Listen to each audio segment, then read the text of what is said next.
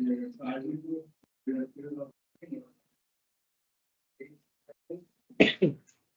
good morning. My name is Parole Officer Wagersman. Today is Monday, June 15th, 2026. And this is a Public Act 23-169 hearing of the Connecticut Board of Pardons and Paroles. For the record, Mr. Jones, the state of Connecticut passed and made effective as of October 1st, 2023, the Public Act 23-169. It's an act concerning parole eligibility for an individual serving a lengthy sentence for a crime committed before the individual reached the age of 21 in criminal history records erasure. You fall under this act, and this means that you are under the age of 21, that the board shall give great weight to diminished culpabilities of juveniles as compared to adults, the hallmark features of youth, and any subsequent growth and maturity that you've displayed while we're reviewing you for suitability today. Following board members are present this morning by stating their names on the record, certify they reviewed all statutorily required documents in preparation of this hearing. Good morning, I'm Jennifer Zaccanini. Good morning, Councilmember Rodriguez. Nancy Turner. Also in attendance this morning, we have Attorney Susan Conway. Attorney Conway, can you please state your name, juris number, and business address for the record? Samantha Conway, I'm sorry. Oh, I apologize. I didn't know if someone else was also Conway. Samantha Conway, Broder Law Firm, 440023. Thank you very much. And I believe you have a social worker present with you today. We do, Dr. Jocelyn Hall. Yes, can you please also identify yourself for the record, please? Jocelyn Hall, Mitigation Specialist, Waterford, Connecticut. Thank you very much. I don't believe the state's attorney, Charmise Wolcott, is present at this point in time. She may join at some point during our hearing. Also present this morning, we have Office of Victim Services, Ms. Vasquez, and our board supervising psychologist. Mr. Jones, can you please state your name and inmate number for the record? Roger Anthony Jones, 243-897. Thank you. This is a public hearing in accordance with Chapter 14, Freedom of Information Act, Connecticut General Statute 1-200, which applies to this procedure. Mr. Jones, if you have any questions concerning the above, please bring your questions to the attention of the panel at this time. Again, this is a public hearing. Mr. Jones, do you have any questions? Not at this time, no. Thank you. And are you willing to proceed with the hearing? Yes. Thank you. So as previously indicated, this is a Public Act 23-169 hearing. It's being conducted in consideration of the parole application for Roger Jones, inmate number 243-897. Mr. Jones is serving a sentence of 108 years flat with no probation to follow for 2 counts of felony murder, burglary in the first degree, conspiracy to commit burglary in the first degree, larceny in the first degree, conspiracy to commit larceny in the first degree, and conspiracy to commit larceny in the second degree. There is victim input in this case today. There is also an offender accountability plan in place that has been reviewed. Shows that he has completed programming such as understanding and reducing anger feelings, Tier 2, anger management, semesters within the Second Chance Education Alliance, Voices, New Thoughts, as well as People Empowering People. He's presently mentoring in a People Empowering People group, and he maintains a job assignment. Utilizing the statewide collaborative offender risk evaluation system, the offender's overall score on the RT falls from the low range risk for recidivism. Mr. Jones, this is now your opportunity to express to the board why you believe you should be granted parole, and you may begin. Give a statement. Can you act like this already if I say their name? Mr. You can Jones, speak. Go ahead. I'm sorry. Oh, I didn't know if I was, can I say the names? The names of the victims. I mean, you don't need to. No, we know who the victims are. Okay. And we did receive a letter that you sent us, a statement to the board. Are you reading the same thing? Yes. I mean, it's really not necessary. If you want to kind of summarize, I don't want you to take time away from your hearing because we have other hearings today. So that it is time limited. So, and I know it's a very lengthy statement because we did review it. So, you know, get the main points out, make sure you say what you want to say, but you don't need to read the entire thing. Thank you. Okay. All right.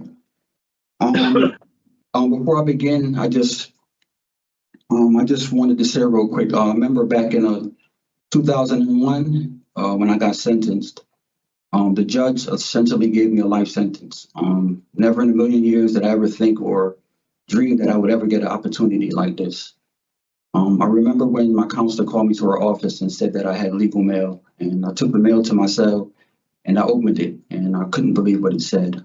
I stood in the middle of my cell and tears just started pouring down my eyes. I don't know if I stood there for a minute or for an hour, but it felt like an eternity.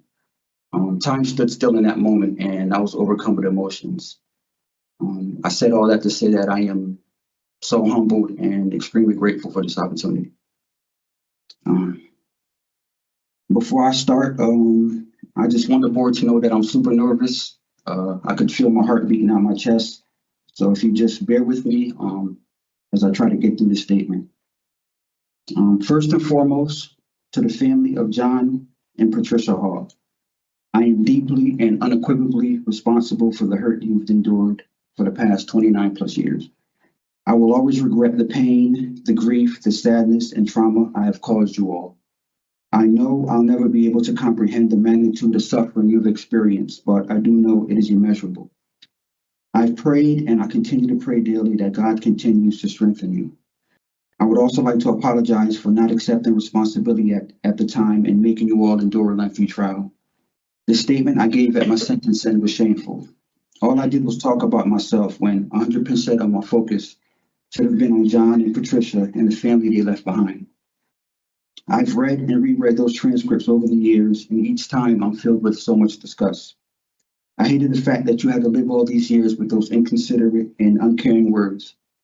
I do care. I cared back then, but I was scared. I had no idea what the judge was going to do to me, and I lost my way, and I'm so sorry.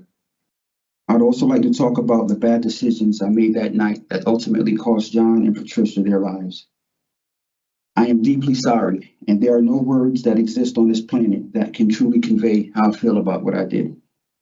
No words can sufficiently capture how ashamed I am of myself, and I would forever spend a lifetime making amends and trying to cultivate a life worth being proud of. Your family lost a lot that night, and I don't want to sit here and characterize what happened that night as some sort of mistake, because it was much more horrible than that. The lack of compassion I showed that night was sickening. I should have done something to stop what was going on. I should have spoken up. Instead, I chose to walk around the house and look for valuables, when in actuality, John and Patricia's lives were the only things in that house that held any true value. That's what I should have been trying to preserve. But I failed them. I failed you, and I'm so sorry. The same disgust and shame that I felt back then still resides in me today. And that's my reminder that my work is never done. It's actually just the beginning. I want to always be the voice of goodwill and to speak up for the helpless, young and old. The night of my offense, which was Halloween, started out as two teenagers looking to scare kids on their way to getting candy. Once it got late, there were no more kids to harass. There was a conversation about stealing a car, then it somehow changed into doing a burglary. The house was chosen at random, but mostly because there was no car in the driveway.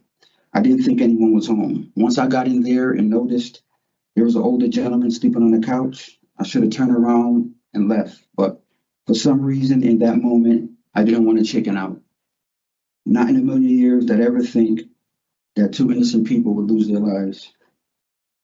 I should have went with my gut and just left. But at that time, in that particular moment, I was trying to act tough and prove something to my co-defendant, and I got caught up in the moment. And before I knew it, I grabbed John from behind the couch and I asked him who else was in the house. He didn't answer, but became very agitated. He started to pull me over the couch, and that's when my accomplice stepped in to subdue John.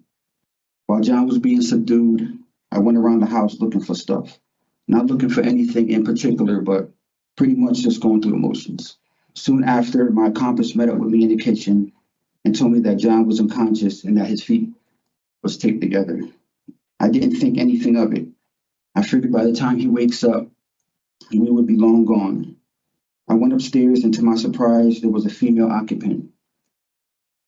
She was laying in bed, and I asked her if there was any money around. I think she said it was in a closet. I went looking for the money, and upon my return, my accomplice said he noticed blood around Patricia's mouth. At first, I was incredulous, but then I told him we should probably go. Everything was happening so fast with no clear goal, but once I heard there was blood, that moment of clarity finally kicked in and I wanted to go. I kept thinking to myself, why was there blood? What went wrong and how did I end up here? Being involved in a situation where I was going to leave someone in distress without offering some type of assistance. That's not me. How did I go from being a nuisance in my neighborhood to an accomplice to something so deplorable? The answer to that question has haunted me for the last 29 plus years. There are no answers, and even if there was, it would never rectify the wrong that was done. It would never fix the insurmountable damage that was caused by me. It would never fill that hollow void that has plagued the family and friends of the victims for years. I caused that. And there are no excuses, nor would I dare offer any. All I can do and all I've been doing is fixing whatever is broken inside of me, so I would never harm another individual ever again.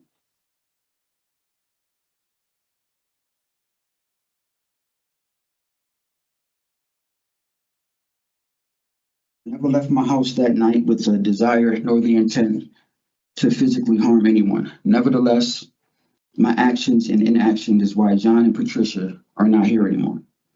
Voices gave me a profound understanding of what my responsibility is to my fellow men and women. My life has changed a lot in the last 29 plus years. I am no longer a person just existing. I am a man living with a purpose, and my goal is to be a champion for humanity. I want to thank each of you members of this board for allowing me the long overdue opportunity to apologize to the Halls family. I pray that I haven't caused the family further pain through this proceeding. I also pray that they are no longer suffering and have found some healing. I beg their forgiveness, even though I don't deserve to ask. Once again, to the victim's family, from the bottom of my heart, I am truly sorry. All right, thank you, Mr. Jones. And, you know, you did send us, as I mentioned, a lengthy statement with many of the details of the positive things that you've been doing in your release plan. Okay, so Attorney, did you want to have her attorney walk up? Attorney Wolcott, if you can please identify yourself for the record. And if you don't mind turning your camera on, please state your name, juris number, and business address for the record. Yes, thank you so much. Name is Sharmise Walcott. I'm the state's attorney for Hartford. Business address is 101 Lafayette Street, Hartford, Connecticut. And juris number is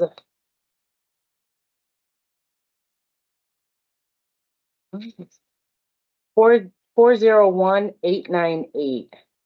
Thank you very much. Okay, thank you. So in preparation for your hearing today, this panel has reviewed your file extensively to include your police report, the pre-sentence investigation, court transcripts, your Department of Correction file that contains all of your programs, disciplinary reports, evaluations from the staff there.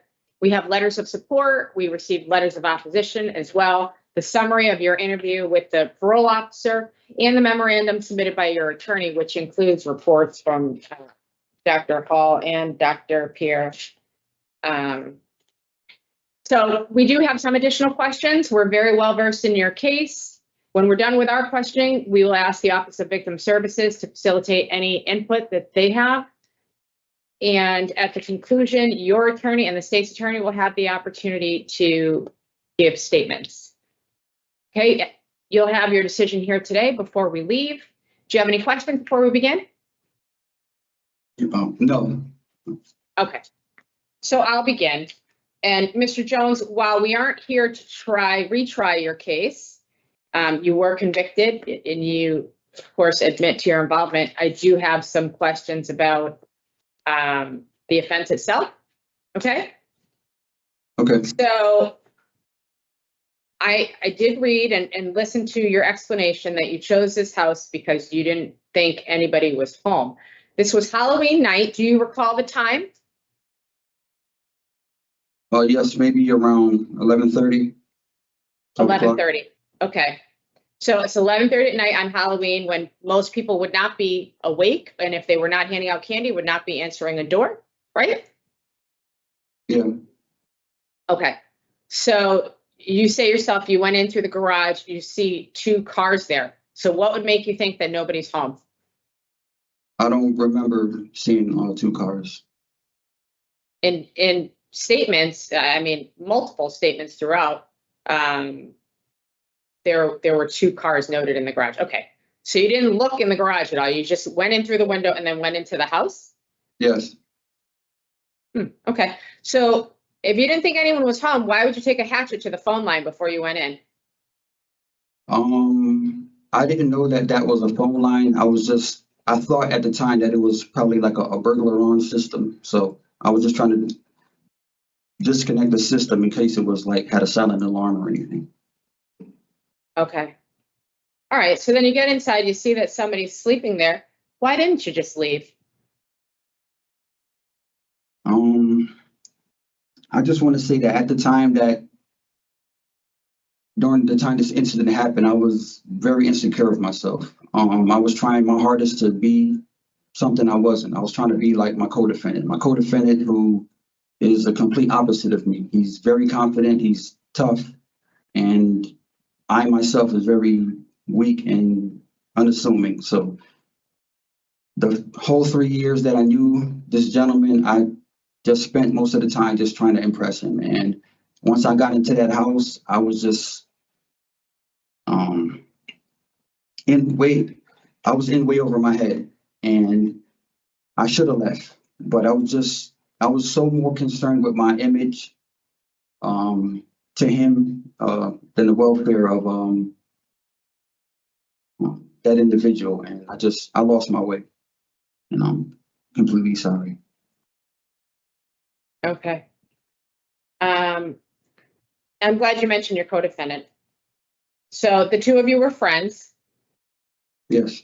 right? Have you encountered him throughout your incarceration? Just once when I was at Cheshire, and he got into some trouble and we had to swap jails. So I seen him in the AP room during the transfer, and that was it. So you haven't spoken to him at all? None. So No. it's coincidence that the 2 of you applied for commutations at the same time? Yes. Pure Wow. coincidence. And you're both receiving these 23-169 hearings as well. Are you aware that your co-defendant is basically saying the same thing about you, that he was following you, that he couldn't be a leader at that time, and this was all you, and that all of the physical aspects of this crime were committed by you, and he was in the background, doing all the things that you claim you were doing, searching the house and in the closet when you were harming the victims. That would be false. But are you aware that that's what he's saying? No, I had no idea that's what he was saying. Right. So it's rather disturbing to me that after almost 30 years, the victims' family members still can't get the truth about what happened that night. That's sad. You know, and nothing, of course, will make them feel better, but the little bit that could be given to them, the truth of what actually happened, they will never get, because they're getting different stories, conflicting stories, actually. We all know your story has changed multiple times, right? No? Not to my knowledge.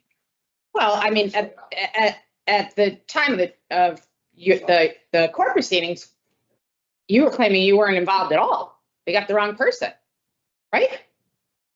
In the beginning. Okay, so that's one version. You understand what I'm saying? You were there. Yeah. It's in all the official documents. That's one version. There's another version that you were there, but you didn't see anything that happened. You have no idea what happened, right? In the beginning, what I wasn't able to articulate how I felt at the time, or what happened. I knew that I wasn't the person that physically took their lives, and I was just trying to separate myself from that part of the case. But I do feel responsible because I had no reason to be inside that house. Yeah, I understand. Can you answer my question, please?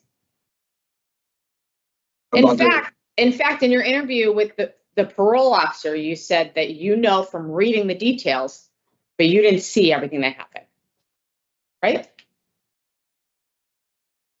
Yeah, I did. All right. So that's two versions. And then the third version is that you were present and you did hold one of the victims while your co-defendant taped him up or whatever, and that you were in the room when the other victim was murdered. So that's three different versions, sir. Yeah, that never happened. What I will say is that back then, Okay. when Go ahead. what I will say is back then when the information was obtained, it was through, dictation. So I would say something and the detective would, record it. And once you try to obtain information in that way, it's always the possibility that words and phrases could get misconstrued. So I wouldn't want to argue the facts of the case, but what I will say is that I'm responsible for the victims not being here. Being here anymore. I take full responsibility. There was absolutely no reason for me to be in that house. Yeah, I mean, that's obvious. We can all agree to that. Yeah. Okay. All right. So we're going to move forward because we're going to, I don't expect you to change your story a fourth time here today, sir. I don't. I understand you take full responsibility and you are fully responsible. This is one of the worst cases I've ever had to read. So I can't imagine the horror that not only the victims went through, but the family members as well, living through this. And this wasn't the first time that you broke into a home, correct? It wasn't the first time. No. So who was responsible for the planning of the other? The first time was like a friend of the family. I actually wanted to go to the house and just steal the car. Then once I got there, my co-defendant was like, "Why not just burglarize it and just go in there and see what we can get?" And I agreed, and it was wrong. After the It was incident a friend of your family, so it was your planning. to steal the car, but then once I got there, my friend was like, "Why not just go into the house?" And I agreed, and we went in there. And after the incident, I called the lady and I apologized to her, and she forgave me, but she was really upset that I allowed that individual to come into the house. So that was on me. I should have never allowed him to go into there. Was that your mother's client? Yeah, my mother worked for her. Right. And at the time, I like stealing cars. And I knew that they kept the keys in the vehicle. So that was my plan, to just go and take the car to just joyride. And once we got there, the plans changed and he wanted to go in. So I didn't stop him. Again, if you didn't bring him there, that could have never happened, right? Yeah, you're absolutely right. Yeah. Okay, at the time you were on probation, can you tell us about the assault third? Yeah, it was at a mall, and we were, that's something that we used to do a lot, is go to the mall on the weekends. And we were cutting through this gift shop. We did it a couple of times, and the store owner was mad that we kept cutting through his shop, and then he accused us of stealing, and we weren't. And I got upset, and I lost my cool. What'd you do? Ended up punching him.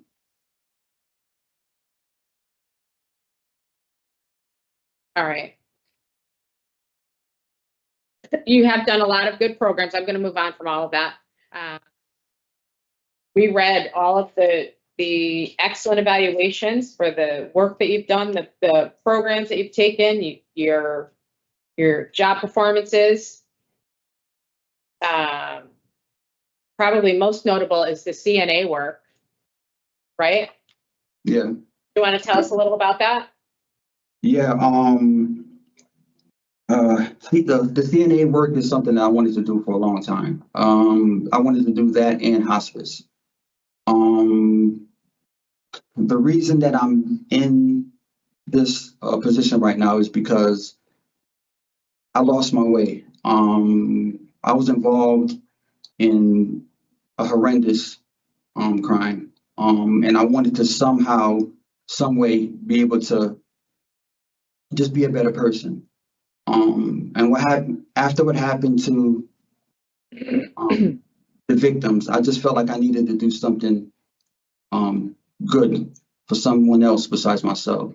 So when I got to McDougal, I signed up for the CNA program, and they weren't really hiring or doing the training, so they just kept telling me to keep writing them. And that's something that I did for years, and I finally got the call. But before doing the CNA program, I did I got a healthcare aid diploma, and that was kind of got the ball rolling as far as that type of work. But I love my job. It brought out a side of me that I never knew existed. I got here, no other individual CNA wanted to work at this jail. So I decided, to come here because I knew they needed help. And as soon as I got here, I just got thrown right into the fray. I had a patient who had MS. I had another patient who was a stroke victim. And then I had a couple of hospice patients that I had to take care of. I didn't have hospice training in a technical sense, but once I got here and I had those patients, I just learned on the fly. So. Okay.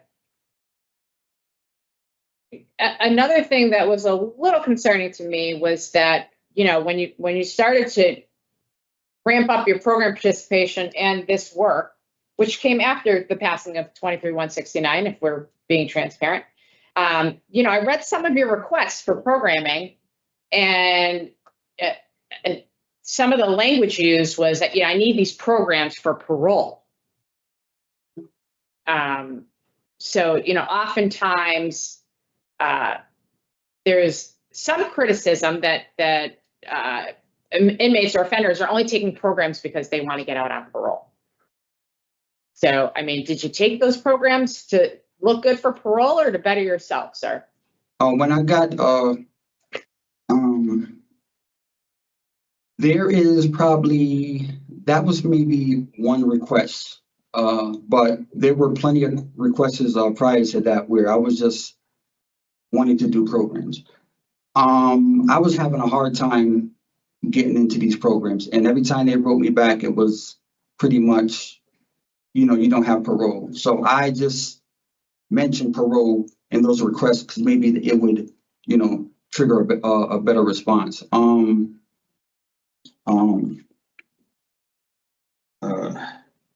When I started, like my transformation back in 2006, I knew that the reason why I was getting into a lot of trouble when I was home is because I had no responsibility. I didn't have a job. I didn't, I didn't really care about nobody but myself. So in 2006, at that time, what was important to me was having some type of responsibility, and I wanted a job.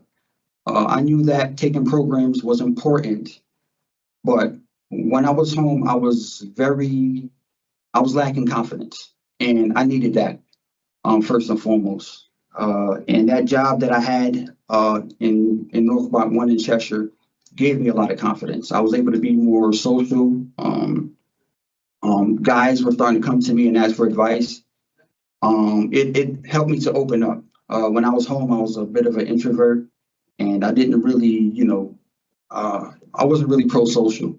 That job allowed me to, be a better version of myself. And I thought that that is what I needed at that time.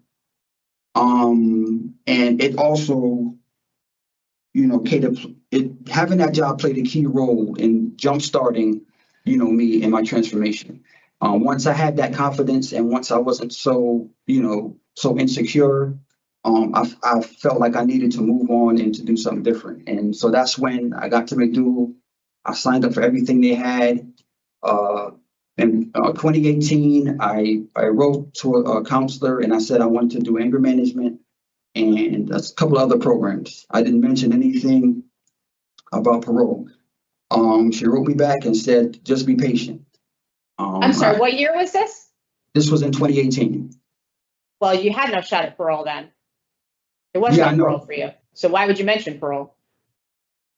No, I was just going back to the question the statement you made earlier about me mentioning parole in my request. Yeah, that would be since 23 when this legislation passed. Yeah. But okay, go ahead.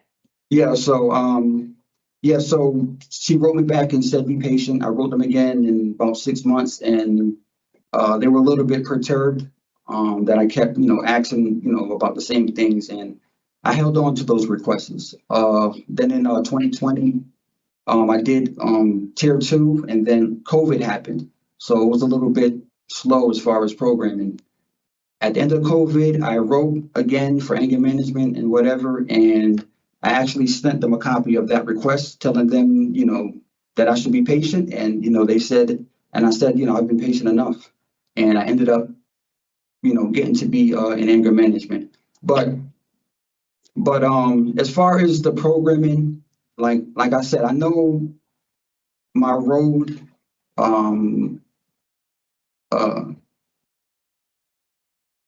to in my transformation Mhm. was maybe a little bit unorthodox, but I felt that at the time that what I needed some confidence. I needed to not be so insecure, and that's why I felt like getting a job was important at that time. Okay. But like I said, getting that job and being more social kind of propelled me. Right. Okay, we're gonna move on, okay? You're starting to repeat yourself, and I want to make sure we get all the questions that, answered that we have. So you mentioned you were insecure in your younger years, what have you. We read about your upbringing, and you had a good upbringing, a decent upbringing, right? Yes. You weren't poor, you weren't in the streets, your parents weren't involved in the system. So let me ask you this: why were you stealing cars, breaking into homes? Why? I've been wrestling with that exact question since my incarceration. My co-defendant, who some might say lived on the wrong side of the tracks, was everything that I wasn't. He was confident, he was strong, he was tough, and he was fearless. On the other hand, I was timid, I was unassuming, and I was weak. I admired him a lot, and I wanted to be like him. For most of those 3 years I knew him, I spent a lot of time just trying to prove myself to him and trying to impress him. And it's crazy because I'm sitting here listening to these words come out of my mouth, and in retrospect, it sounds kind of juvenile to be so in awe of any human being, much less a high school classmate. But that was my state of mind back then. The night of October. So are you saying that all of your criminal activity had to do with your co-defendant? It didn't have to do with him, but once I met him, that's when I started to spiral. And I'm not blaming him, but it was my insecurities. I had some deep down issues that I was dealing with, and that's what led me to be involved in the situation I'm in. When I caught the assault third case, like all this stuff happened like once I met him. I was trying to impress him and trying to, live up So to you something. didn't commit any crime before you met your co-defendant? No. None. And you said yourself you liked stealing cars. Yeah, this was during that time. And did you have financial trouble with a bondsman? Did you owe somebody money? No. Not that I know of. If my mother did something with a bondsman, she didn't tell me about it. So you didn't need the money either? No. I do want to point out, we received a lot of letters from fellow inmates, patients that you've cared for, family members, your cousins in Canada. I think I'm done with my questioning, and I'm going to turn it over to my colleagues because, of course, we want the victims to have the opportunity to speak as well. Ms. Turner? Good morning, Mr. Jones. So during this time of 16 to 19, when you knew this co-defendant, you graduated high school and you took the qualifying tests to enter the Navy, correct? Yeah, that's correct. Okay. So why do you think you decided against such tremendous opportunity? It was just my view of the Navy at the time. It's kind of like childish now that I think about it, but I just thought that the Navy was just, a bunch of guys on a ship, just in the middle of the ocean.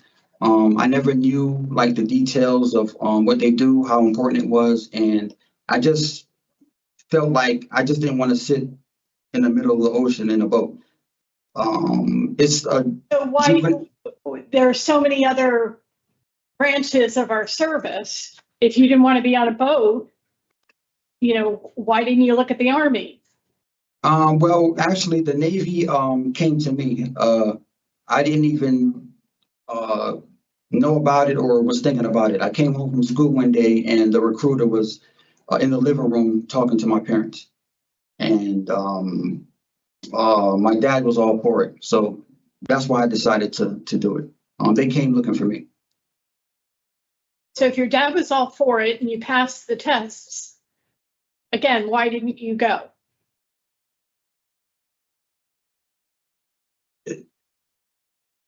And just being immature. I really didn't know. I really didn't know what the Navy was all about until I did hear you I say came that. in. So what I read was that you and your co-defendant cut through the golf course the night before and approached a different house, but you heard a dog barking, so you left. Did that happen? No, I don't remember that. That never happened. So why did you go armed with a miniature bat? Not me. The only time I found out about a bat is when I came to jail and I read the discovery. I didn't know that he had a bat with him. From the moment I also read it was your bat. So this is starting to get ludicrous. No, Okay, that was, so you didn't bring a bat. Why did you have tape with you? I didn't bring tape. That So wasn't me. you and your co-defendant met up, cut through the golf course, picked this house, and you never saw that he had duct tape and a bat with him. No. One thing I would say is that from the day I met my co-defendant, he always carried either a book bag or a duffel bag with him. So he would often have, a change of clothes in his book bag. He would have a notepad. Okay, so I don't need any more details on that. My interpretation of what I read, which were statements that were made to the police, dictation or not, and the bat was because if there was another dog, you were going to subdue the dog with the bat. So you didn't know these victims, correct? No. So I'm just going to tell you, Mr. Jones, I really object to you referring to them by their first name throughout your letter to us. You don't get that privilege. You didn't know them. you were responsible for taking their lives. You're not familiar with them enough to call them by their first names. So that really felt disrespectful to me when I read that. So you spoke of developing a moral compass since you've been incarcerated. Do you remember writing about that? Yes. So why don't you describe to us what your moral compass is? Well, my moral compass is being more compassionate towards other people, more empathetic. I sort of lost my way. Like you've heard, I grew up in a pretty good household. Okay, I'm and going to stop you because the question was for you to describe to me your moral compass. So I have compassionate and empathetic. What else Yeah, is part of who you are? Oh yeah, just giving people more grace, and just knowing that everybody's going through things, and when you see somebody upset with you, you shouldn't take it personal. So I've learned throughout my days in here is just to give people more grace and be more compassionate and more empathetic towards me. Moral compass is usually that guidance within ourselves that keeps us on the right path. Yeah, that's where When temptation and poor peers try to influence you, a moral compass is your inner voice that says, I'm not doing that. Or that's too far, that's taking it too far. So what else can you share about how you believe in conducting yourself in the world, regardless of what's going on around you? Yeah, no, that's a good point. I've been faced with a lot of things throughout my incarceration. I just was talking to my lawyer about this not too long ago, where guys would come up to me and offer me contraband, and I would tell them no. Guys would come up to me and ask for advice on whether they should harm another individual, and I would try to guide them in the right path. I've been more attentive to people and their needs, and I've been a voice of reason since I've been in here. There's countless times where situations would be happening in the block, and I would, do my best to try to smooth it over and give people a better outlook and a better, more resolution. Offering perspective. Absolutely. This is your champion of humanity that you mentioned earlier. Yes. So you had very little, if any, work experience before you came into prison, and you've been now working as a CNA for 2 years. Did you have other jobs in the facility? Yeah, I worked as I guess you would say like a janitor. Okay. In the beginning, I worked in commissary. So describe for me your work ethic.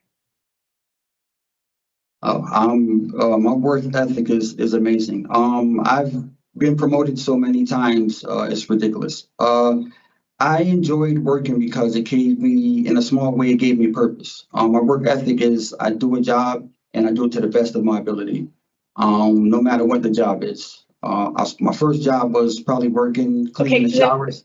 Okay. Yeah, it was probably cleaning the showers, and I try to do that to the best of my ability.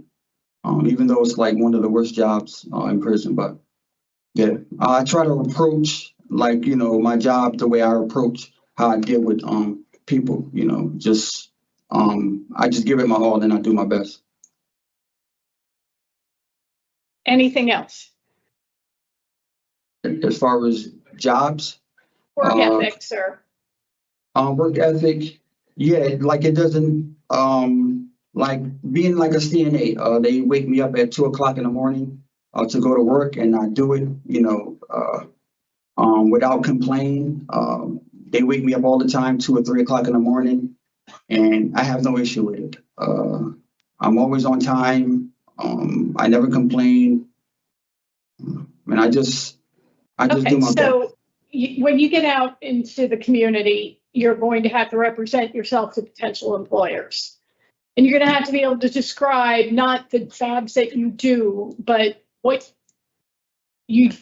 how you approach the work. So I'm looking for, you work as a team well, you take direction from your supervisor, you respect your superiors, you stay until the job is done, you follow direction. Those kinds of things make up your work ethic, and that's how you would represent yourself. Okay. I think I just didn't understand the question, and I wasn't really able to articulate it, but you're Okay, absolutely but right. you do know you use that expression in your letter, so you have to be able to substantiate the phrases, the cliches, Yeah, go absolutely. ahead. It's like moral compass, work ethic. Okay, so anything else you want to say about your work ethic? No, but exactly what you just said. I know you've seen some of my work reports, and my employers actually said just that. Like, work well with others. I show up on time. I make sure the task is completed so that as best as it could. I don't really need a lot of instructions. They can pretty much just give it to me, and I'll, they know that they can trust me to get it done. You mentioned to my colleague that your insecurity was due to deep down issues. Is that anything that you could unpack and share with us? And how you've resolved those issues? No, I was like I said earlier, when I was home, I was an introvert. I pretty much stayed to myself. And that's why I wanted to get that job so bad in 2006. And it kind of helped me to be a little bit more open. And it gave me confidence. And that's one thing that I was lacking when I was home. I had no confidence. I know I had a good upbringing, but my confidence was really low. I understand, Mr. Jones, that you're nervous, but I'm going to ask you to really focus on the question that's asked of you. You shared with my colleague that your insecurity was due to deep down issues. And I just asked you if those are issues that you'd be willing to share with us and how you resolve them. Yeah, well, the deep down issues was I thought I was worthless. I don't know how I got there, but that's how I felt. I felt like I was unseen, and it bothered me for a long time. Once I got in here and I was able to be a little bit more open, and put myself out there, I saw something in myself that I never knew I had, and that was, the gift of compassion. I was able to be someone that can give somebody advice, or just lend somebody a ear. Have you figured out why you felt worthless? And that's huge. Have you ever talked to your mom about it? No, never. We just didn't talk about those things in my house. But I know I was dealing with it. It's kind of like when you have low self-esteem, it's kind of like when somebody is think that they're ugly and you're looking at them and you're like, what's wrong with that person? They're beautiful. Like, having self-esteem is a tricky thing. And even though I came from a good family, I still felt like I wasn't enough. And I don't know what brought me there, but I know that I'm not that person anymore. And it's sad that I had to, come in here, to realize my full potential. But I think what's really sad is that you had an opportunity, being accepted in the Navy, to actually step up and build your self-esteem. It's not something that you're given. And instead, you chose the path that your co-defendant was on, and you followed him right down the rabbit hole.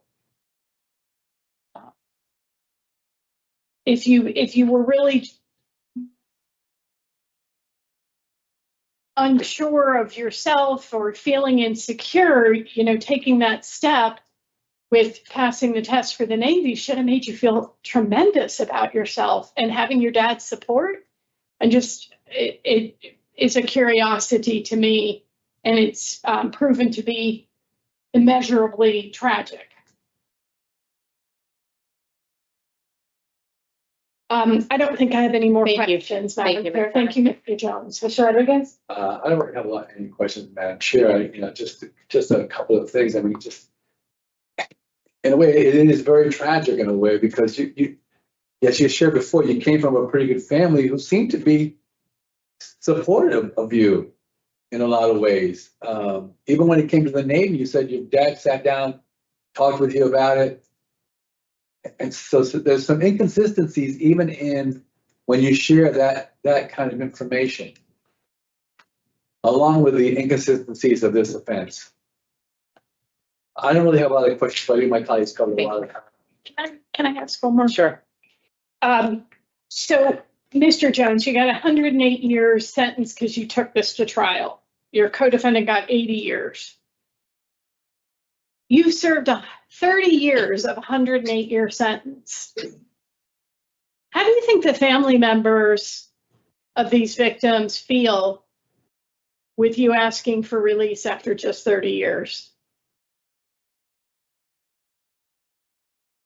they would probably be heartbroken.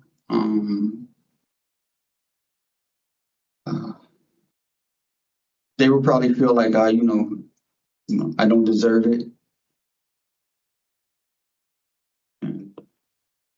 I think they're probably angry at the system, because, the sentence now, things have changed with new laws passed.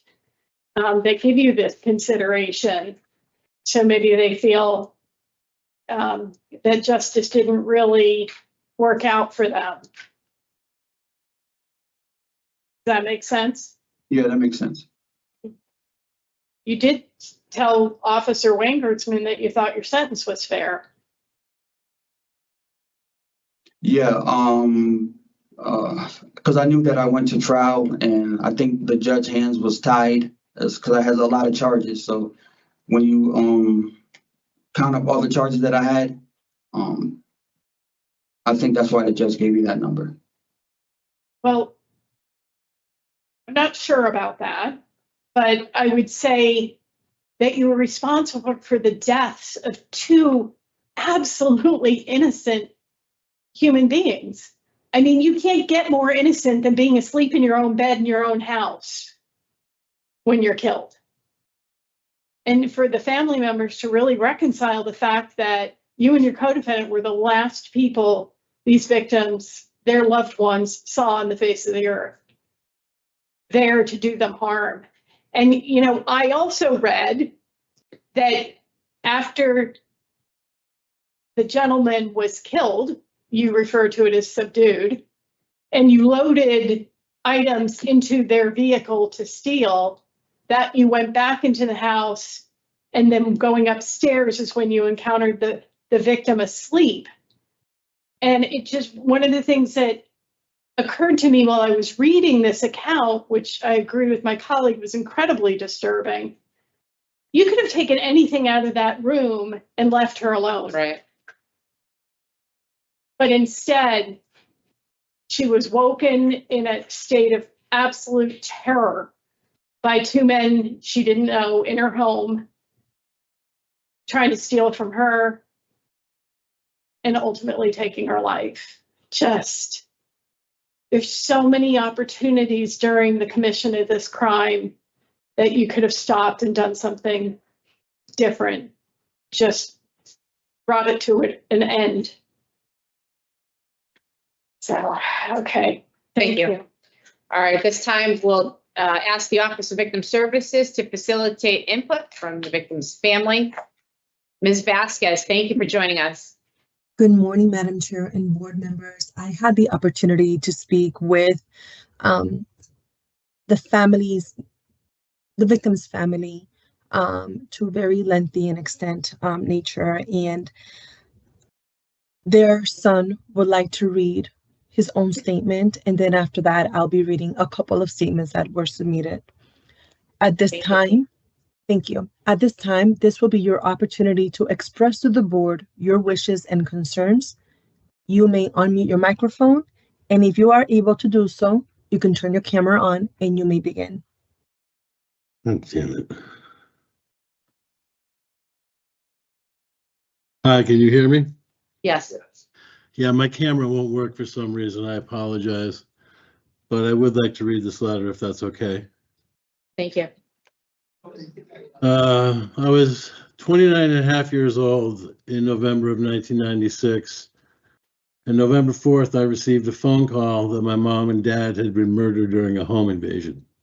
I'm now 59 years old, and my life is quite literally bifurcated into before and after. Who I was before this senseless, vicious, and quite intentional crime, and who I am in its aftermath. I received another phone call 2 weeks ago informing me that Roger Jones is seeking an expedited parole hearing, as is his right with the recent SCOTUS ruling regarding convicted murderers whose crime was committed before they were 21. Mr. Jones has been seeking to appeal his conviction in the 108-year sentence he received in lieu of the death penalty, essentially since he was sentenced. When I received that phone call 2 weeks ago, the maelstrom of pain and grief, it wasn't dredged up from some long sealed vault. It's under my skin every second of every day.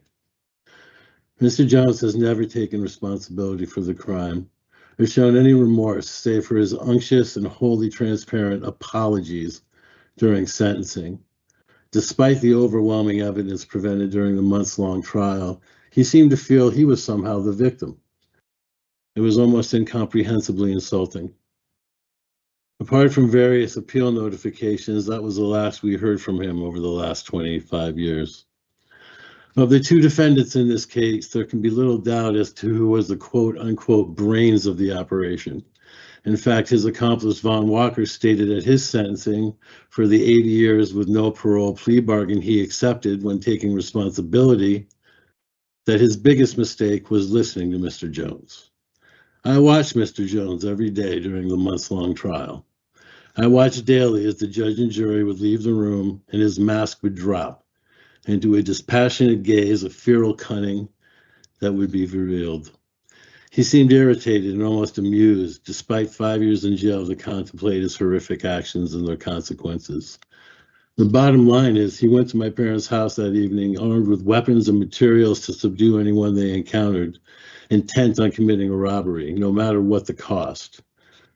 After they struggled with my father beating him viciously with a wooden bat, leaving him in a pool of blood, he could have fled, but instead chose to tie my father up, leaving him to bleed out on the floor before proceeding upstairs to awaken a 69-year-old woman from her sleep and beat her and smother her to death. Now, Roger Jones is not a victim of his environment or his circumstances. He's a stone-cold killer who has shown zero remorse, let alone basic accountability. And I would ask as fervently as humanly possible he not be granted parole at this time. He should not be eligible for another hearing until 2050 under the sentence he received after an arduous trial, proving his guilt beyond a reasonable doubt to a unanimous jury. His crimes are senseless, horrifically violent, and absolutely on purpose. And for what? A VCR and some credit cards, a car you couldn't even use? I miss my mom and dad every day, and 30 years later, it hurts just as bad. It's just as senseless. It's just as cruel, and that profound loss will never change. My son is almost the age Roger was when he took my parents' life, stealing them not only from my sister, myself, their siblings, and family, but robbing him of his grandparents as well, grandparents he will never know. I have no doubt that should he be released, Mr. Jones will commit more crimes and cause another family the same amount of pain and wreckage. I also don't see how it's fair that the one who took responsibility accepted 80 years in prison and you want out after 30. I'll close with an anecdote from their confessions, describing when Mr. Jones and Mr. Walker laying low at a friend's house waiting for the bodies to be discovered, and the young woman's mother came home very visibly upset. When the young lady asked her mother what the matter was, she replied, "Somebody killed my doctor." The gigantic hole Roger Jones' actions left behind has not healed yet for anyone who knew my parents. It probably never will. Certainly not for my sister or myself. The attached photograph was taken for their local parish directory, ironically on the day of their murder. Thank you for your consideration. Thanks, sir. Thank you for your statement. Now I will read the statement from his sister. Dear Ms. Vasquez and members of the Connecticut Board of Pardons and Parole, thank you for your letter dated May 5th regarding the parole hearing of Roger Jones, inmate number 243897. I respectfully request permission to attend the hearing and submit this victim impact statement in unequivocal opposition to his release on parole. Roger Jones was convicted of murdering my parents 30 years ago.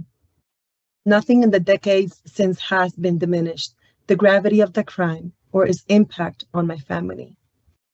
I have seen nothing that would justify his release, and I respectfully urge the board to deny parole. What was taken from my family can never be restored. My parents would have continued serving their community, supporting their friends, and loving their children and grandchildren. Instead, after nearly 50 years together, they were killed in terror and pain. My brother will speak for himself. I will say only that he continues to live with severe PTSD. This crime profoundly damaged his life, and I remain concerned about the effect Roger Jones' release would have on his mental health. The impact of this crime remains with me every day.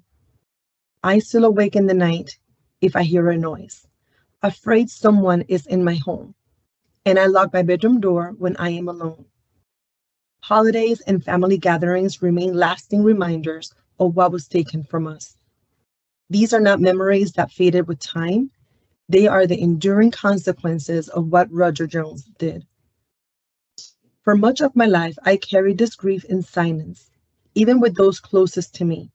Speaking about my parents' murders has always been extraordinarily difficult, but their lives mattered, and what was done to them must be fully acknowledged. When I joined a homicide survivor group, I heard story after story of lives permanently altered by violence. That experience reminded me that my parents deserve to be remembered and that the harm caused by their murders did not end when they died. Roger Jones changed the course of my life and my family's life forever. I submit this letter because my parents did not deserve to die in fear, through violence, at the hands of someone who made deliberate choices of every step. Roger Jones planned a robbery and entered my parents' home armed and with intent. He and his accomplice knew people were inside and proceeded anyway. They attacked my elderly father and after killing him, chose neither to leave nor to seek help. Instead, they went upstairs to confront my sleeping mother, demanded money, and when she had none, smothered her. These were deliberate acts. This was not an accident, a moment of panic, or a crime of passion. My parents' murders continue to shape my life in ways both visible and invisible. I miss them every day, and I grieve not only who they were, but also all the years we should have had together. That loss is permanent, and so is the harm caused by this crime. The deliberate and sustained nature of these murders, the complete disregard to my parents' lives, and the permanent harm that to my family all weigh strongly against parole. Granting release would not reflect the gravity of this crime or the lasting damage it caused. It would also reopen trauma that my family has carried for decades. Thank you for your time and consideration for the sake of my family and in recognition of the lasting harm caused by these deliberate murders. I respectfully urge the board to deny Roger Jones parole and maintain a sentence proportionate to the gravity of his crimes. Sincerely, E.H.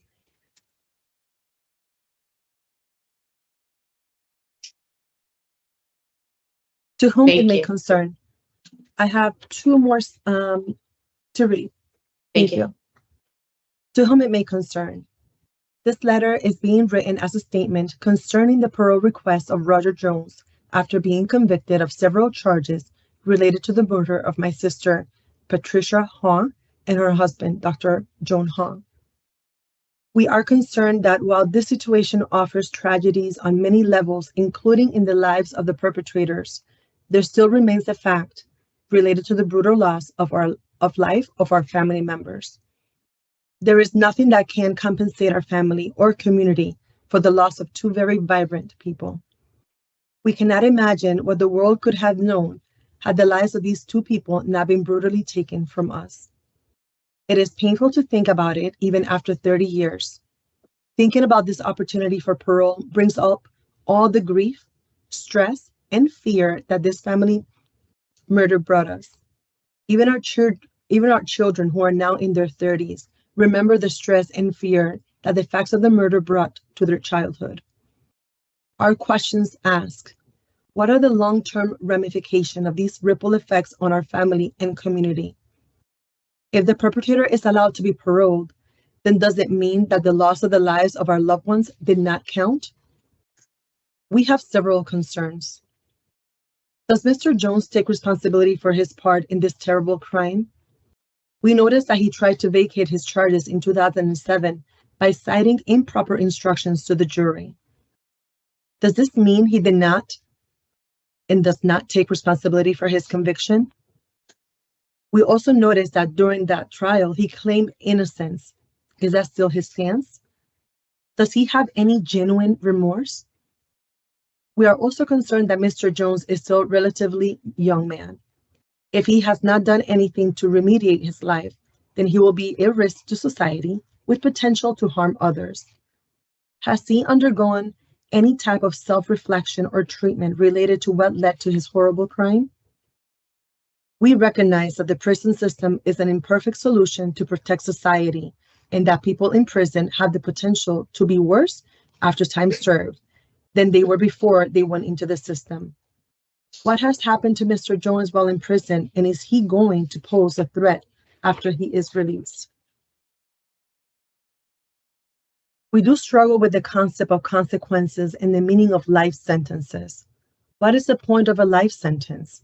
What was the jury thinking as they offered a sentence of 108 years?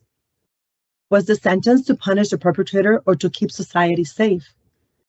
Do life sentences tell the population at large that the community does not tolerate home invasions and murder? Even though 30 years is a long time, it seems like only yesterday as we relive our trauma to this loss and reflect on the ripple effects. Does taking a life, or in this case, 2 lives, mean that you lose your chance to have a typical free life? We think that the unnecessary and cruel crime necessitated a real-life sentence and would make sense as the future unfolds. Thank you for the opportunity to share our thoughts in this matter. Sincerely, RC and TB. And lastly, to whom it may concern. I am writing to express my opposition to Mr. Jones being paroled from jail. He took part in the murder of my aunt and uncle, who are deadly missed. They were very giving people who served their community and were sadly taken too soon. I feel it would be an injustice to release someone capable of brutally murdering them without serving his entire sentence. Mr. Jones is a young man who I fear may get out and commit more crimes against another family. Please do not grant parole to Mr. Jones. Sincerely, CC. Thank you, Madam Chair and board members. This is all I have for this case. Thank you, Ms. Vasquez. Thank you. So at this time, each of the attorneys will be afforded an opportunity to make a statement. We'll begin with State's Attorney Wolcott. If you wish to proceed to make any statements, you may do so now. Thank you. Thank you, board members. Thank you to the family. I do want to start just by clarifying and correcting juris number. The office juris number for the record is 423-818. I do not have a very lengthy statement today. And I came into this hearing, as I often do, hoping to hear something that kind of changes what I may have initially thought after reviewing the file. But I walk away, or I stand here now with the same thoughts. This was a heinous homicide. It's absolutely disgusting what happened to these poor people and their family, and it didn't need to happen. But it's not impulsive. This is not the sort of criminal activity that I think many in the criminal justice system thought of when we started granting review hearings for juveniles who commit crime. It's the impulsive crime. It's that crime that says, you know, that's based on lack of mentors, lack of a mother and father in the household, and you know the juveniles living on the street and with no other way. This defendant, Mr. Jones, is none of those. He actually talked with his father about enlisting, as a member commissioner pointed out. He had options. He had choices. He actually picked his victims based on the places his mother worked. What a slap in the face to her and all that she had tried to do.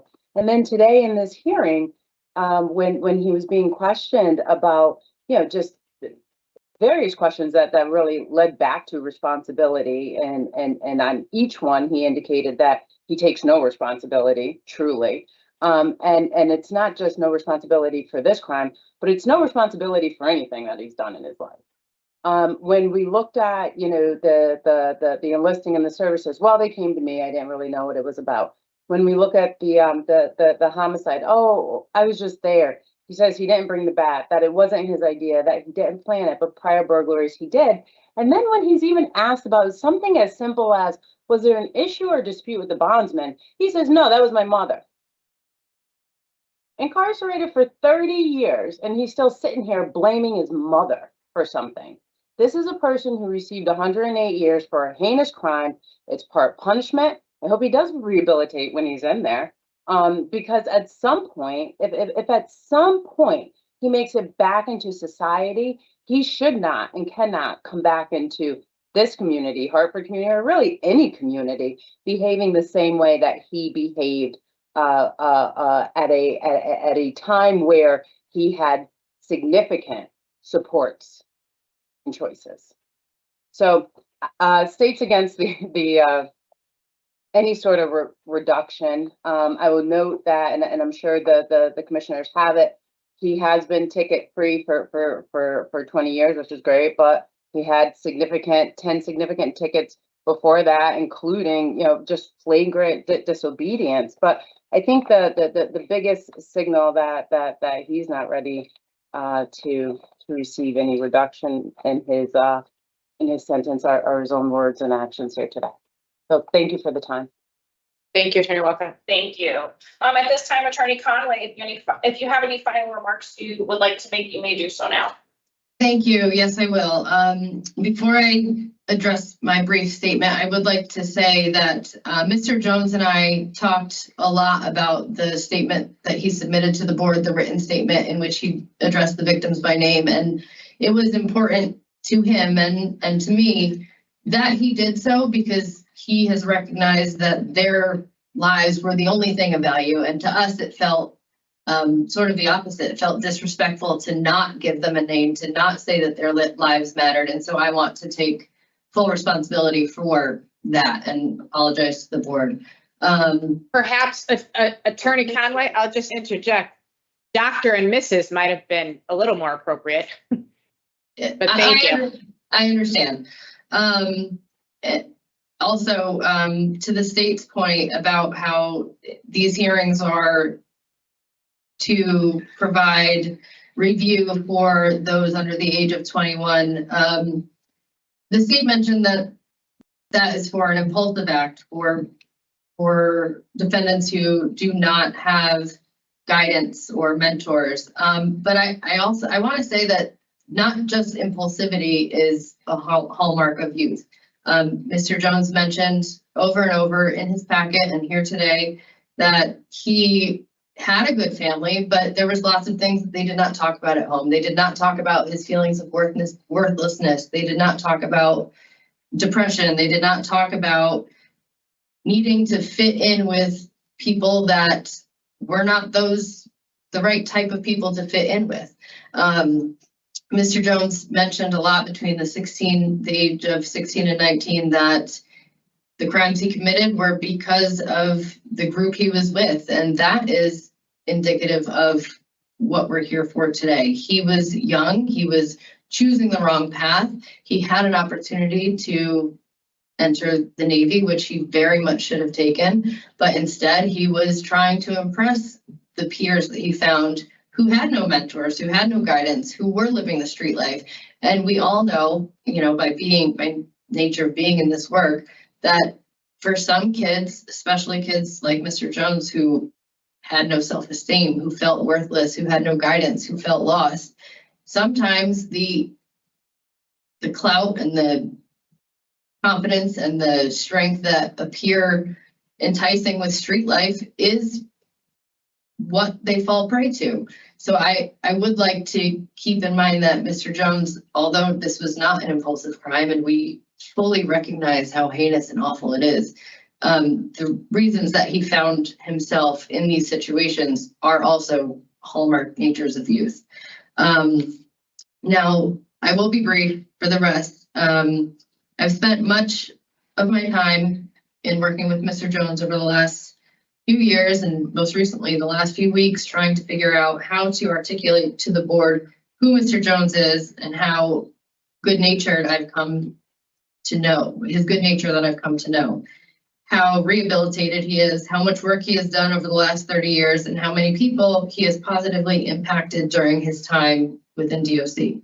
And I've struggled, not because those things are not true, but because I've spent almost 2 years learning these things about Mr. Jones, and we have just about 2 hours this morning.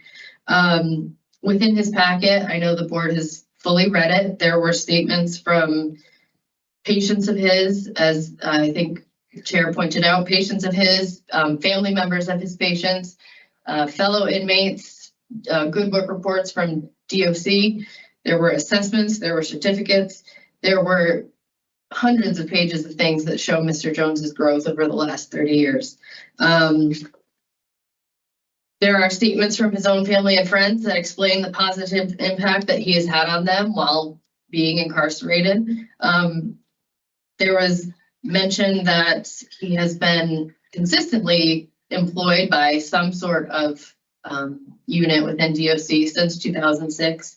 I know that Mr. Jones had mentioned in 2006, something inside him just switched, and he felt that the thing that was going to help him change the most was obtaining a job, having a structure, learning from people that are going to be, working with him, that he's working for. I don't know that Mr. Jones articulated his answers thoroughly enough, but he and I have talked about how much his employment over the last 20 years has meant to him. I know that the board, after today, after this conversation, there are always concerns about if someone is going to be released on juvenile parole, what might happen. Mr. Jones has demonstrated for 20 years that he has not engaged in any poor behavior. He has no DRs. The 10 tickets that he did have prior to 2006, none of them were violent. They were, one was flagrant disobedience, but they were all explainable. I know that, and we're not going back and forth with questions here, but Mr. Jones has no issue explaining what he did wrong to obtain those tickets. Mr. Jones has done all the work, especially in the last 20 years, to make sure that each step he takes going forward is not only a positive step for him, but for those around him. There is nothing that any of us here could do or say that can undo the pain and hurt that he caused on October 31st of 1996. I don't think that there's any expectation by Mr. Jones that this hearing would do that. This is something that he never expected to even be given the opportunity for until the last 2 or 3 years. He and I have often talked about how he will continue to spend his time, regardless of what happens here today, to make sure that he leaves positivity in his wake, no matter who he comes into contact with. Mr. Jones's transformation, as he mentioned, was permanent. It was intentional, and he intends to keep that going no matter where he resides, be it here in DFC or in Canada, as he does have a federal detainer and will not be able to remain in the United States. As the CNA in DFC, the impact that he has is limited by who he comes into contact with in the medical wing at Corrigan. He has plans, though, if he is released, to continue that work on the outside, where he will have, hopefully, when he is released, an impact that will be much broader than who he comes into contact with here. Mr. Jones is not someone who began changing or doing programs just so that he could one day appear before the parole board. As we've discussed, for him, parole was never even an option. The work he began doing on himself started in 2006 when he realized, now as an adult, I believe he was around 20 or 29. So after his brain had fully developed and after he had time to reflect on who he was and the choices he made, that he needed to change for himself and for those around him. I would further rest on everything that I provided in my written statement to the board by asking that the board humbly grant Mr. Jones's application for parole pursuant to 23-169. Thank you, Attorney Conway. Okay, at this time, the panel will deliberate. You can listen to our deliberation. Mr. Jones will come back to you shortly with our decision. Okay. And I, of course, want to start by thanking the family members of the victims here, Dr. and Mrs. Hawk. I can't imagine what they've been through over the years thinking about this horrific crime. All right, so let's talk about Mr. Jones. Mr. Jones was 19 years old when he committed this crime. He is now 48, serving almost 30 years of his 108-year sentence because he did go to trial. So the public act that we're here for, or as a result of, asks us to look at 3 things when considering whether or not we might use our discretion to grant parole.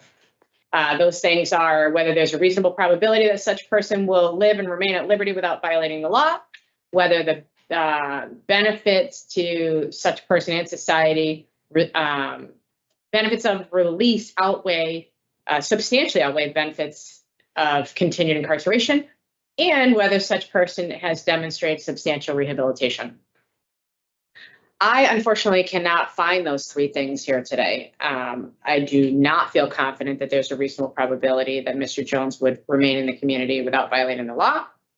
The benefits of release versus incarceration, well, sure, we can argue both ways. He is doing good work in the facility. He's getting paid to do a job, but I understand that being a CNA is not an easy job.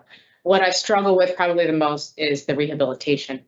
I don't see that in his presentation here today. I don't necessarily believe that the remorse is genuine.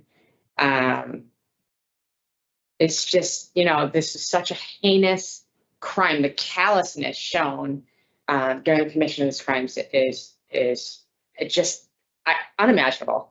And we're getting conflicting stories, but put that all aside. They were both there. They both participated in this crime that we don't often see. As the state's attorney mentioned, that usually these cases are very different, and they are impulsive crimes committed by youth, very young people. I believe this was planned. I do. And it's just too much. I don't find the elements necessary in the Public Act to be here today. And my vote today will be to deny parole. The Public Act requires at least 2 years for a rehear, if we're to rehear. Certainly 108-year sentence is very long. So I do believe that this case should be reheard, but I'm not interested in having the victim's family members go through this in the near future. So I would be interested more in possibly 10 years for a rehear. So those are my reasons due to the nature and circumstance of these crimes and the injury and impact to the victim and the victim's family members. Ms. Turner. I honestly agree with everything that you said. I would certainly add the offense was on probation. To realize that the family members were struggling with the impression that Mr. Jones left in that courtroom throughout the trial, but then his statement at sentencing. And that's what they've had to grapple with for 30 years. I give him credit for, embarking on change, wanting more for himself and his legacy, to be there to help others. This is, I guess, the amends that he spoke of. I struggle a bit with some of the language because I think it's what we have to express how we feel and what we think. And his choice to talk about Mr. Ha as subdued when he was killed is, again, keeping himself from being fully accountable. He talked about being unable to articulate in terms of the crime, but to me, it was being unable to really be responsible. To describe the Mrs. Ha as laying in bed, like that wasn't at all what, it's so much worse than that. And so some of that is concerning to me. But I think 10 years sounds about generous. Thank you. Mr. Rodriguez. I also acknowledge what you said as well. This offense is just so much to kind of grapple with. And the fact that for me, it sounds very like he was minimizing a lot of what happened. This had to be a very traumatic scene to begin with, since both were bludgeoned. Right. It could not have just been so simple as to be subdued and a little blood coming from the nose. I just couldn't follow that at all. It didn't. And although I want to acknowledge his change as well. I do want to acknowledge that, but it just didn't seem to me as if he was taking responsibility for this. I just didn't get that sense. Even though I don't necessarily see the change, if I'm being honest. I see the work. I do see the work. Yeah, that's kind of what I meant. I see the work put into. Yeah, okay. But I'm also in the same place. And I think 10 years is also very, very. Well, I mean, we could discuss something different if you No, fine. Okay. 10 years. Okay. Did you want to include inadequate evidence of offender change? I mean, that's certainly more relevant than offense on probation. I wouldn't include the offense on probation, but I don't know. What are your thoughts on that? Do you think it's appropriate? I do. All right. Because it's factoring in here very heavily. All right. Nature. You're both fine with 10 years? Okay. Nature and circumstance and victim impact and inadequate evidence. All right. In the matter of Roger Jones, MA number 243897, move to deny parole for the following reasons: the nature and circumstance of the offenses, injury and impact to the victims and their family, and inadequate evidence of offender change. We'll rehear the case in 10 years, the year 2036. Is there a second to the motion? Second. All in favor? Aye. Aye. Thank you to everyone for your participation here today. Thank you. Thank you. This Public Act 169 hearing. inmate 243897. It is 10:30. We'll take a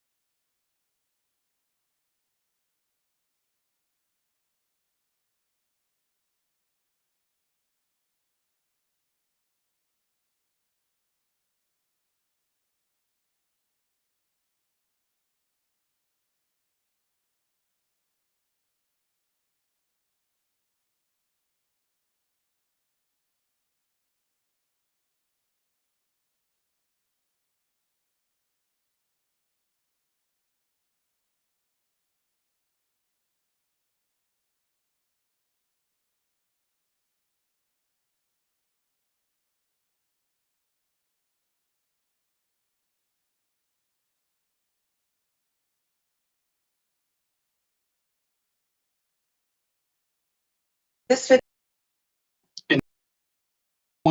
also has At Hartford. the following.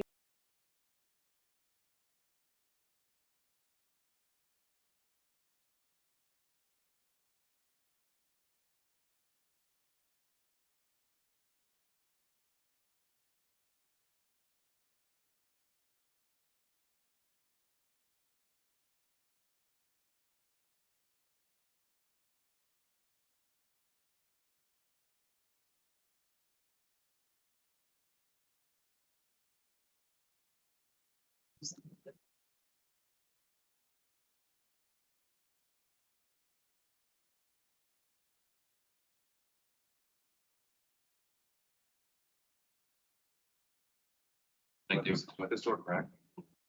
Yeah. A few minutes. Be close. Yeah. Thank you. Thank you.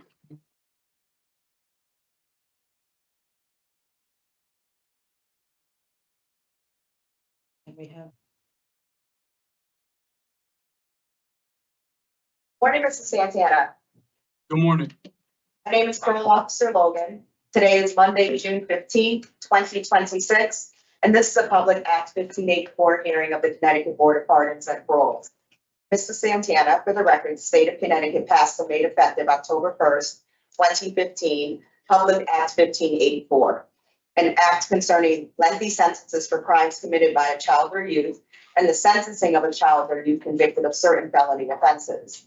You fall under this act, and basically this means that you were under the age of 18 and that the board shall give weight to the diminished culpabilities of juveniles as compared to adults, the hallmark features of youth, and any subsequent growth and maturity that you've displayed while we are reviewing you for suitability today. The following board members are present this evening, and by stating their names on the record, certify they have reviewed all statutorily required documents in preparation of this hearing. Good morning, I'm Jennifer Zaccanini. Good morning, Panelmember Rodriguez. Nancy Turner. Also present is the board psychologist. Also in attendance this morning is the public defender. Can you please state your name, juris number, and business address? Good morning. My name is Dean Valladata. Juris number is 439-908, 101 Lafayette Street, Hartford, Connecticut. Thank you, Attorney Valladata. Is the state's attorney present? Who else is present in the? They are not connected. Good morning. Okay. Can you introduce yourself, sir? Yes, good morning. My name is Brian Abbott, Public Defender Social Work, Hartford Superior Court. Thank you, sir. Let the record reflect there is no one present from the state's attorney's office. Also present is victim advocate Vasquez. Mr. Santana, please state your name and inmate number for the record. Lorenzo Santana, 422-119. Mr. Santana, this is a public hearing in accordance with Chapter 14, Freedom of Information Act, Connecticut General Statute 1200, which applies to this procedure. If you have any questions concerning the above, please bring your questions to the attention of the panel at this time. No questions. Are you willing to proceed at this time? Yes. This 1584 hearing is being conducted in consideration of the parole application for Lorenzo Santana, who is serving 15 years execution suspended after 11 years, followed by 5 years probation for manslaughter first, intent injury. There is victim input in this case. There is an offender accountability plan for the offender. It has been reviewed and shows he has completed good intentions, bad choices, true choices, young adult, voices. He's completed several semesters of college. He's also completed anger management, people empowering people, basic credit seminar, resume writing, career choices, conflict resolution, reflections, thinking outside the box, building on character, smart recovery, master class in mentoring, introduction to culinary arts, and he also has an OSHA certification. Utilizing the statewide collaborative offender risk evaluation system, the offender's overall score on the RT falls within the moderate range of risk for recidivism. Mr. Santana, this is your opportunity to express to the board why you believe you should be granted parole. You may begin. Thank you. I would like to start by thanking the Board of Pardons and Parole for this opportunity to express myself and share my growth and development over the 9 years I have been incarcerated. Most important is I want to acknowledge the victim and the family of Gabe Bartle, his parents Jeff Bartle, Anna Barra, and grandfather Brian Bartle, as well as take full responsibility for my actions that led to Gabe Bartle's death. My actions that resulted in Gabe Bartle's death were completely wrong and immoral. I'm very regretful for my actions and how they affected not only Gabe Bartle, but also his entire family and friends. On August 5th, I took the life of Gabe Bartle, someone's son, brother, grandson, and friend. I woke up that morning to my mother yelling that breakfast was ready. My co-defendant, my brother, and I were sitting at the table enjoying pancakes when I got a text message from my other co-defendant and asked if we wanted to smoke weed. We said yes, and she arrived at my house with 2 more individuals in the car. When she arrived, we got into the car and drove off. I asked my co-defendant for her weed so we could start smoking, and she said that she didn't have any, but knew someone we could rob, and we agreed. She messaged Gabe, and he told us a location that we can meet. Once we arrived, the driver and I got out of the car and approached his vehicle. He rolled down the window and handed me the drugs. Once I had the drugs in my hands, I told him that I'm not paying and flung the cigarette I was smoking at him and followed by a punch that missed. As he was driving away, my co-defendant got out of the vehicle that we arrived in and jumped on the hood of the car, but landed on the windshield, which caused Gabe to stop. My co-defendant screamed my name and told me to get out, thinking he was driving away with me.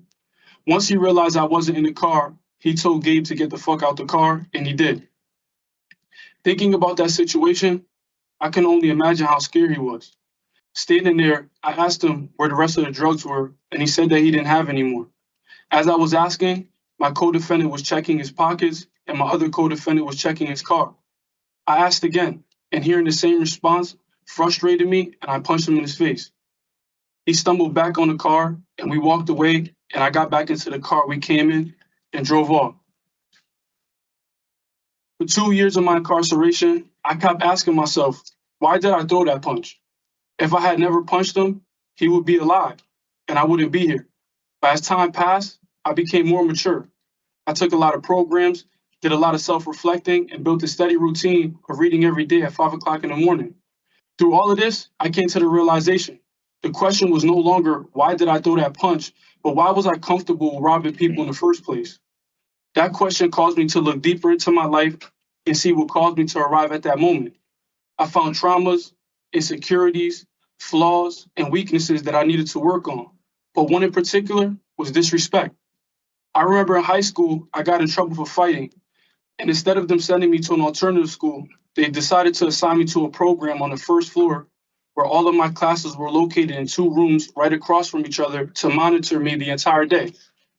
One day, my teacher asked me to stay back after the bell rings to have a conversation. When class was over, he told me he heard about the fight I was in and said that I was able to release my anger and hit people legally without any consequences. I told him that I already know what he was going to say, and I'm not interested in boxing, but little did I know, he was also the head coach of the football team, and he told me I should try out. I told him I would think about it, and he handed me a card and said that today at 5 o'clock is the first day of trials. On my drive back from school, I kept looking at the card and told myself this could be a great opportunity for me and decided to go. My coach seen that I arrived and was happy that I came. He told me that we're going to start and introduced me to a senior by the name Malik and said that we were going to run routes and he needs me to guard him.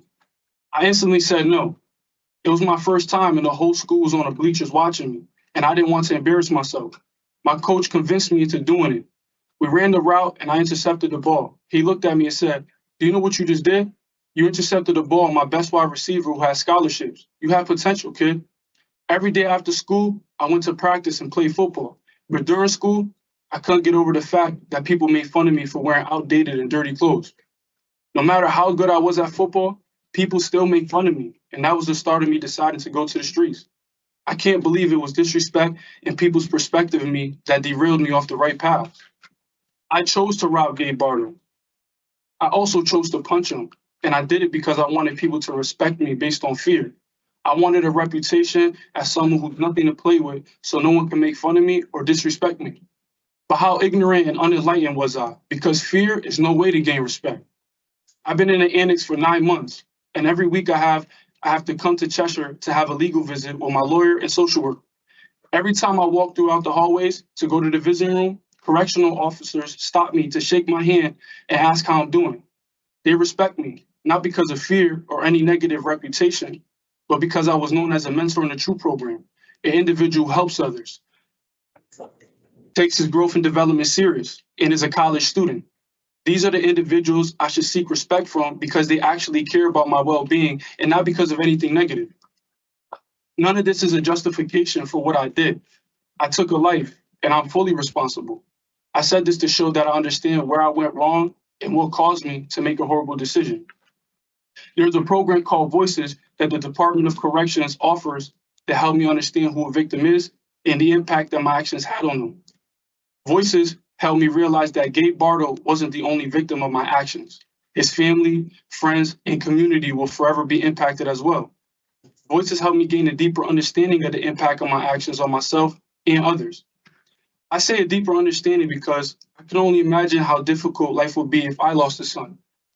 I try to understand what you were feeling. I imagine losing someone very close to me, which is my mother. As know it's not the same, I will never completely understand the pain that you were going through, but I wanted to try to understand. The moment I began thinking about life without my mother, I quickly realized that it felt like a part of me was gone, and without that other part, I wasn't complete. I can only imagine how intensified that feeling is when losing a child. I thought about day-to-day life in your shoes and how it would affect your performance at work, as a parent, or even enjoying the moment and all the beautiful things that life has to offer. Thinking about parenting, I realized my actions can have a major impact on the children in the family that can't quite grasp the concept of death. These caretakers were traumatized by my actions. I was impulsive and inconsiderate, and what I did had a terrible and lasting impact. Through continuous contemplation of the situation, I understand the seriousness of my actions. I know that no matter what I do, I can never bring back your son. But that doesn't mean I can't do anything about it. I read a quote in a book that states, "The best apology is shown through action." Throughout my incarceration, I made sure that I took full advantage of my time by taking programs and reading books to change my way of thinking and developing new skills to make sure I never repeat the immature, inconsiderate, violent, and undereducated actions of my 16-year-old self. I was fortunate to be accepted into the TRUE program because after every program or book I read, I could engage in conversations with the mentors to deepen my understanding. I learned that I can and have changed my thinking patterns, habits, and character. I am no longer the individual I was, and I promise that I will continue on a path of growth and redemption. My life changed when I came to the TRUE program. I applied for the program when I was 18 years old. The application for the program required me to write a one-page essay explaining why I wanted to be in the program and what I could offer. I was fortunate to get accepted because when I told individuals within the program how much time I had, they said that they didn't usually accept brothers who are sentenced to more than 7 years. I knew that I was in a unique position. I was determined to take advantage of all that was offered. The program offered multiple programs, learning opportunities, mentors that we could speak to, and the time and space needed for change. I took advantage of each program that was offered to me and asked my mentors for help when I didn't quite understand what was being taught to me. The TRUE program is a 2-year program. Individuals who graduate have the privilege of choosing the facility they would like to get sent to. I realized I didn't have to wait until my release for a chance at redemption and give back to my community and society.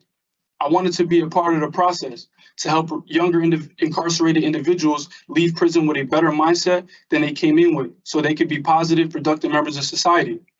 To help them, like so many have helped me. So I asked to be a mentor. For so long, I have been part of the problem, but now I had an opportunity to be part of the solution. I know that I took a life, and nothing I do will bring them back. But teaching the younger individuals and guide them in the right direction is something I could do to make a difference. I was one of the youngest mentors ever in the TRUE program. I take pride in that because it shows how much I've grown throughout the years. Being the same age, if not younger than many mentees, makes me relatable. The information I share resonates with them. Seeing is believing, and seeing an individual that is around the same age as them who took the proper steps to change his life motivates them and shows them that it's possible to change theirs. It's possible to rise above any obstacle that confronts us. There's a quote that says, "You are not defined by your past mistakes." I make sure I tell mentees this quote daily because repetition causes permanence. There was a new mentee group that came in, and one of the individuals that was a part of the group was someone who had killed my best friend. Old feelings began to surface, but I am no longer a part of nor abide by those street principles, rules, or codes. I know that the street did us both a disservice, and it was my responsibility to prove to him that there was a better way. I called him to the back room and told him that I moved on and do not hold any grudges or hard feelings. He said the same. We shook hands and hugged. I realized that breaking the chain of neighborhood violence started with me. I began to facilitate programs for his group, which gave me the opportunity to share my journey with him. I wanted him to get the full experience that I got to help him change his life. I wanted him to realize that everything we were taught about the streets was all wrong. There's a better way. Eventually, I was signed to a group of 12 mentees. I was responsible for facilitating programs, running discussion groups, one-on-ones, and diffusing conflict. It was my responsibility to lead by example and show them how a man is supposed to always conduct themselves. I realized that being a mentor meant that my character was always on display, and this was another phase of my growth. I plan on going to a halfway house to help give me a smoother transition into society. It will provide me an opportunity to save money and help me acclimate to being in society. While I'm in the halfway house, I will open up a bank account, build my credit, get my permit and license, and take full advantage of all the resources they have that are available to me. When it's time to be released from the halfway house, I will search for an apartment that I could live in, which will be anywhere other than Danbury. Once released from the halfway house, I will purchase a vehicle to help me get to work and buy living necessities. I also want to find a therapist to help me process a lot of my trauma. Aside from a job, I want to enroll in college and take night classes because going to Wesleyan in prison was such a great experience, and that could be a positive community that I could be in when I'm home, and finish my associates and eventually get my bachelor's in psychology. I understand that returning into society is going to be a transition, and I will have to focus on myself for a while. I understand that times are going to be hard, and things might not always go as planned, but what I've learned is to overcome, be persistent, adapt to the circumstance, and make good choices consistent with great morals and character. I learned to apply these things in prison. I would like to give credit to the TRUE program and Department of Corrections. I feel prison was a blessing in disguise. Prison helped me to be the individual I am now. It forced me to do some self-reflection. It offered me programs that helped me understand who I was and who I want to be. It helped me see how wrong I was and educated me on the proper way to handle things and be a good person. I hope that you can see how remorseful I am, how hard I have worked at being a better person. I am very sorry for making decisions that not only took your son and loved one away, but also impacted so many lives of others. I'm so sorry. Okay, thank you for your statement, Mr. Santana. In preparation for your hearing today, this panel's reviewed your file extensively, and the materials include the police report, your pre-sentence investigation, court transcripts, your records from the Department of Correction, to include programs, your education, disciplinary reports, evaluations from staff. We received letters of support for you and letters of opposition, and the summary of your interview with the parole officer. In addition, we received a memorandum from your attorney and social worker Hebeth. We're very well versed in your case. We do have some additional questions. When we're done with our questions, we'll ask the Office of Victim Services to facilitate victim input. We will hear from them, and then your attorney will have the opportunity to give a statement at the end. You'll get your decision from us here today. Do you have any questions? No, ma'am. Thank you. Okay. We'll begin with my colleague, Ms. Turner.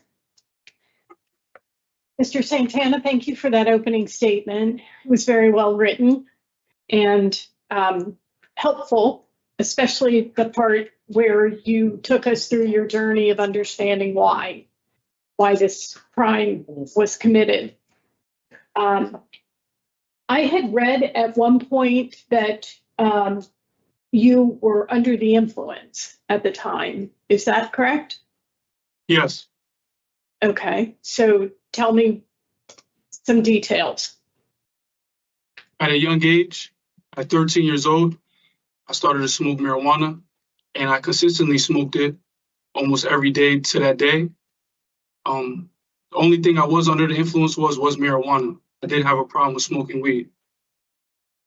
I had read that you were also drinking. Yes, I drunk very rarely though. Okay, so alcohol wasn't involved in this crime? No, Okay. But you were having breakfast, you got an offer to smoke pot, you got in the car, there wasn't any, you were going to get it. So you being under the influence was what, the night before? marijuana? Yes, yes. The night before I was smoking weed. I also woke up that day and I also smoked weed. At home, Yes, at home. before the pancakes? Yes, I have a basement in my house that I would sneak down when my mother isn't around and I would smoke weed down there. Who was making the pancakes? My mother. Okay.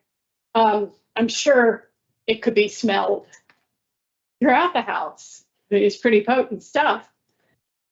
All right. You haven't taken a tier program, nothing through addiction services? Yes, smart recovery. Okay. So what did you learn in that program about drug use? So that program actually has a twofold. One of them, they actually talk about substance abuse, and the other one actually shows you how you can have a good time without being under the influence. So there was like a system, a PlayStation, people played basketball, played baseball with football, and what they would do is they would teach us how alcohol or any type of drug use didn't need to be used to have fun. And I realized that me being incarcerated and educating myself and actually enjoying life, I didn't need to have any alcohol or marijuana in my system. And that marijuana is a gateway drug. I know I've always heard that as a kid, but I didn't quite understand it until they started teaching it to us. And what it is once you start inhaling marijuana, you start taking it, it's going to expose you to a variety of others. Okay. So do you anticipate, now that marijuana is legal, resuming that use when you're back in the community? Absolutely not. I don't want anything messing with my mental state. I realize that I've been very, very productive while incarcerated. I have a great habit, a daily habit of working out, reading, going to programs, and going to college. That wouldn't be a good idea to do that. Do you see people there in the facility using K2? Yes, Pretty scary stuff. absolutely. Congratulations on getting your GED and 15 college credits. Thank That's you. real progress. It's impressive. I read about the other jobs that you had as in commissary and as a tierman, and recognize that you've gone 7 years without any disciplinary issues. You did accumulate 9 DRs, 8 of which were violent. What was going on for you when you were aggressive there in the facility? At first, I was sentenced to felony murder before I went to manslaughter 1. And at 16 years old, I couldn't really grasp my mind around that. Yes, I was stressing. I was in a dark place. Just because I came to prison doesn't mean I learned anything. At the moment, I was surrounded by a lot of individuals that were younger than me, if not the same age, and we're all ignorant. You know, it's like the blind leading the blind. I was frustrated. I thought that if I put my hands on somebody and fight them, I think that was the answer for everything, as long as I would do that. But later on, I realized that's not the answer at all. And my last DR, I remember sitting in segregation and I told myself, is this how I want to do the rest of my time? Eventually, I will go home. Who do I want to be when I do go home? Characters come up a couple of times, even in your opening statement. Can you describe your character for me? Yes, disciplined, great morals, have a good moral compass, is steadfast to his principles, and I'm very spiritual. So what are your principles? So I changed a lot of my principles. They were negative when I came to prison. But now, for example, is like I always make sure I educate myself. Education is a priority. Another principle is respect. As long as you treat people with respect, people are always going to treat you with respect too. But then there are some cases where if somebody does disrespect you, you do have de-escalation tactics. I remember a mentor told me, he said, Imagine somebody arguing with a rock, and the rock doesn't respond, of course, and you keep arguing with it. He said, who looks crazy in that instance? And I kind of thought about it. It is the person who's arguing with the rock. So as long as I'd never give anybody any energy or ammo to actually come at me and disrespect me, then I would never actually have to have that situation. I could always de-escalate it. But disrespect is one of them, and integrity. I'm very big on integrity. We play basketball. I don't care if somebody didn't see the ball go off my fingers. If it came out just as something as small as that, if it came off my hands, I'm going to tell the other team that it was off on me. If we're playing any card game, if we're playing chess and something happens, I'm always willing to take the high road. What else does integrity mean to you? It's doing something right when nobody's looking. When's the last time you did that? Last time I did that was in the TRUE program. So as a mentor, as a mentor, we have a big responsibility, and we're kind of in charge for a lot of mentees that are in the program. There could be up to 100, but I'm in control of 14 of them. The COs allow us to run the block. So what I did was, even when the COs aren't there and we're playing basketball, what I actually do is if they actually come in and tell us, has anything happened or is there anything wrong with the situation, I will always tell them exactly what happened. Yes, this individual argued, this individual said this, and I make sure that I bring them to a common ground, and we actually have a conflict circle, and we actually try to diffuse the conflict with a bunch of skills that we learned. So regardless if somebody is looking or not, I'm always going to bring them forth, and we're always going to correct the situation. Nothing's going to get swept under the rug. So I'm hearing honesty and truthfulness. That goes towards your moral compass. What else would you say your moral compass is comprised of? So yes, I mentioned respect, but also when it comes to a moral compass is love. Love could be another part of that. I'm big on love, treating people with love. Anything else guide you? I mean, guides me, yes.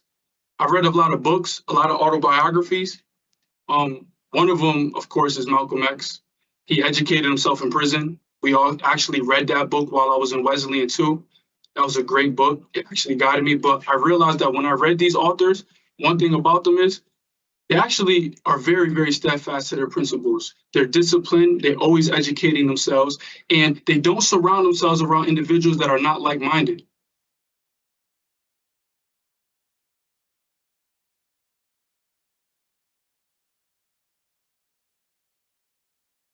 I read about conversation circles. Is that, that's a program you developed? Yes. Okay, do I have the title right? Conversation circle? Yes. Okay, so you'd sit together and talk about one topic for an hour? Yes. Okay, so give me some examples of what the topics that have been brought to the group were. Okay. One of them is loyalty. I feel like people have a misconception of what loyalty is. A lot of people in the streets think that loyalty means that if I'm with somebody and something happens to me, they have to jump in and beat this person up. And that's considered loyalty. Or you go home and you don't have anything and they want to give you a gun or drugs and they say that's loyalty. And I would actually be the person to tell them that that's actually wrong. And I would show them that that's not love. If somebody actually cared about you and loved you and actually wanted to show loyalty, it would not be putting something in your hands that will lead you back to prison. What it would be is give you job opportunities, show you equality, give you maybe money to help you. And then if nothing goes on with that after the money I gave you and you decided to spend it on anything negative, then that's on you. But a lot of people have that misconception, and believe it or not, the topic will actually go on for maybe longer than an hour because people are always going against me and some people agree, and then they'll actually have their own conversations and people will chime in and it would just be a huge conversation. Do you tie the concept of loyalty to one's moral compass? Yes. Because you have to be loyal to yourself first and not be thrown off your compass, right? By negative influences? Absolutely. So how do you think that played out in your crime? I wasn't loyal to myself. I was living up to an image. I cared too much about what other people thought. I cared about their advice, who they were, and their loyalty to me. That's what I cared about. And it was wrong. It's hard to be judged. You experienced that in terms of some of the material items you didn't have. And then were ridiculed for that. So the idea of fitting in and having an established position among your peers was part of your internal motivation in the way you were living your life. Is that, do I have that right? Does that sound? Yes.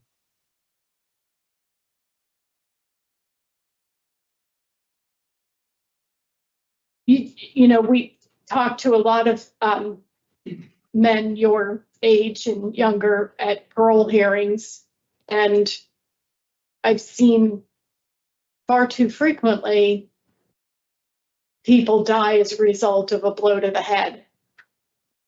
Sometimes they fall and then they get punched, they fall, they hit their head on a curb. In this case, there was a process, it seemed like the victim went through of being stunned, complied with your wall's demands, and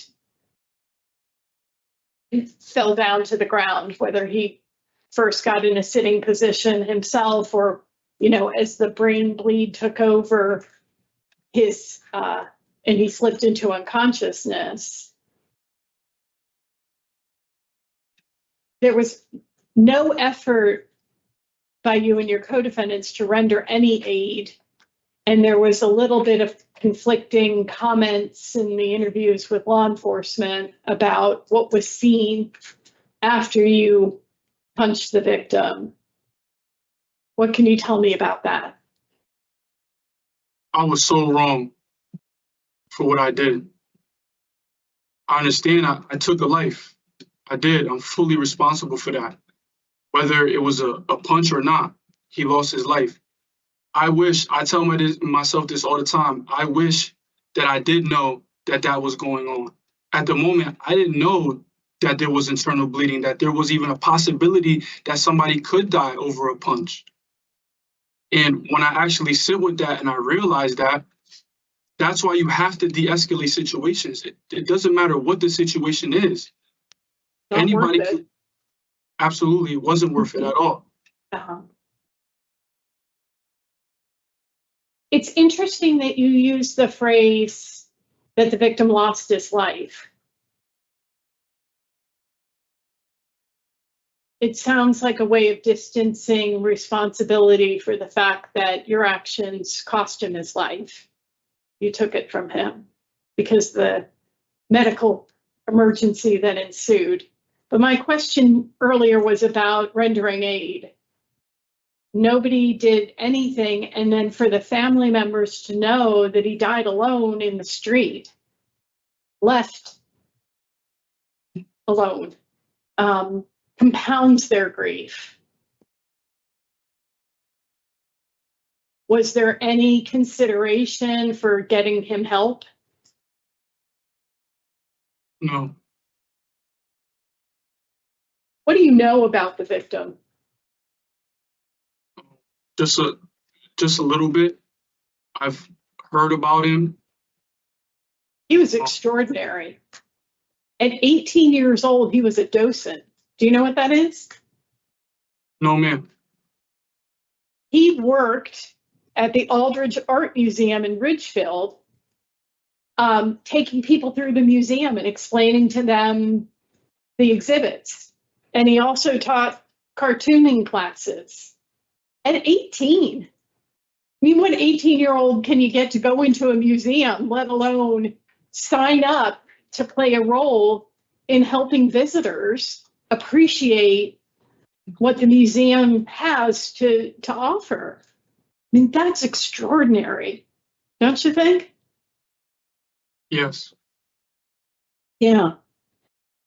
And I read a couple of places where when he got his driver's license, it wasn't about the freedom and the independence of being a licensed driver. He got to show people he was an organ donor. That's what mattered to him. And in death, he was, which has given the family some measure of consolation, though I doubt it outweighs the idea that their loved one died alone laying in a street with no one to render any aid, except a passerby who happened to be an EMT. So just such a tragedy.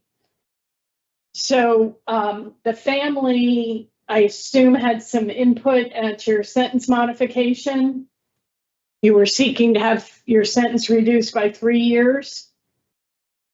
And you were afforded 1 year, which I understand you felt pretty grateful for. Yes. Your co-defendant who pled guilty got a 9-year sentence, right? Yes. For conspiracy. So were you to be granted discretionary parole today, that would be at that 9-year mark. And you do realize, I'm sure, because it was said over and over again at sentencing, that the judge took into consideration all the information about brain science, problem solving, reasoning, impulse control, and everything. And that's why you only got a 15-year sentence for taking the life of another person with only 12 to serve, and now it's 11. And what we're talking about here today is bringing it down to 9. What do you think the family's experience is? These are legitimate opportunities you were afforded to have your sentence reconsidered. But what do you think the family's experience is of these, what must feel like to them, these constant contacts by the criminal justice system to say, hey, here's another opportunity for input because we're considering lowering his sentence even further?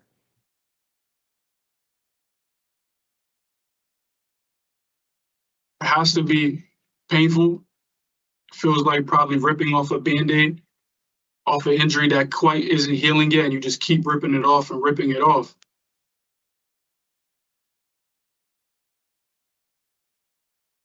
I would also imagine they feel pretty angry, pretty let down by the criminal justice system. 15 years, I read in their statements at sentencing, they were looking for you to serve a much more significant period of time. Yes. And it's re-traumatizing every time it comes back up, or the trauma is just sort of low grade and it just is stirred. I did read that you felt your sentence was fair, and as I said earlier, that you were glad to get the 1 year, which is in recognition for the work that you're doing there in the facility, your own efforts at rehabilitation. You've overcome a lot, Mr. Santana, with, a very challenging childhood. I'm glad that you're invested in your education and you see that as an avenue to develop the rest of your life.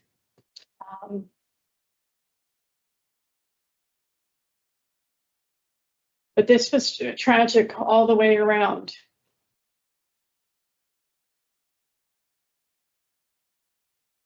Thank you for talking with me. Thank you, Madam Chair. Mr. Rodriguez. Okay. Mr. Santana, you had a reputation when you were younger and you were known for fighting. Can you tell us why? where this anger came from and why you were so aggressive. I don't like to use this as an excuse, but this is what I feel. I didn't grow up with my dad. Right there, I was always mad. I always came out of school and my mom would pick us up and I would see other students get picked up by their father. I always wanted my dad. And he was incarcerated for 15 years. I never had my dad. On top of that, my household, I used to watch my mom come home and she was a waitress. And I feel like as a 9-year-old kid, until up to 15, you shouldn't see your mom come home screaming, yelling how she can't pay the bills. At that age, I'm not supposed to process that. I'm not supposed to see that. I was angry. I just felt like the world was kind of just treating me a certain way. Did you witness a lot of violence? Yes. Can you elaborate? My mom, she had a lot of people that would come in the house. She was with a lot of men, and a lot of them would abuse her physically. So there's a lot of times where I see my mom get beat up a couple times. What are your relationships with your family members now? The only person I have a good relationship with is my mom. My family from my dad's side, I really don't know them. And then my family from my mother's side, they don't really accept me because of my situation. Okay, so who are your biggest supporters other than your mom? I have a friend. She's a woman. She known me since I was a kid, and she's been really supporting me along the way. Yeah, we did read about her. You also have a lot of general support in the community from previously incarcerated individuals who are doing well, right? And in academia. Why did you leave Wesleyan? I transferred. Okay, so you couldn't stay in the program. Correct. Okay, but that the program is still open for you. Should you return to the community? Wesleyan? Yeah. Absolutely. Can you go back? Yeah. Okay. So you would have a scholarship to attend college in the community? Yes, it would be Middlesex. Mm-hmm. Okay. I did read about some mentoring over Zoom with MYI inmates. Are you still involved in that? No, so when I transferred from Cheshire, I went to Cybosky, the Second Chance program. I went from one program to the next for work opportunity. And there I also continued college. I went to Asinuntuck, and they had a program every Tuesday and Thursday to mentor younger individuals. I was already a mentor in the TRUE program, so I just fit right in. Okay. How long did you do that for? 11 months. And how long were the sessions over Zoom? An hour. And what did you talk about during those sessions? So there's a counselor from MY, Men's and Youth, that actually runs the program. So before the younger individuals would arrive, she would tell us the concepts that she wanted us to build on. So some of it would be on credit, financial literacy, how to reintegrate back into society, and most importantly, how to do your prison time as a productive member, right? As a model inmate. And what kind of work are you doing now? What are you doing in your current position? Lobby work. I'm a lobby cleaner. A cleaner, okay. Yes. And that is that in the annex? Yes, ma'am. Okay.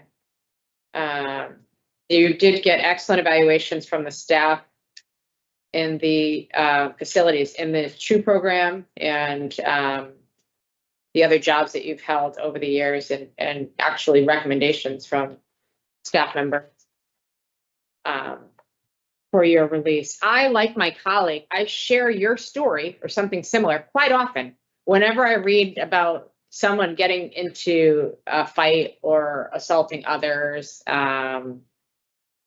because the truth is, not enough people know that one punch to the head can kill someone.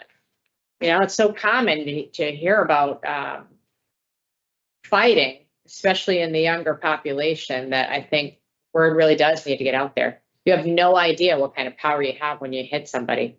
So tell me what you plan to do to give back to your community in the future. So I started off with Wesleyan. I do want to get to Middlesex. That'd be a great community that I can involve myself. Like-minded individuals, but I also want to find a program that I could get into where I can also mentor, free of charge. I just want to tell individuals my story, help educate them, hopefully change their perspective. But I don't know any programs right now currently, but when I am released, I will try to search. And I think that'd be a great thing that I could do. It could be like a new hobby, kind of the similar like I did in the True program when I was mentoring and running programs. Okay. And what are your plans for work? Currently, I have no plans. I think that I hear this a lot. A lot of individuals have a problem with getting a McDonald's job, a job that pays them $16 an hour. I have no problem with that. I understand that I have to start somewhere, and I'm going to work hard to try to earn a position, like maybe a manager position somewhere, but I'm willing to work anywhere for the time being until I can actually experience my full opportunities. Okay. And what are your long-term goals? I want to be an entrepreneur. I do want to get my bachelor's. I want to continue going to college. That was a great experience for me. I do want to have a home. I want to buy my own house and a vehicle. But most importantly, I want to build a great community around me. I feel like a lot of people don't understand how important your community is, the people you surround yourself around. The True program really saved my life. It really opened up my eyes, and it showed me how surrounding yourself around mentors and like-minded individuals could really influence you and impact you in a positive way. How long were you in the True program? Almost 7 years. And how long were you a mentor? 3. You're still very young, Mr. Santana. At 25 years old, it's hard to imagine that you took someone's life and you could be back out there. Do you think your brain's fully developed now? Based on the science, it says yes. But me personally, based on everything I've been doing, I would say so. I put in a lot of hard work to try to change my way of thinking. Do you recall the last time you were angry and how you handled it? Absolutely. Go ahead. So when I went to Cybulski, I like playing chess. I'm an intellect, right? I love using my intellect, very intellectual. So there's an older guy by the name of Mike Nice. He's one of the greatest chess players I probably played. I told myself that I want to play chess to work on my decision-making, on my reasoning, but also to control my emotions. So I'm a big advocate of controlling your emotions. I created a program called Emotional Intelligence. So as I'm playing chess, he would win 50-1, and my ears would get red. I would get really upset. But I still shook his hand at the end of the game. And I realized, I have a book that talks about chess, and I realized that you can't allow your emotions to override your decision-making. Your whole chess game will just fall apart. So at that moment, I never allowed myself to ever get out of character. I always shook his hand, always smiled and laughed, and always came back to want to play a game. And I remember he told me, say, you know what, man, for a young dude like you, you never cursed at me, you never yelled, you just always shook my hand and continually kept playing chess. And he actually made me a good chess player. Right now, I'm actually one of the best in the prison I'm at right now. Okay, I missed the part where you got angry. I got angry when he would win all the time. Every time he would beat me, I would get upset. But I didn't allow that to piss me off. Okay, since your last ticket was 7 years ago, since then, have you ever had arguments with any inmate? Has anyone ever tried to fight you? Yes. Okay, and how do you handle that? So I took conflict resolution skills, and one of the main important thing about it is effective communication, being clear, learning how to de-escalate it. So it's using like I statements, right? Not getting upset when you're talking, like your tone of voice, and be able to ask the person, what did I do to make you feel a certain way? So there are a lot of people who, like, if we get on the basketball court, people will start cursing. They got in my face. But the first thing I always realize is I always tell them, like, it's a game. Like, hold up, fellas, let's put a pause to this real quick. We're not here to fight. I'm here to play basketball. And then we would have a conversation and we would move on. But I'd never allow it to be a thing where I'm always going to curse back at the individual. I'm always going to try my best to de-escalate it. And if the individual doesn't want to talk, I always walked away, always. And because it's the True program, I always go and visit their cell later because I'm a mentor. And 9 times out of 10, I would automatically apologize if I ever made them feel some type of way. And then we would have a conversation about it and we would correct it. Okay. What happened in your last fighting ticket in 2019? So that was my best friend who passed away. And this is the childlike mentality. I'm so happy I matured, but just thinking back, why are we horse playing in the cell? I ask myself that all the time. We were horse playing, we were bored, we were young, and he hit me in my face and I ended up getting a mark. And the warden came by and seen me and she asked me what happened. And I told her not to send me to SEG, but she said she had a job to do and still sent me to SEG. So I went to SEG. We'll forget that one. How about the December 2018 fight? What was that about? I don't remember. Does it say anything else? Like something that could help me with my memory? No, but you've had quite a few. So give me another instance. You've had quite a few fighting tickets, 2018. Just pick one. Tell me about the scenario. What happened?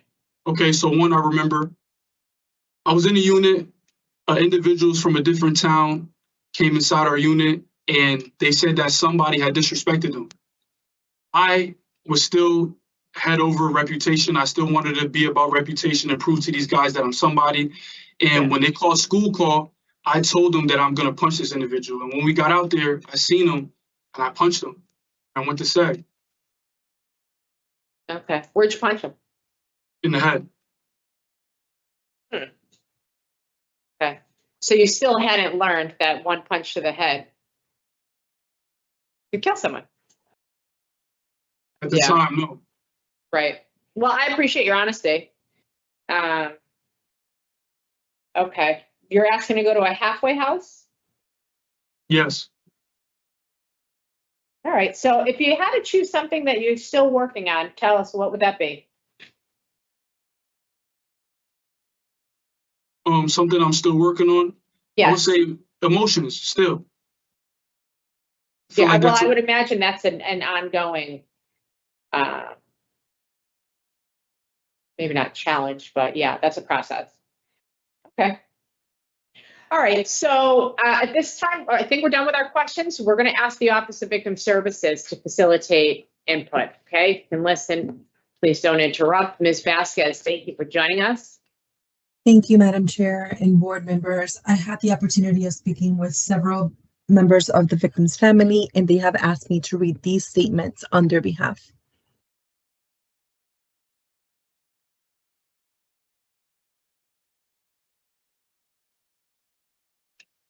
Good morning, board members. My name is Anna Berra, and I am Gabriel's mother. Losing a child is the worst thing that can happen to a parent. There are no words that can truly describe the pain, heartbreak, and devastation that our family has endured since Gabriel was murdered.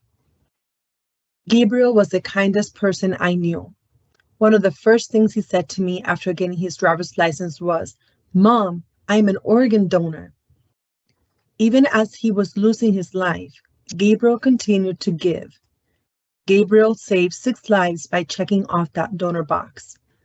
That simple act reflects the kind of person he was: selfless, caring, and always thinking of others.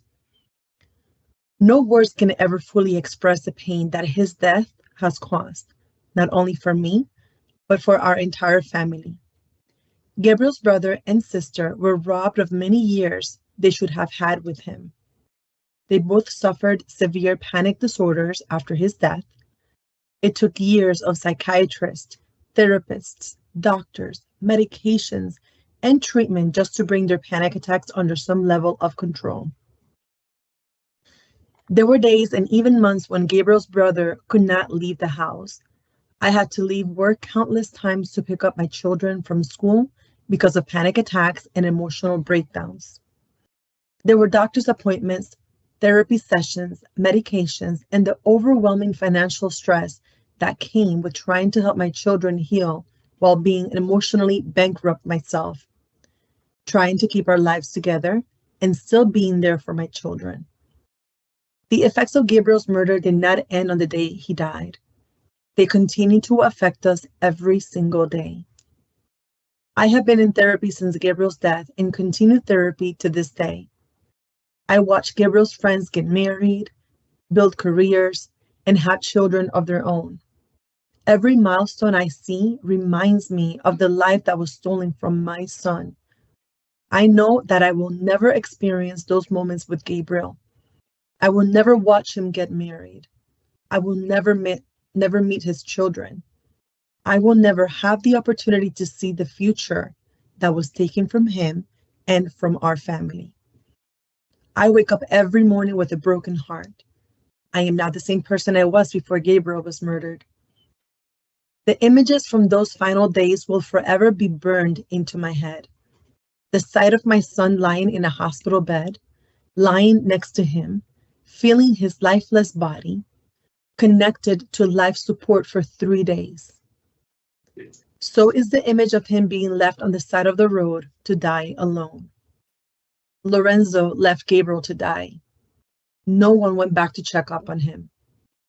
They had even stolen the shoes off his feet. Those memories, they never leave me. I would also ask everyone making the decision about Lorenzo's parole to remember that every year Gabriel has been gone is another year that our family has had to endure this pain. While incarcerated, Lorenzo has had the opportunities that my son never will. Gabriel lost his life, and we lost a future with him. At the time of sentencing, Lorenzo's young age and level of development were considered by the court. Gabriel's age, however, was never allowed to continue developing because his life was taken from him. Lorenzo still has the opportunity to build a life. He can marry, he can have children, he can create memories and experience milestones. Those are opportunities that he took away from my son forever. No amount of time served can bring Gabriel back. No amount of rehabilitation can restore what was taken from our family.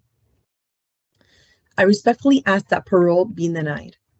The pain, trauma, and loss inflicted in our family have been lifelong and irreversible. Gabriel deserved the chance to live his life. He deserved the opportunity to grow older, build a future, and fulfill his dreams. Instead, he was taken from us at just 18 years old. We will carry that loss for the rest of our lives. Thank you for allowing me to share the impact that Gabriel's murder has had in our family. Anna Berra, mother of Gabriel. I'm going to read one more statement. Thank you. Dear Parole Board, I submit this statement to express the lasting harm caused by this crime. The death of my brother Gabe has caused major impact to my family. My mom doesn't get to see her firstborn child grow up, get married, have kids, or continue his love for music. Instead, the closest she can get to him is her necklace filled with Gabe's ashes. Every holiday is filled with grief as we wish and pray that Gabe can spend it with us. On Gabe's birthday, we didn't get to see him blow out the candles. Instead, my whole family gathers at the cemetery and writes messages on balloons to send to him. My family lives in grief, praying to get Gabe back. For these reasons, I respectfully urge that the defendant remains in custody to ensure that this cruel act doesn't happen to another family. Thank you for your time. J.B., sister of Gabe. Thank you, board members. This is all that I have for this case. Thank you. At this time, we will turn it over to Attorney Veladata. Do you wish to proceed? Yes, thank you. Good morning. Mr. Santana has never given up an opportunity to take responsibility for the events that transpired on August 5th, 2017. I know this board had inquired into Mr. Santana as to whether he had gone back to render any aid to Mr. Bardo. It is evident in Mr. Santana's affect and demeanor this morning that he sticks by what he had initially said to this board and has written on many occasions, that he was blinded by peer pressure and making a name for himself in the street. And additionally, it is clearly evident that he not only regrets the actions that resulted in his death, but also any omissions and failure to act subsequent to it. And in many ways, he's expressed his remorse, regret, and apologies to the family and society as a whole. What is most notable of Mr. Santana's acknowledgement is his recitation of a quote that he read in a book that states, "The best apology is shown through action." Mr. Santana has shown through his actions an exuberant amount of change. He presents today with an impressive record of rehabilitative efforts. His desire for change is never ending. Although he will relive August 5th, 2017 and recognizes the family will do the same, he knows that there's more life to live, a life that should be lived by abiding by the laws, caring for others, and engaging in productive and efficient daily activities that advances the public good. Mr. Santana has never blamed others or spoken negatively about Mr. Bartle or his family.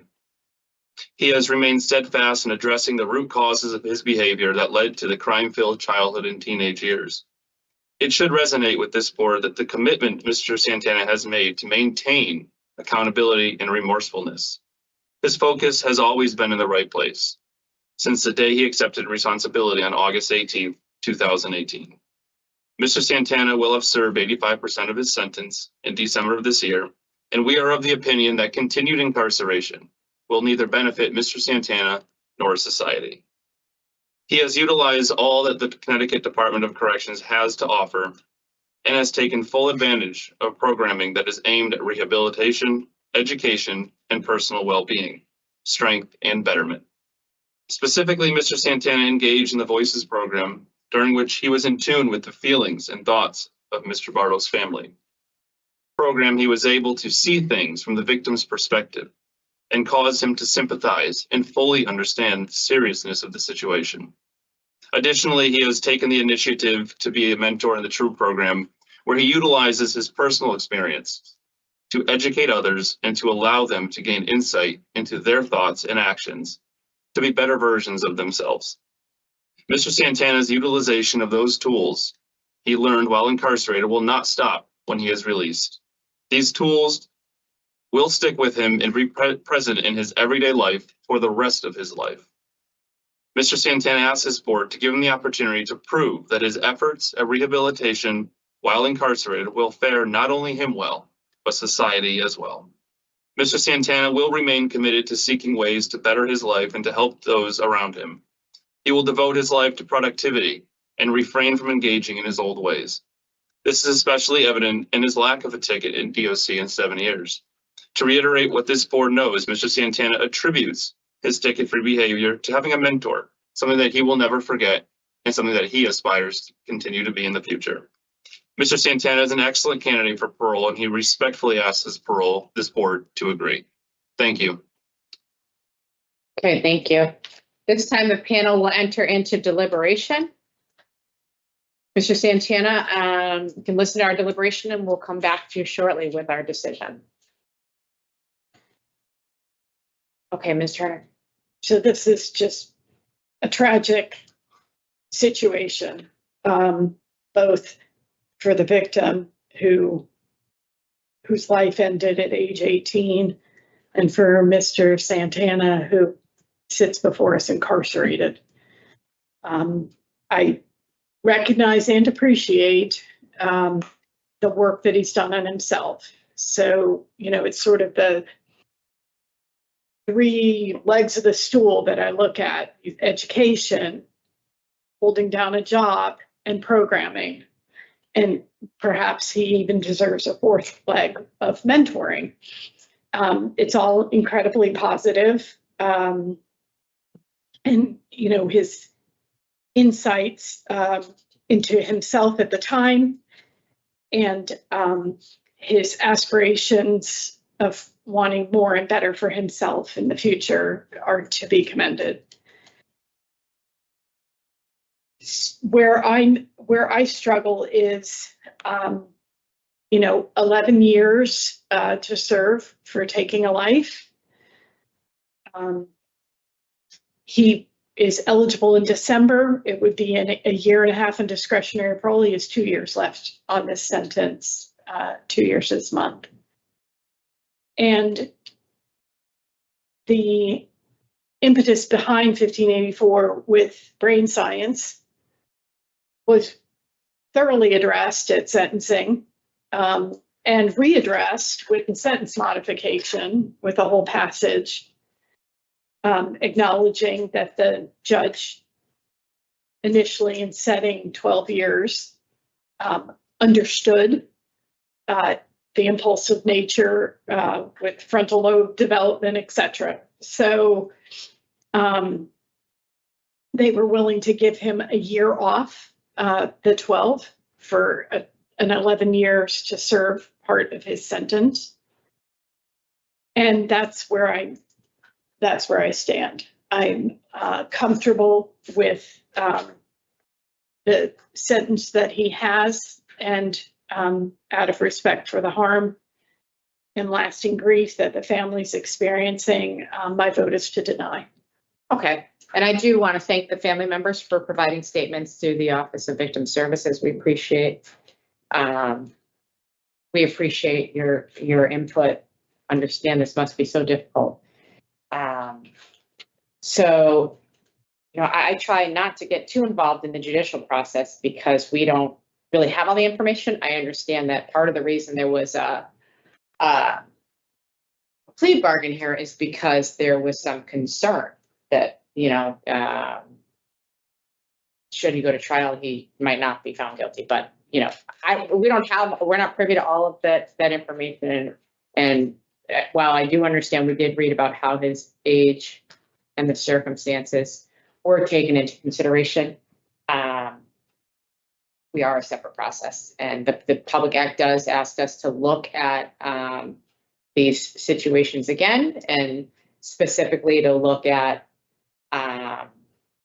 rehabilitation and the probability that one could remain in the community and not commit more crimes, and the benefits of incarceration versus release. Certainly, this is a tragedy, and you know, it is a life sentence for a loss of life, but you know, I believe in this case, a very impulsive and reckless decision led to this loss of life. As I said earlier, I think not many people consider the harm that they can do with just one punch. And what followed certainly was childish behavior, leaving the scene and not rendering aid and not making sure that the victim was okay. Very childish behavior. He was 16 years old at the time. But Mr. Santana's done a lot of work since then by way of programming, education, as you said, mentoring, working. And while he's still young, I do believe that he has changed over the last 9 years. And I think there is a reasonable probability that he could go out there, continue to educate himself, find a job, and build a positive life for himself. More importantly, give back and spread the message in the community that still deals with these issues every day.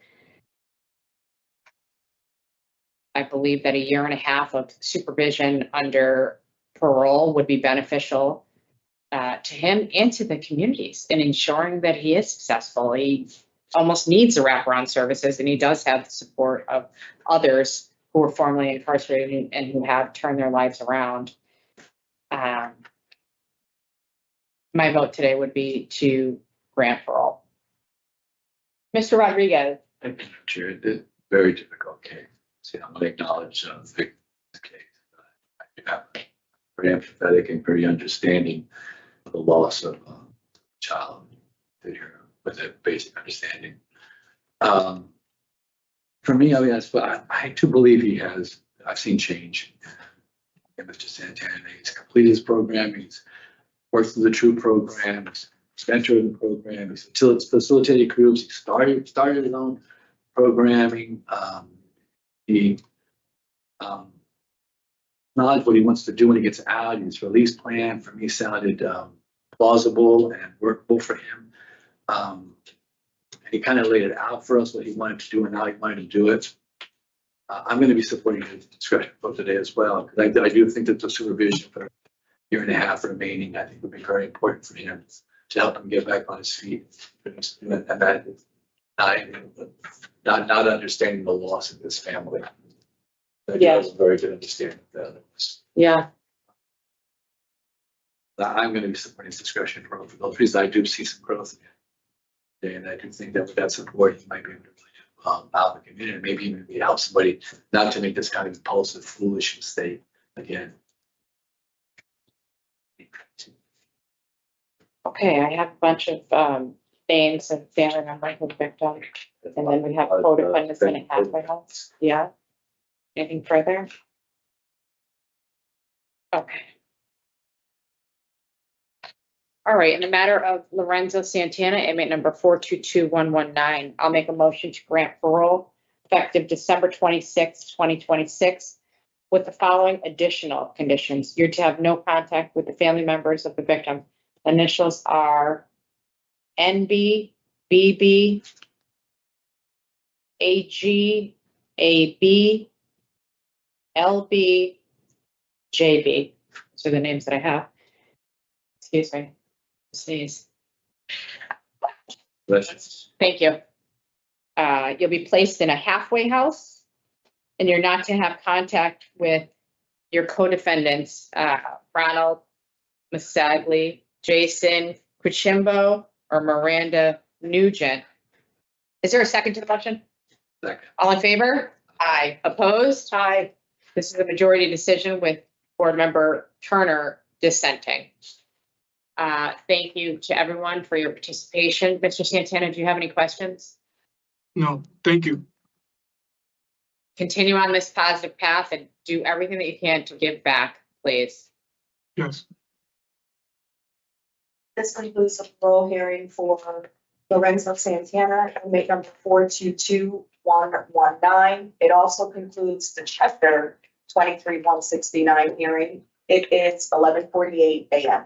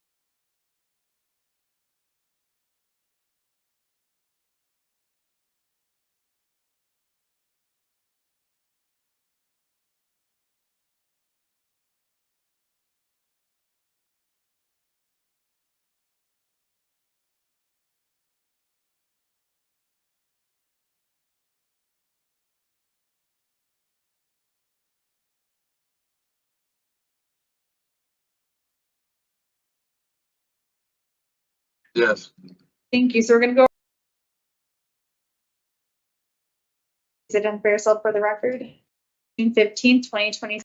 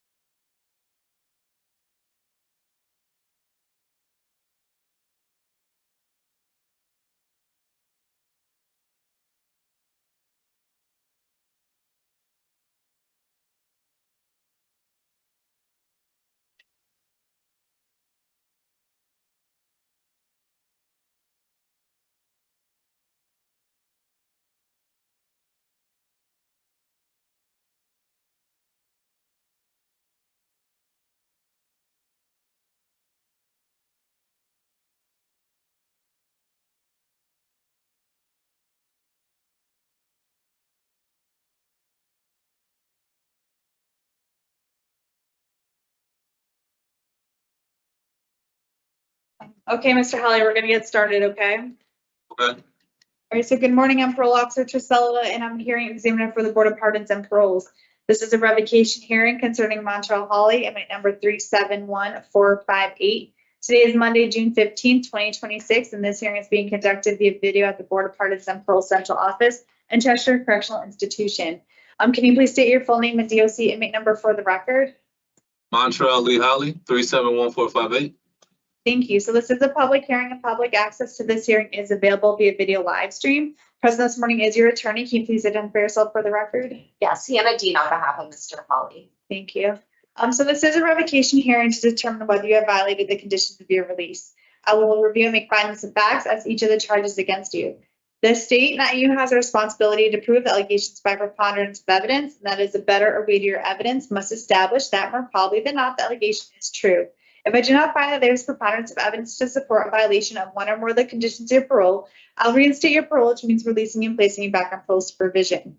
If I find that you have violated one or more of the conditions of your parole, I'll consider whether or not your parole should be revoked. And if I recommend revocation, I'll make a recommendation that's an appropriate sanction.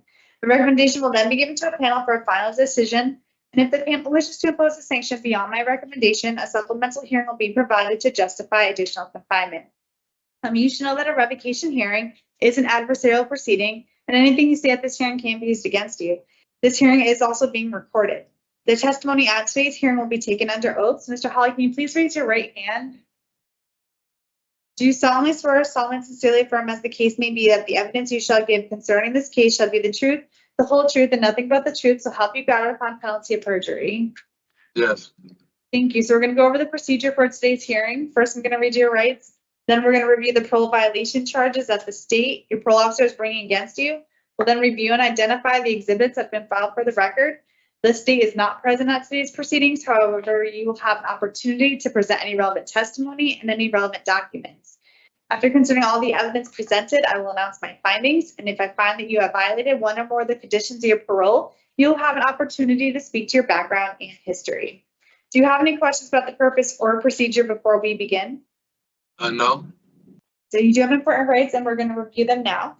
You have the right to be represented by an attorney, and counsel is here present for you. You also have the right to receive the written notice of charges of violation. Did you receive that written notice? Yes. Perfect. You have the right to review the evidence against you before this hearing. You have the right to submit evidence in support of your case. You have the right to call and examine voluntary witnesses, and you have the right to cross-examine adverse witnesses. Do you understand these rights, and are you ready to go forward? Yes.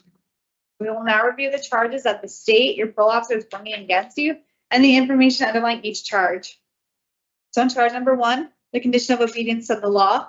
The charging officer reported that on 2/17/26, you assaulted another parolee at the January Center by punching him in the head multiple times. Based on your actions, you were arrested by Troop E and charged with Connecticut General Statute 53A-61, assault third, and Connecticut General Statute 53A-182, disorderly conduct. This is evidenced by Exhibits E and M. On charge number 2, the condition of problem sexual behavior treatment, the charging officer reported that on 2/17/26, you assaulted another parolee at the January Center, which led to a criminal arrest for Connecticut General Statute 53A-61, assault third, and Connecticut General Statute 53A-182, disorderly conduct. Your behavior violated multiple program rules and regulations at the January Center. You agreed to these rules and regulations for the program when you signed the January Center program participation form on 10/16/25. And you also signed the January Center Resident Handbook Acknowledgement Form on 12/30/25. Based on your actions, you were negatively discharged from the program for your assaultive behavior. This is evidenced by Exhibits E, F, G, H, I, and M. The state has filed the following exhibits that have been marked for identification purposes as Exhibit A, the assigned conditions of release, Exhibit B, the remand to custody, Exhibit C, the parole violation report, Exhibit D, the notice of parole violation / parolee rights, Exhibit E, the police report, Exhibit F, the connection discharge summary report, Exhibit G, the January Center program participation, Exhibit H, the January Center resident handbook, Exhibit I, the resident handbook acknowledgement, Exhibit J, the State of Connecticut Board of Pardons and Paroles decision information summary, Exhibit K, the State of Connecticut Board of Pardons and Paroles written decision form, Exhibit L, the State of Connecticut Board of Pardons and Paroles hearing disposition, and Exhibit M, the January Center camera video from hallway.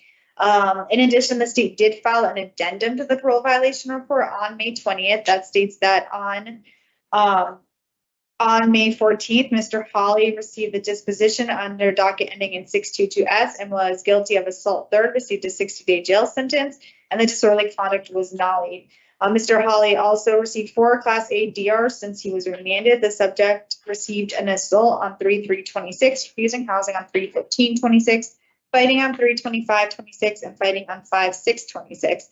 The disciplinary reports were submitted and attached. Those will be identified as state's exhibits.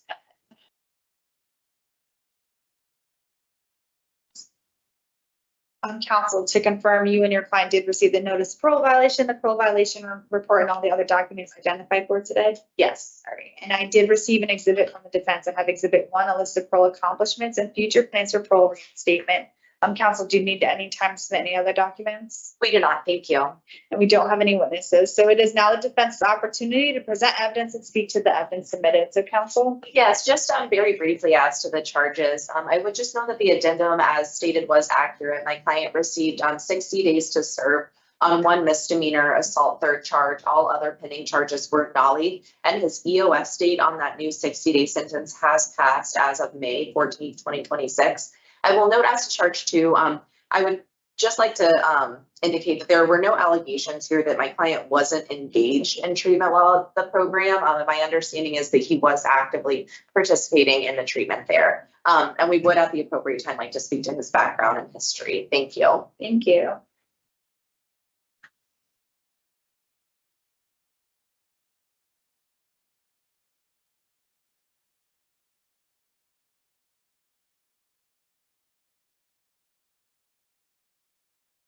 So I am going to announce my findings, Mr. Hawley. On charge number 1, I am going to find that you violated the condition of obedience to the law based on that conviction of assault third when you received a 60-day jail sentence. In addition, the evidence in support of that charge is states exhibits A, C, E, F, and N. I also find that you violated the condition of problem sexual behavior treatment based on the evidence presented in states exhibits A, C, E, F, G, H, I, and N. So it does conclude the fact-finding portion. Before I make my recommendation, you'll have an opportunity to speak to your background and history. The purpose of this part of the revocation hearing is to help determine what outcome I'll recommend. So counsel? Yes, thank you. My client's 39 years old, born and raised in the Middletown, Connecticut area. He does have a large support system in the community, including his grandmother, his several siblings, and his cousins. My client also has 3 kids, ages 18, 15, and 7. Upon release to special parole in December, my client was placed at the January Center where he remained until remand. He does have an employment history that includes customer service work, plastic injection and molding, landscaping, warehouse and factory work, and food service. His last full-time position was at Wendy's in Cromwell, Connecticut. While at January Center, my client was actively participating in the CTPSB program. He reports undergoing a reconstructive knee surgery in December of last year, and as a result, is in need of physical therapy for that. This is his first violation of special parole. Upon reinstatement, he would like to successfully complete the January Center and then be sponsored by his grandmother at the provided residence we gave in Middletown. He is interested in going back to school to study business management and finance one day. He does report having a job opportunity with a friend of his who owns a stone company out of Norwalk, Connecticut, for when he is released back to the community. He is open to any sort of treatment, including successfully completing the CTPSB program, and is very much anxious to establish primary care services in the community to tend to his medical needs. He is also interested in participating in community service in his free time. I am asking that you would consider re-paroling Mr. Hawley on the first available board review date. This is his first special parole violation. As we noted, his EOS date on the new sentence has passed, and he has been incarcerated at this time for over 4 months. Mr. Hawley, is there anything I didn't include that you want to say at this time? No. All right, thank you very much. Thank you. I'm going to take a moment, then I'll announce my recommendation.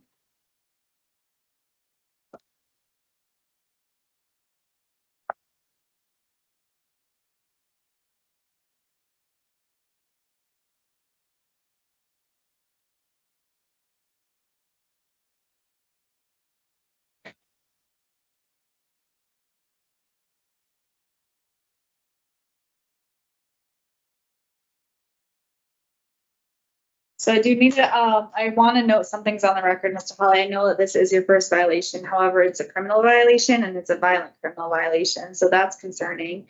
And you were only on supervision for approximately a month and a half between your release and when you were remanded into custody. In addition, you did receive a new jail sentence for that assault threat of 60 days, and Parole and Community Services has recommended a 6-month sanction. However, that was before you've received 3 violent DRs while incarcerated. So the behavior is just really concerning to me, Mr. Holly. With that, I'm going to recommend your parole be revoked and that you serve an approximate 9-month period of confinement as a sanction. That's with the re-parole date of November 17, 2026. I do just want to note on the record, I am taking into consider those 3 DRs that you received that were listed in the addendum from Parole and Community Services, the 1 assault and 2 fighting tickets. I'm going to recommend the following conditions: no consumption of alcoholic beverages, behavioral management program for anger management and domestic violence, no contact with victims LL and KT, mental health evaluation and treatment as deemed necessary, and problem sexual behavior treatment and halfway house placement. So what happens next, Mr. Holly, is my recommendation is going to go to the board on June 25th. On that day, the board can do 3 things. They can adopt my recommendation if they choose to do so. They can lessen it if they choose to do so. So they can pick any day between June 25th and November 17th. And then if for any reason they would want to see a longer period of confinement as a sanction, they'll ask you to come back for another hearing to address their questions and concerns before anything longer is imposed. So that does conclude today's hearing. Do you have any questions? It was more of a statement. The DRs are really because of my charges. Like when I'm in GP and when I'm moving around, people don't like respond to me socially. And so that's just like me protecting myself. I'm gonna note that, Mr. Holly, but I just want to also let you know though, the recommendation date can also be changed in the future. So I know that you're saying that you're defending yourself, but if you catch more DRs, whatever the board decides on a date, we can also rescind that voted to parole date. So just be mindful that none of this is ever set in stone. Your behavior and there does unfortunately follow you, I guess is the right word.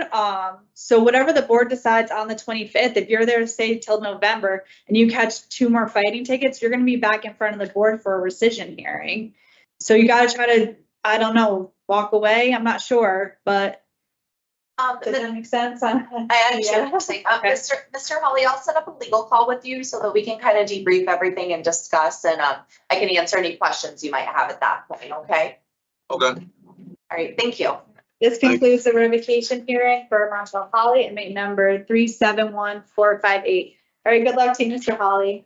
Thank you. Thank you.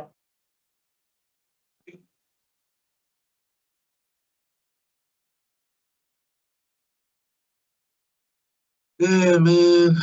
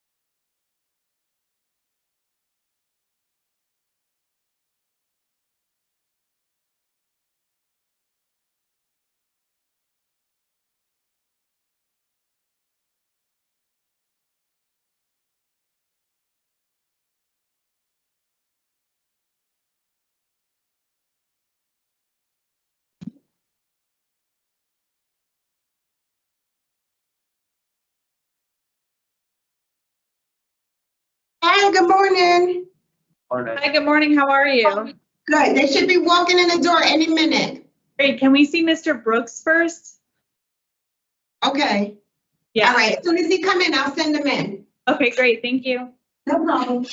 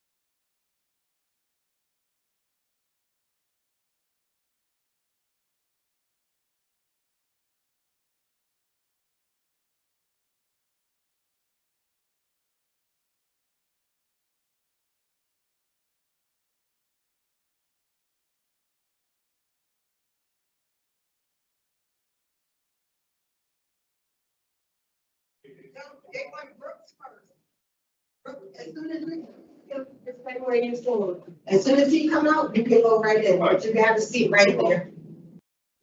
To it, huh? Good morning. Good morning, Mr. Brooks, right?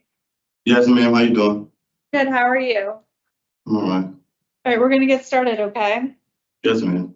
All right, so good morning, I'm Parole Officer Trisell, and I'm a hearing examiner for the Board of Pardons and Paroles.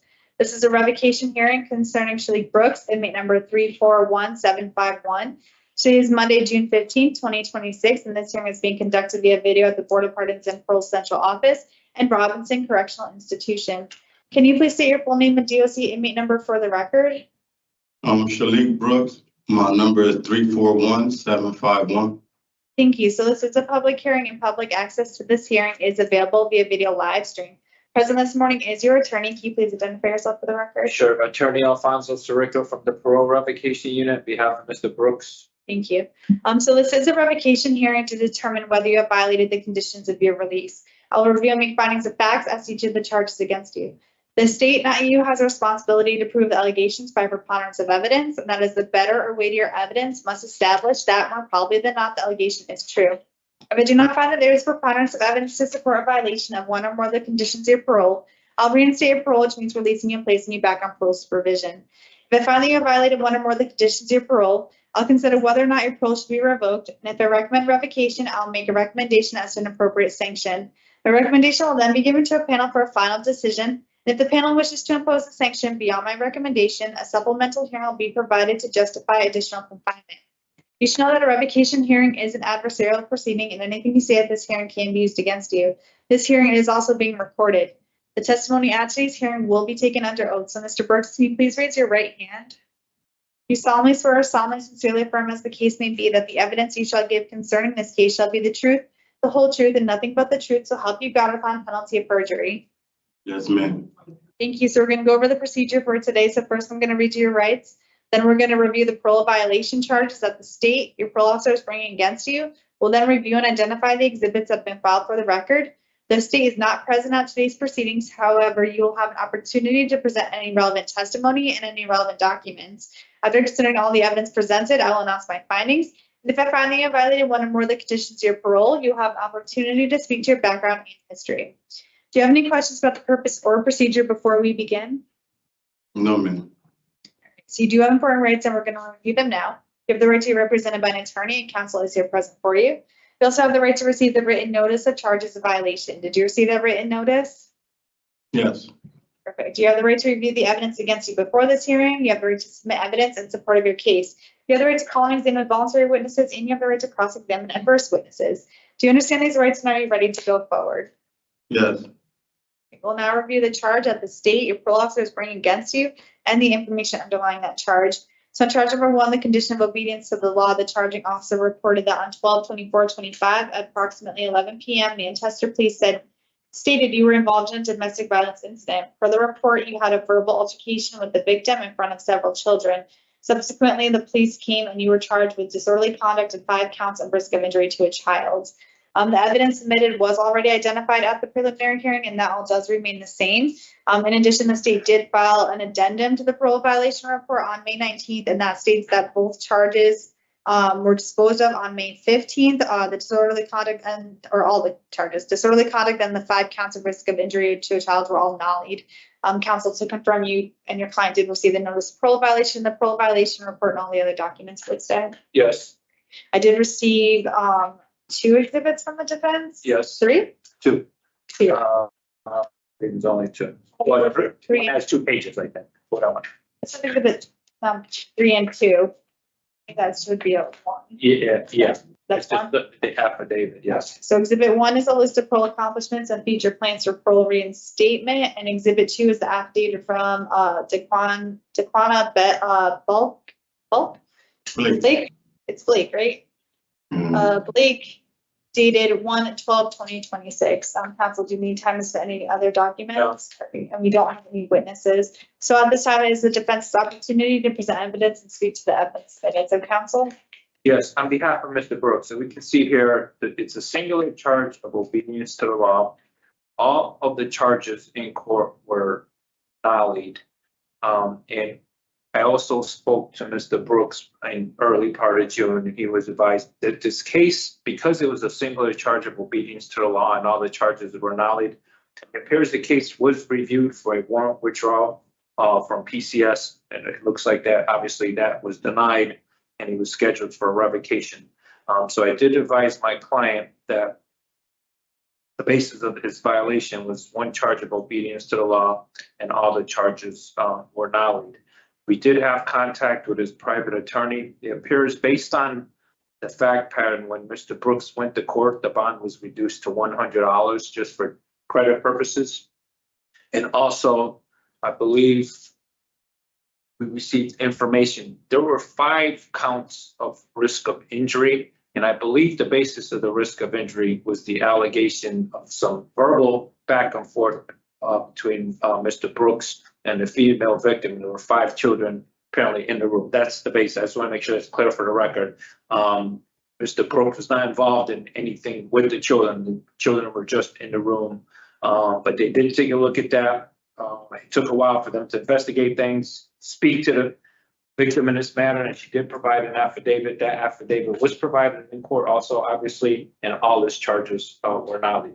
Mr. Brooks, is that a fair recitation of the facts of what happened in your case in court?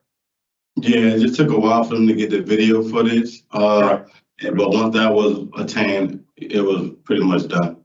Okay. And you were out for approximately 11 months out in the community, and but for this issue is why you were remanded, correct? Yeah, I was home for a week, would have made a year exactly, unfortunately.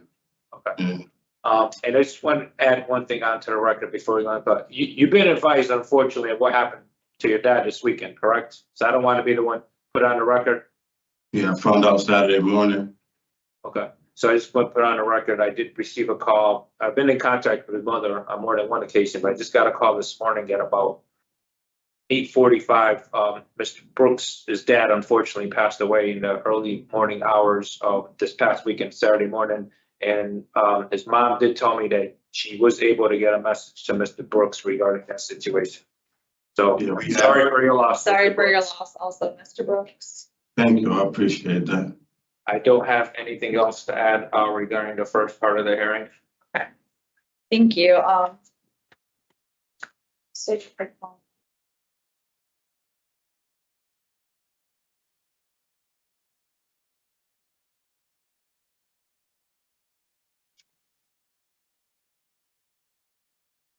right, so I've separated the charge of obedience to the law, charge number 1, into separate parts. And I'm going to make a partial finding. So I'm making a no finding for the charges against you for the risk of injury, the 5 counts of risk of injury to a child based on this, or because the state has failed to submit sufficient evidence to meet the preponderance standard for those charges. I am going to make a finding that you violated the charge, or for the charge of disorderly conduct, because although it was nollied in court, it doesn't negate that the conduct occurred.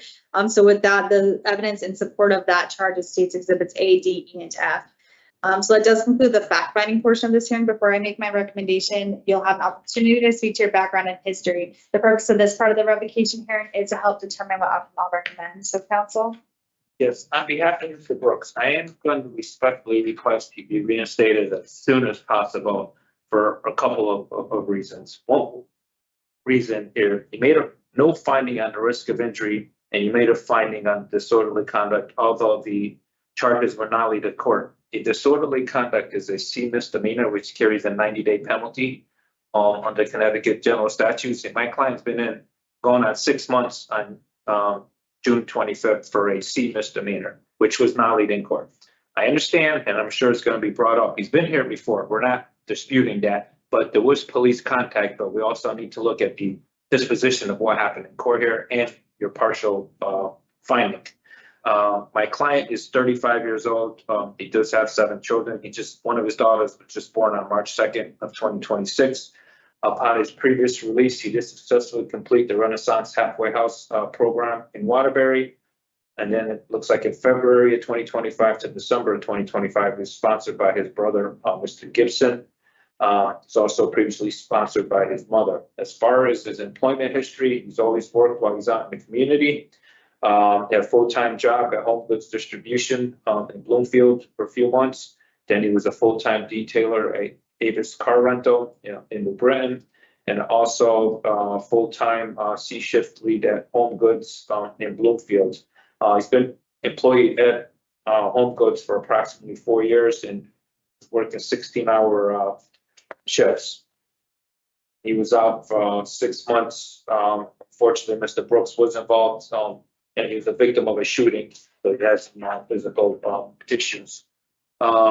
He did participate in a intake evaluation while at Renaissance at the Wellmore Behavioral Health in Waterbury. He did go. He was not clinically recommended for treatment. He did participate in the Explore Domestic program. Did indicate to us he completed 21 out of the 26 sessions at the time of remand.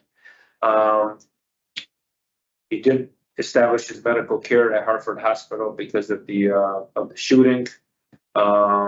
And because of the shooting, he did lose one of his kidneys, and he does suffer some medical issues to this day because of that. He was on a minimum contact during his contact.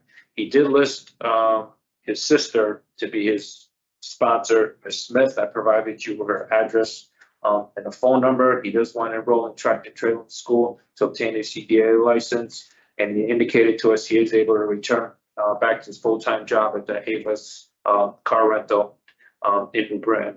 And obviously, he's eager to reunite with his daughter, who was just born in March. Shalik, anything I left out about your background or what you want to do when you get out? If you want anything you want to add, you feel I left out, now's your opportunity to add.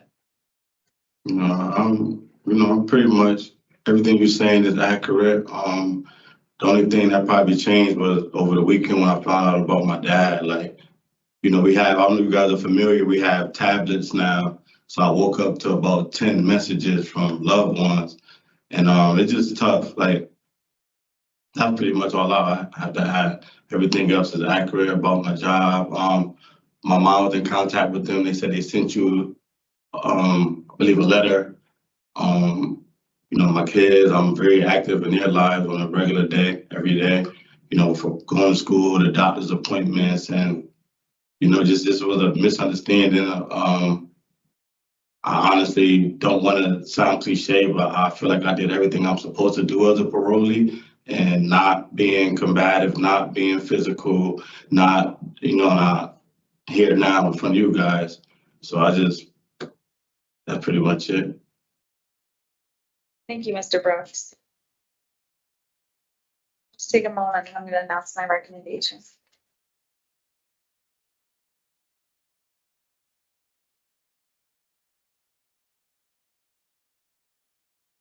So I have listened to the testimony today. I've reviewed all the evidence submitted.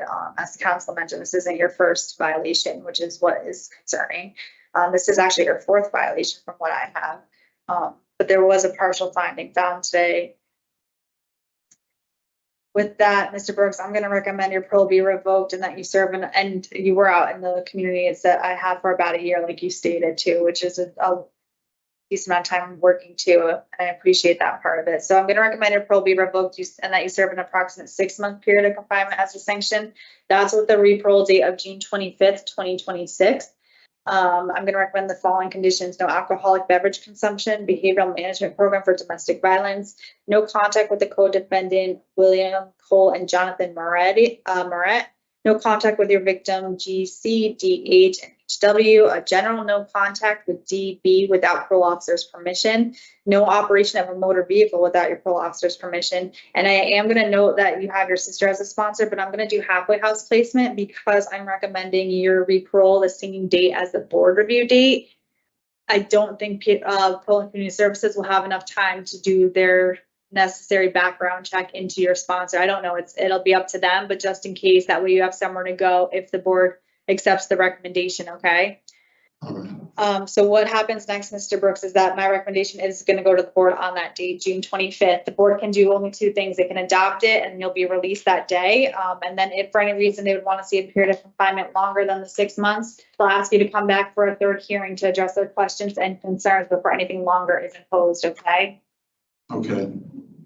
So, Shalik, the way this, if she just explained it to you, the way you'll know if they adopted the recommendation, because it's the same day, if you get released that afternoon next week from Thursday the 25th, that means they adopted it. If you don't get released, that means they rejected it. There's another hearing. I'll have to set up a call with you to go over the next step. But because it's on the same day, I can't get to you in between. So you'll know that day if you're out or not. Okay, thank you, All right, all guys. right. Good luck to you. Sorry about your dad. Yeah. I appreciate you guys. Have a great day. Take Also, care. this concludes the revocation hearing for Shalik Brooks, inmate number 341751. Good luck to you, Mr. Brooks. All right, thank you. Have a great day. Thank you.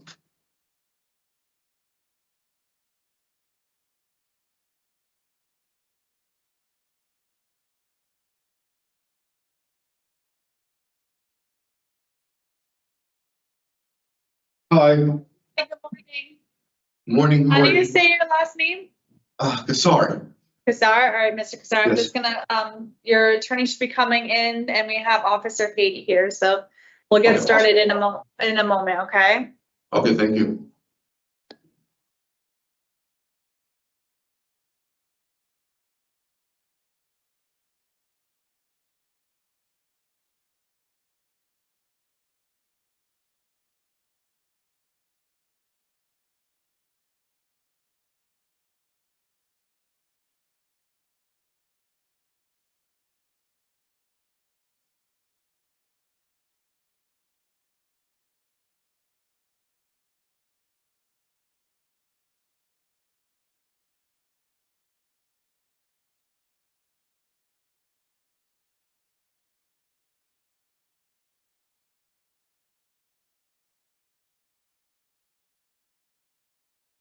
All right, good morning, Officer Haight. Morning. Morning. We're gonna get started. So good morning, I'm Parole Officer Trisell, and I'm a hearing examiner for the Board of Pardons and Paroles. This is a preliminary hearing concerning Aidis Kassar, inmate number 401932. Today is Monday, June 15th, 2026, and this hearing is being conducted via video at the Board of Pardons and Paroles Central Office and Robinson Correctional Institution. Can you please state your full name and DOC inmate number for the record? Me, Adis Kassar, 401932. Thank you. So this is a public hearing and public access to this hearing is available via video live stream. Present this morning is your attorney. Can you please identify yourself for the record? Good morning, Peter Matthews with the Public Defender's Office and Mr. Kassar. Thank Thank you. you. And also present is your charging officer. Can you please identify yourself for the record? Parole Officer Haight from the Bridgeport District Office. Thank you. So this is a preliminary hearing which has three purposes under Connecticut law. The first is to determine if there's probable cause to believe you committed an act that violated the conditions of your parole. The second is to determine if the act is sufficiently serious to warrant the revocation of your parole. And the third is to determine if you should be held in prison pending further proceedings. The state, not you, has a responsibility to show that there's probable cause to believe you violated one or more of the conditions of your parole. If I do not find probable cause, I will reinstate your parole, which means releasing you and placing you back on parole supervision. If I find probable cause and determine that the act is sufficiently serious to warrant revocation, you may be held in prison pending further proceedings. Please note that you have been referred to the Department of Corrections for diversion for substance abuse programming and treatment. If by the end of this hearing, I determine that you should be held in prison pending further proceedings, I'll provide additional information about the diversion process. You should know that a preliminary hearing is an adversarial proceeding and anything you say at this hearing can be used against you. This hearing is also being recorded. The testimony at today's hearing will be taken under oath. So Mr. Kassar and Officer Haight, can you both please raise your right hands? Do you solemnly swear or solemnly sincerely affirm, as the case may be, that the evidence you shall give concerning this case shall be the truth, the whole truth, and nothing but the truth, so help you God upon penalty of perjury? Yes. Thank you. So we're going to go over the procedure for today. So first I'm going to read you your rights. Then we're going to review the parole violation charges that the state, your parole officer, is bringing against you. We'll then review and identify the exhibits that have been filed for the record. The state will then have an opportunity to address the issue of probable cause and the severity of the allegations. After the state is finished, you will have the same opportunity. At the conclusion of this hearing, I will inform you of my findings, which will be based upon the available evidence.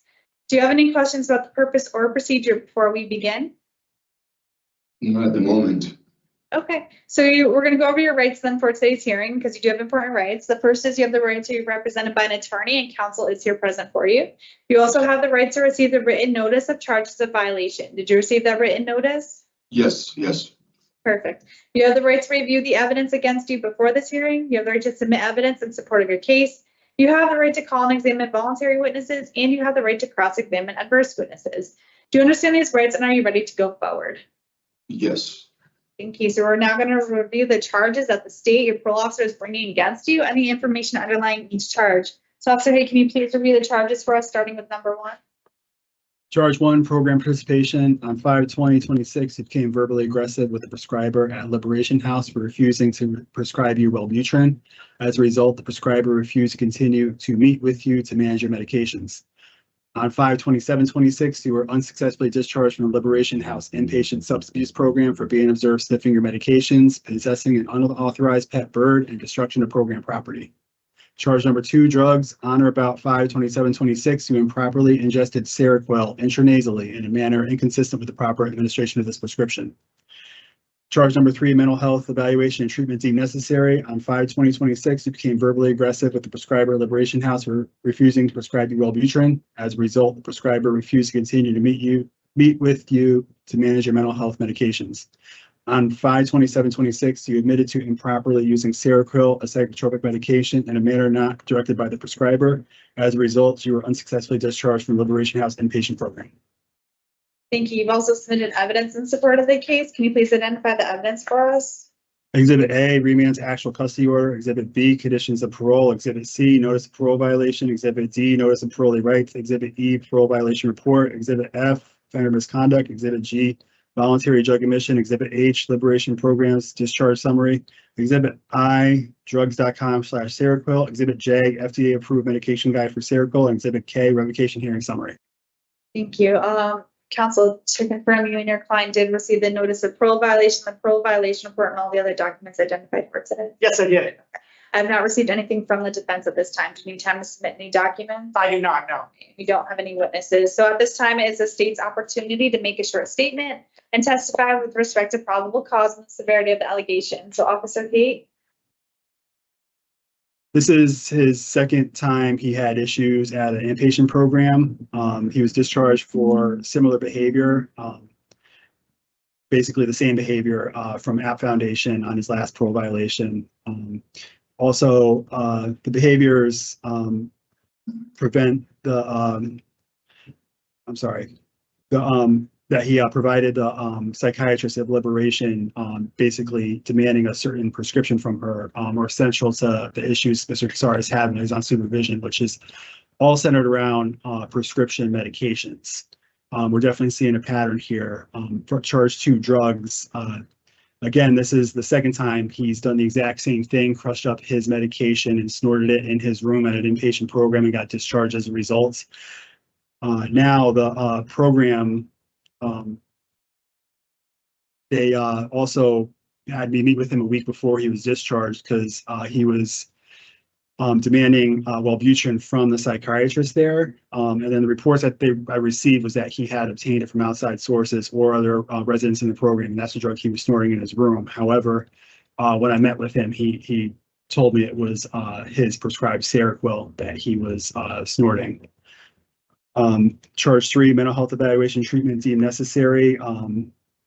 Kassar has a mental health STIP, which requires him to receive and participate in mental health treatment.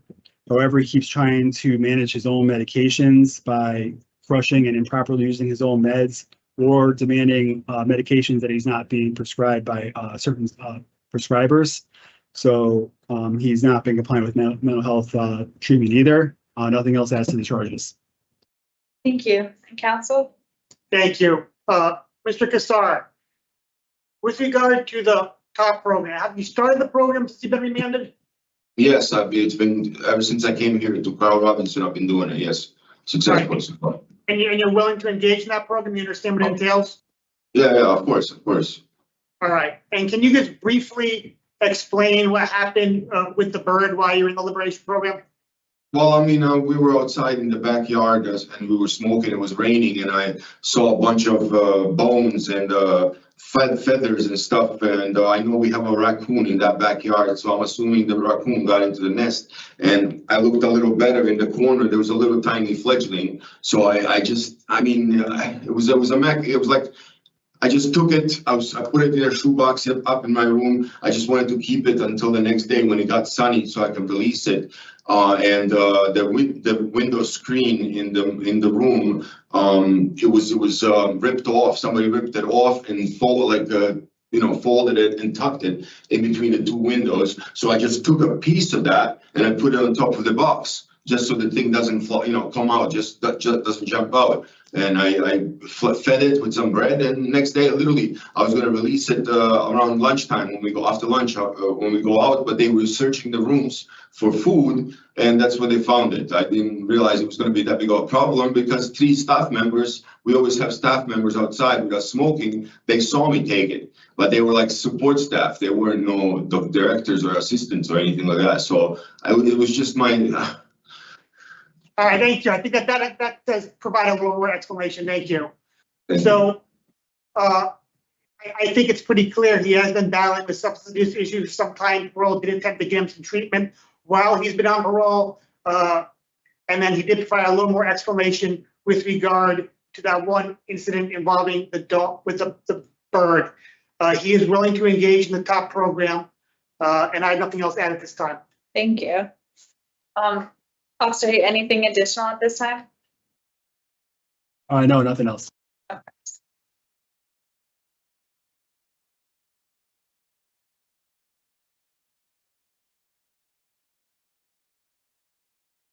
All right, Mr. Casares, I am going to announce my findings. So on charge number 1, I've identified it as 2 separate parts, each part identified with a date as charged, and I'm making a partial finding. So I'm going to make a no finding for the part dated 5/20/2026 as the evidence provided does not support the elements for the charge of program participation. I am making a finding for the part dated 5/27/26 based on the evidence in states exhibits B, E, and H. Charge number 2, the condition of drugs. I'm making a finding of probable cause based on the evidence presented in states exhibits B, E, G, and H. And I've also identified charge number 3, mental health evaluation treatment, as 2 separate parts, each part identified as a date as charged. And I'm also going to make a partial finding, again, a no finding for the part dated 5/20/26 as the evidence provided does not meet the charge of mental health evaluation and treatment as deemed necessary. And I am making a finding of probable cause for the part dated 5/27/26 based on the evidence presented in states exhibits B, E, and H. I'm also finding that the acts are serious enough to warrant revocation and that you should be detained while you await that revocation hearing. However, Mr. Casares, you have been referred for the diversion program by Parole and Community Services. And what that means is if you wish to participate and apply, and I find that you meet the eligibility criteria, I can continue your case while you are provided the opportunity to participate in that substance abuse programming and treatment while at the correctional facility. What happens is if you successfully complete the program and treatment provided, I will dismiss your case and your parole will be reinstated. If you do not complete the program and treatment provided, the board will then schedule and convene a revocation hearing to determine if you have violated the conditions of your parole. If so, at that hearing, a hearing examiner will make a recommendation as to whether your parole should be revoked and what, if any, sanctions should be imposed. So, Mr. Casares, the decision to participate in the diversion program is completely voluntary. So do you understand the diversion process and do you wish to apply for it? Are you talking about TOP program? I'm Yes. sorry, I'm not, Yep. continue it? Yes. Oh, of course, that's what I've been doing, yeah. Okay, all right, so then I'm gonna announce my findings with respect to your eligibility for it. I do find that you have no pending misdemeanor or felony charges. I'm also finding that your discharge date is more than 60 business days from the date of your remand to custody. I also find that there's evidence that you've identified substance abuse treatment needs. I'm also finding that the substance abuse is reasonably considered to be a motivating factor of your alleged failure to comply with the terms of your conditions of parole.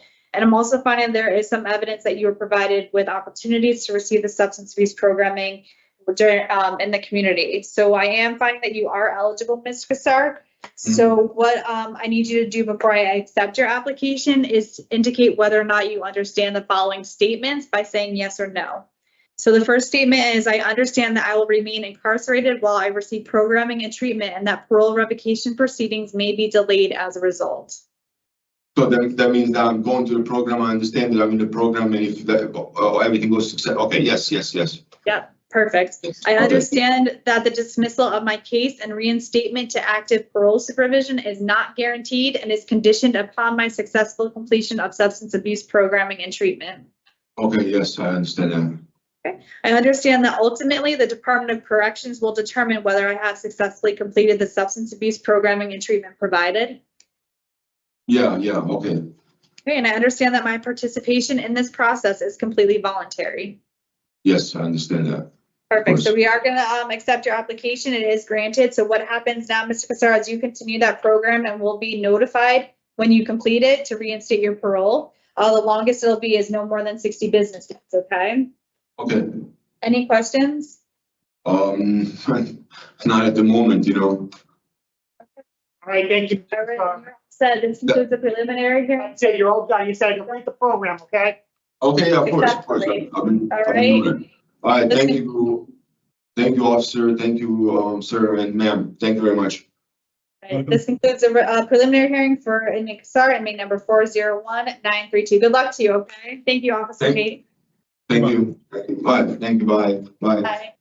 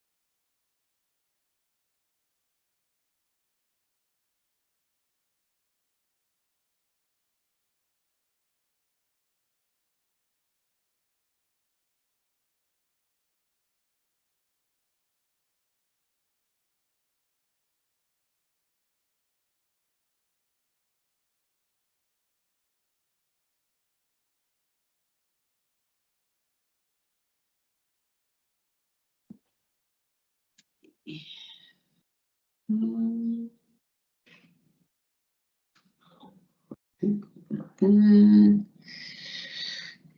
morning. Morning. All right, come on down. It looks like everything looks good.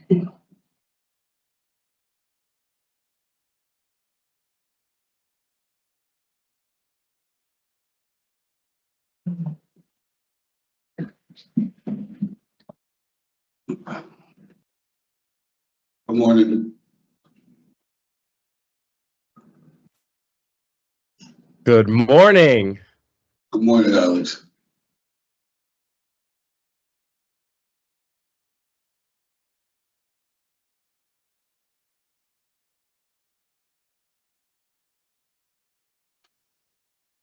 Sorry, good morning.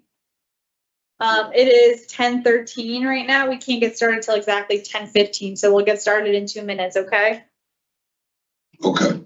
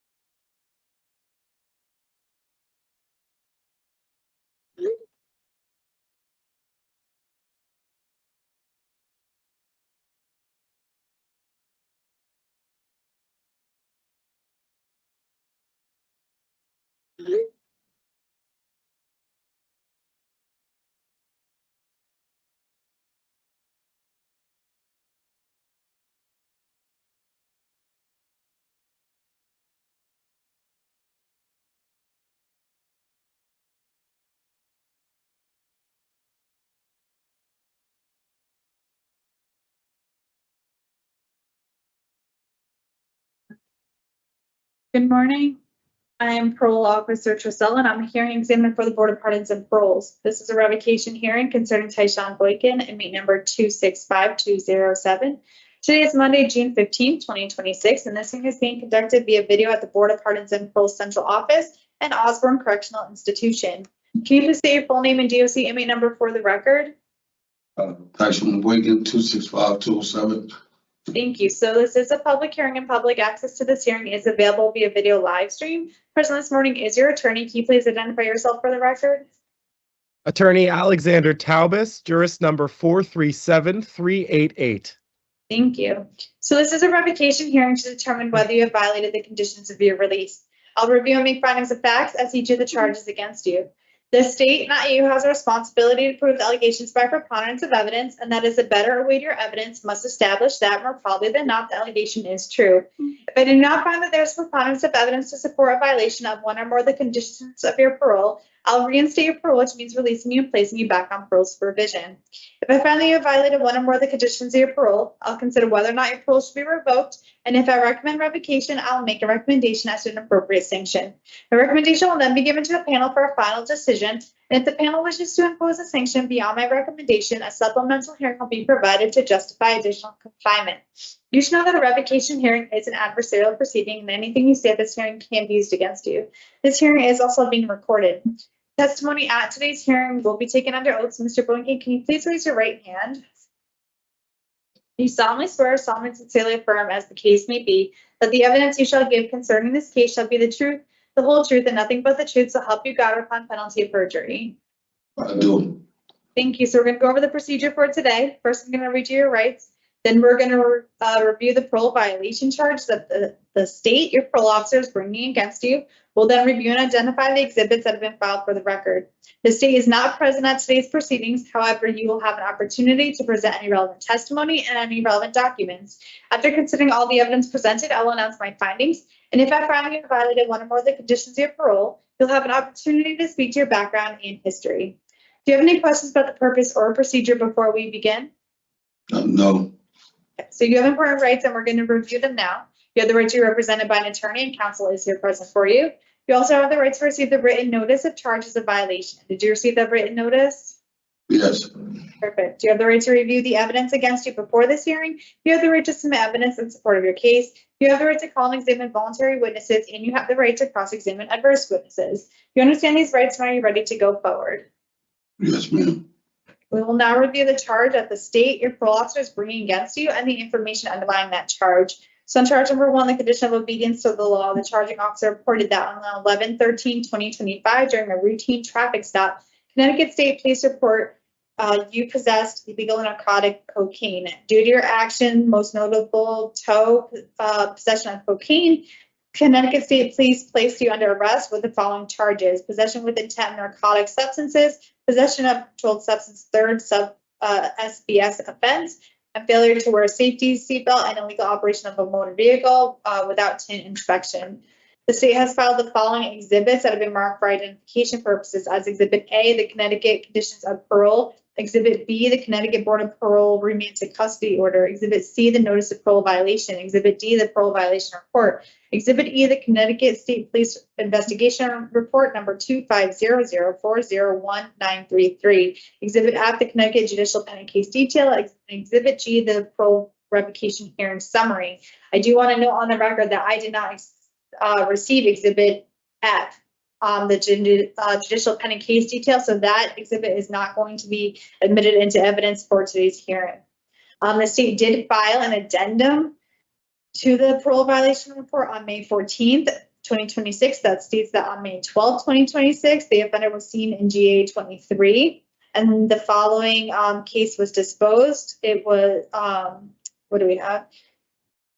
The offender was pled guilty and found guilty on the possession with intent to sell and dispense narcotics and was sentenced to 1 year jail. The previous charge of possession with intent to sell narcotic substance and possession of controlled substance third were cleared. They have removed in parentheses to make room for the one charge, and there is no disposition to the removed charges. The charge of failure of illegal operation of a motor vehicle without tint inspection and failure of operation for passenger of a motor vehicle to wear a seatbelt were marked nollie, and there are no pending charges at this time. So counsel, just to confirm, you and your client did receive the notice of parole violation, the parole violation report, and all the other documents identified for today? Yes. Okay, and I did just receive the exhibits. Attorney Tab I have not been able to review them, so I am not going to be able to admit them into today's hearing. Would you like to testify in regards to them, or would you like to continue today's hearing to next week so I have time to review what was submitted? We can continue it to next week.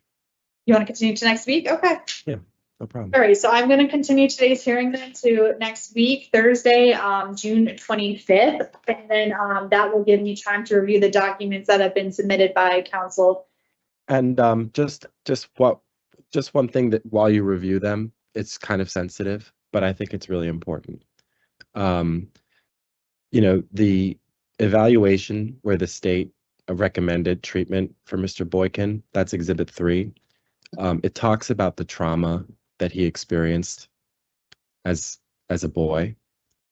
And we think it's very significant that he did not end up in that trauma by chance. He was a child who the state was responsible for.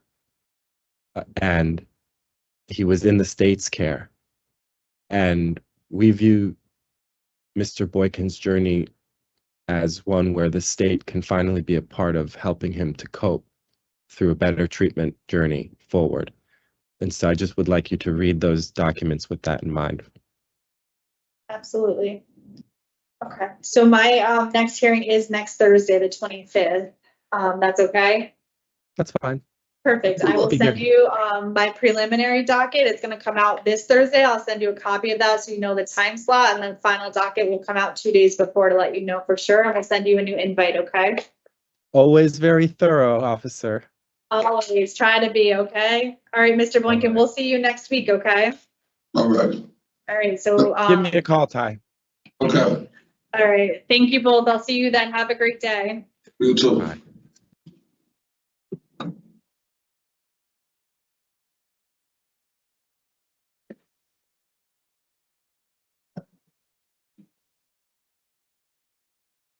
And I'm going on the record that the case for Darius Moody, inmate number 370226, was waived by his attorney, so that will not be going forward today.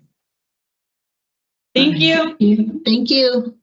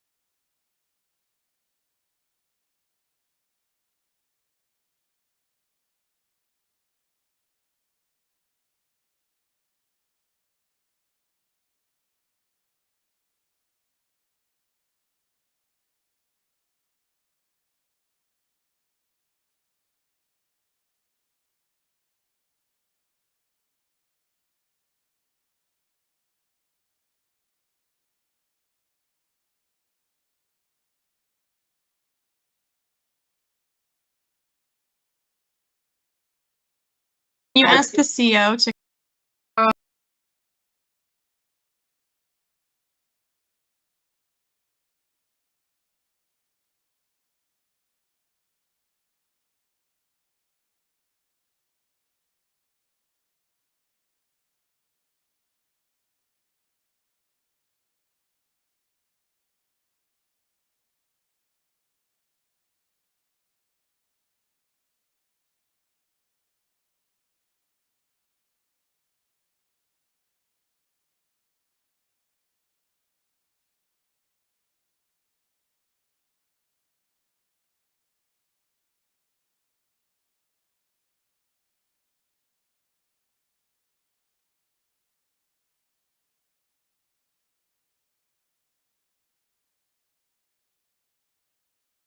Oh, what's wrong with the screen? Hello? Hi. Hi, how are you? I'm sorry. I'm just having a little bit. Who are you here for? Montanez and Mathis. Oh, they're both together in the same, or are you One doing af- it separate? Yes, separate, please. So Montanez first.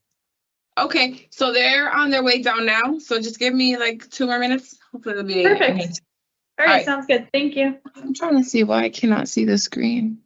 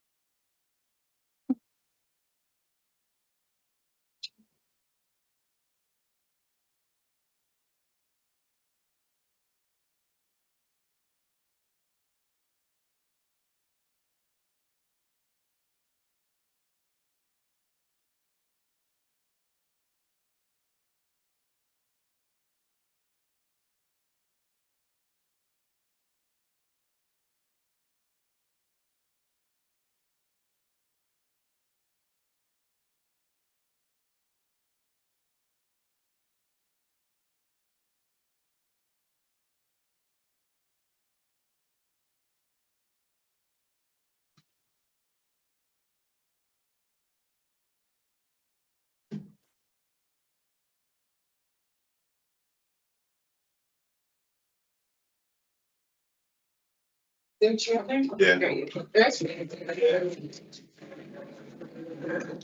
morning, Hello? Mr. Montanez. How are you? Hi, thank you. Mr. Montanez, it is 11:26. We cannot get started till exactly 11:30, so we'll get going in 4 minutes, okay? All right, so that's when the video gonna come on? The video is on. I Yep. can't see you. I can't see her. Yeah, she'll come on when she's ready. Oh, when you're ready, you'll come on? Can you ask the CO to come back in the room a moment? Once you come back in. Yes.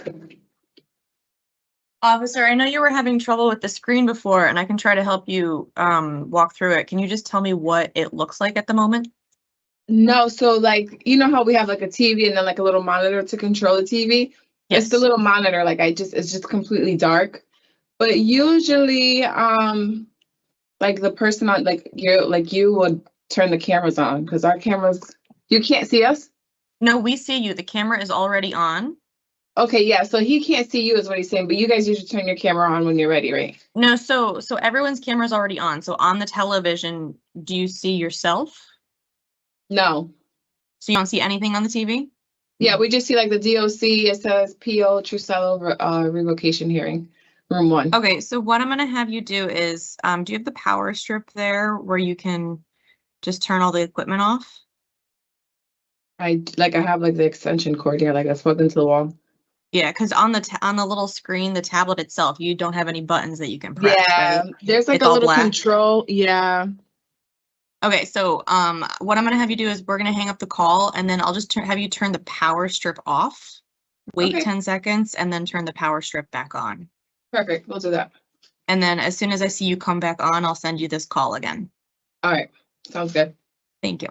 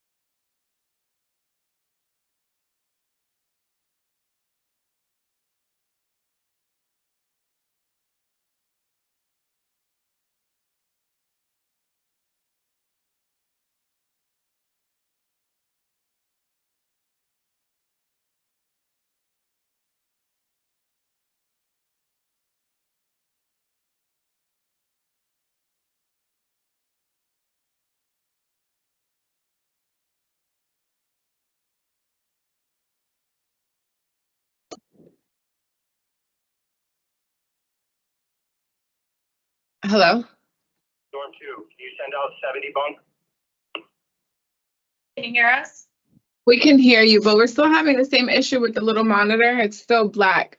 Are you guys able to call into one of the other TV rooms? Officer Trusello, if she says that room 2 is available, we could do that. That's fine. I mean, we can see everything. It's just you guys over there that can't see us. So, I mean, we can try room 2. That'll work. Yeah, room 2, I don't have anything till 2 o'clock in that other room. So if you guys want to call in there, everything's working. Okay. Yeah, we'll call over now. Thank you. All right. You're welcome.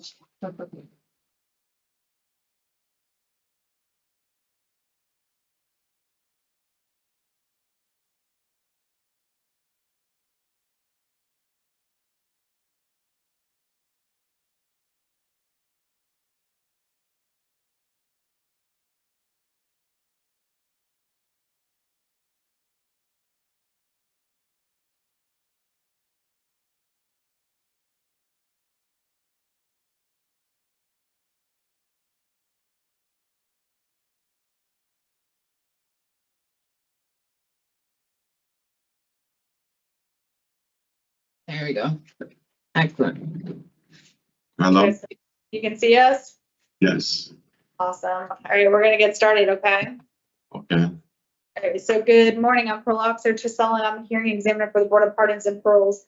This is a revocation hearing concerning Joshua Montanez, inmate number 329535. Today is Monday, June 15th, 2026, and this hearing is being conducted via video at the Board of Pardons and Paroles Central Office and Hartford Correctional Center. Can you please state your full name and DOC inmate number for the record? Joshua Montanez, 329535. Thank you. So this is a public hearing. Public access to this hearing is available via video live stream. Present this morning is your attorney. Can you please identify yourself for the record? Good morning, Peter Matthews with the Public Defender's Office for Mr. Montanez. Thank you. So this is a revocation hearing to determine whether you have violated the conditions of your release. I will review and make findings of facts as each of the charges against you. The state, not you, has a responsibility to prove allegations by preponderance of evidence, and that is the better or weightier evidence must establish that more probably than not the allegation is true. If I do not find that there is preponderance of evidence to support a violation of one or more of the conditions of your parole, I'll reinstate parole, which means releasing you and placing you back on parole supervision. If I find that you have violated one or more of the conditions of your parole, I'll consider whether or not your parole should be revoked. And if I recommend revocation, I'll make a recommendation as to an appropriate sanction. The recommendation will then be given to a panel for a final decision. And if the panel wishes to impose a sanction beyond my recommendation, a supplemental hearing will be provided to justify additional confinement. You should know that a revocation hearing is an adversarial proceeding, and anything you say at this hearing can be used against you. This hearing is also being recorded. The testimony at today's hearing will be taken under oath. So Mr. Montanez, can you please raise your right hand? Do you solemnly swear or solemnly sincerely affirm, as the case may be, that the evidence you shall give concerning this case shall be the truth, the whole truth, and nothing but the truth, so help you God upon penalty of perjury? Yes. Thank you. So we're going to go over the procedure for today. First, I'm going to read you your rights. Then we're going to review the parole violation charges that the state, your parole officer, is bringing against you. We'll then review and identify the exhibits that have been filed for the record.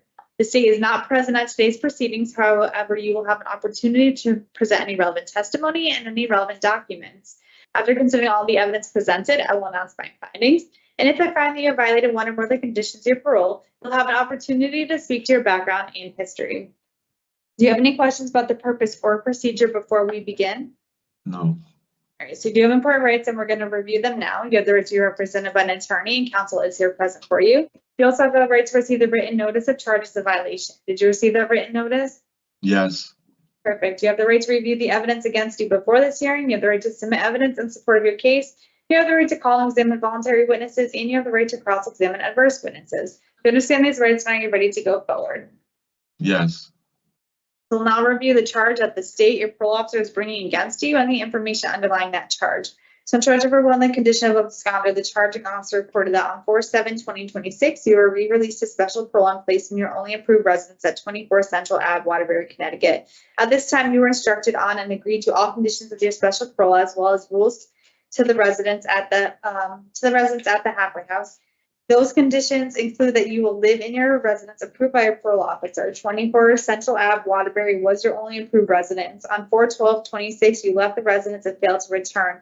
You failed to contact your parole officer, and your whereabouts in the community remain unknown until your parole officer and parole and community service, unknown to your parole officer and parole and community services until you were located by East Hartford Police on 4/28/26. Your whereabouts were unknown for 17 days. The states did submit evidence that was already identified at the preliminary hearing. That all does remain the same. So counsel, just to confirm, you and your client did receive the notice of parole violation, the parole violation report, and all the other documents for today's hearing? Yes, I did. Great. I did receive one exhibit from the defense. I have exhibit 1, a list of parole accomplishments and future plans for parole reinstatement. Counsel, do you need time to submit any other documents? I do not know. Don't have any witnesses. So at this time, it is the defense's opportunity to present evidence and speak to any of the evidence submitted. So counsel? With regard to the single charge, I'm just going to briefly reiterate from the record of the preliminary hearing. Mr. Montanez, who was only unaccounted for about 2.5 weeks at the time he was remanded. No absconder warrant had been issued at the time. He does acknowledge that substance abuse and mental health issues overwhelmed him very early in his supervision here, and he is apologetic for his actions and what happened here. I would argue that given the brief time frame he was unaccounted for, there's insufficient evidence to establish that he intended to permanently abscond from supervision. If there is a finding, I would like to hear further with regard to the sanction. Thank you. Thank you. Just take a moment and then I'll announce my findings.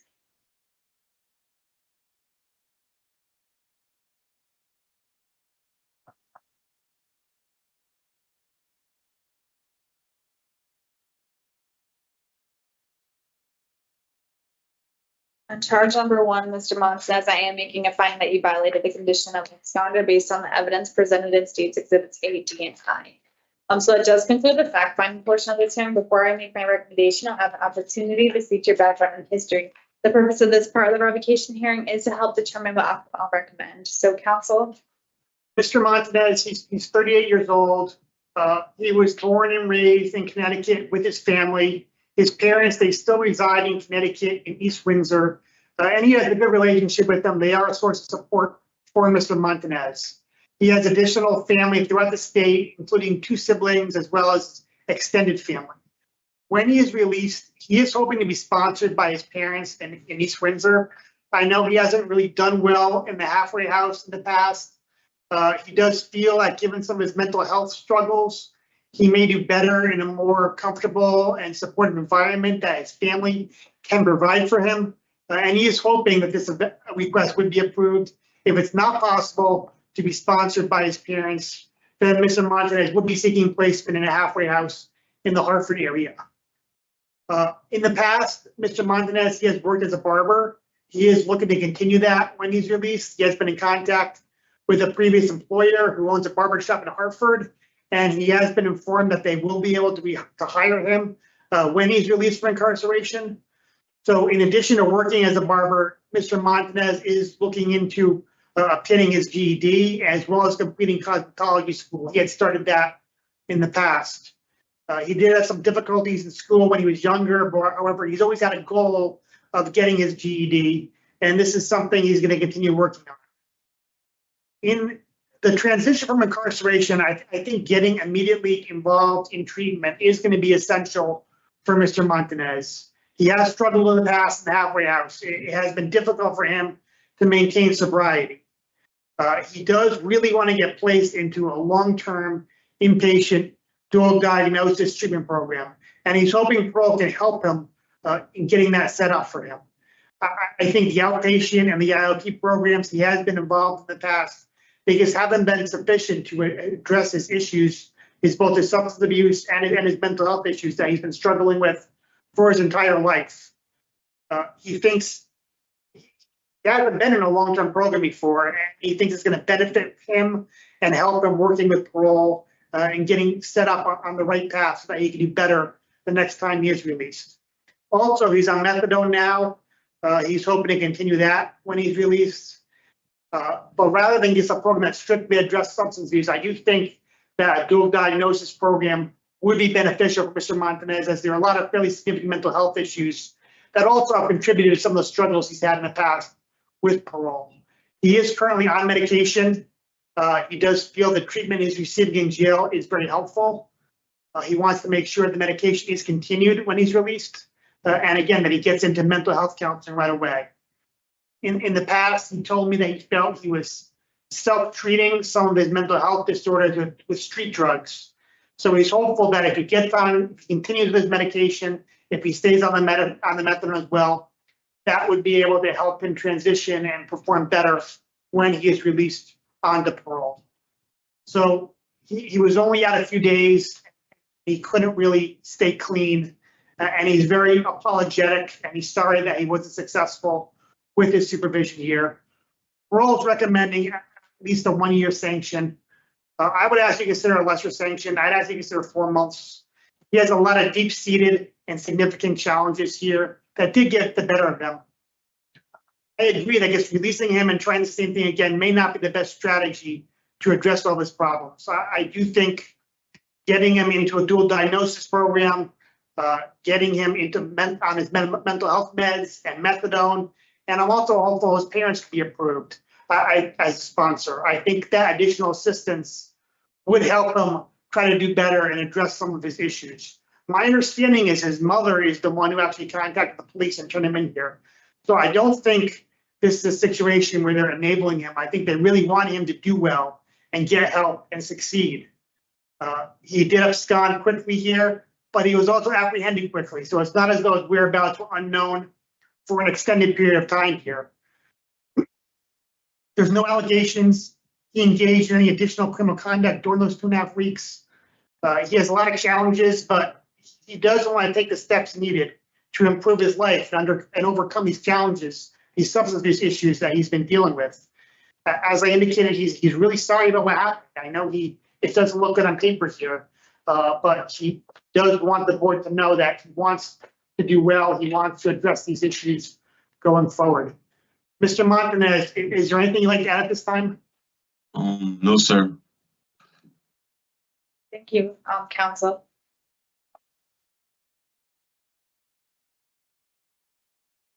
All right, so I have listened to the testimony today. I've reviewed all the documents submitted. I just want to know on the record, Mr. Montanez, this is your second violation on special parole. You were only out on supervision for about 5 weeks before you absconded. Was it 5 weeks? No, it's 5 days. Yeah, 5 days before you absconded. And you were, as counsel noted, unaccountable for like a week and a half, 17 days. Parole and counsel noted Parole and Community Services has requested a year. With that, Mr. Montanez, I'm going to recommend that your parole be revoked and that you serve an approximate 6-month period of confinement as a sanction. That's with the reparole date of October 28th, 2026. I'm going to recommend the following conditions. Behavioral management program for domestic violence, no contact with co-defendants Luis Hernandez, Joseph Berry, and Yvette Torres Rivera. No contact with victim MJM or CLH.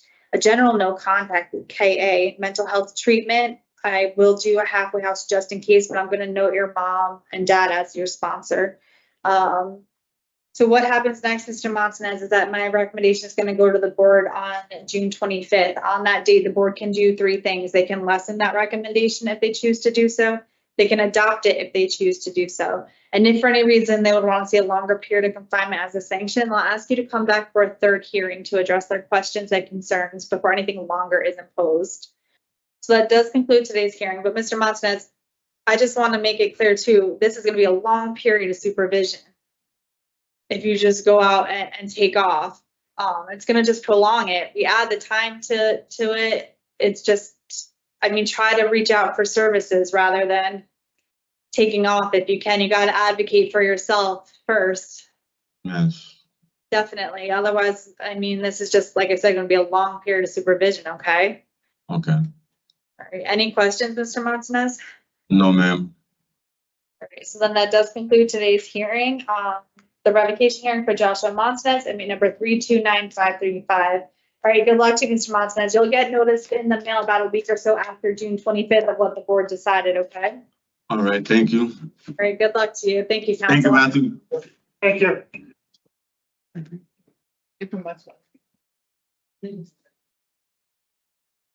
officer.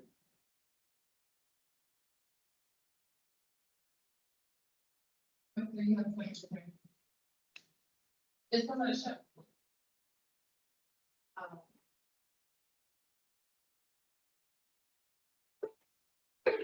So we don't get we go to the election preparation stuff.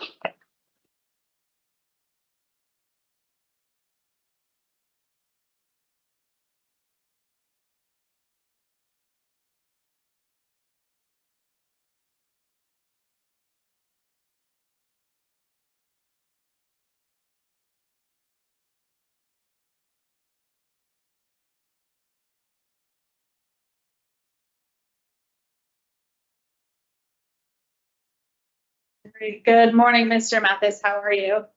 Good morning, I'm finding yourself. Good. So I just want to know on the record that this hearing was scheduled to start at 11:30. Public Community Services Charging Officer is not present for, has not been here within the 5-minute time frame for procedures. We are going to start this hearing now. So good morning, I'm Parole Officer Trisell, and I'm hearing examiner for the Board of Pardons and Paroles. This is the preliminary hearing concerning Brian Mathis, inmate number 372016. Today is Monday, June 15th, 2026, and this hearing is being conducted via video at the Board of Pardons and Parole Central Office and Hartford Correctional Center. Can you please state your full name and DOC inmate number for the record? Brian Mathis, 372016. Thank you. So this is a public hearing, and public access to this hearing is available via video live stream. Present this morning is your attorney. Can you please identify yourself for the record? Sure. Attorney Alfonso Sirico with the Parole Revocation Unit on behalf of Mr. Mathis. Thank you.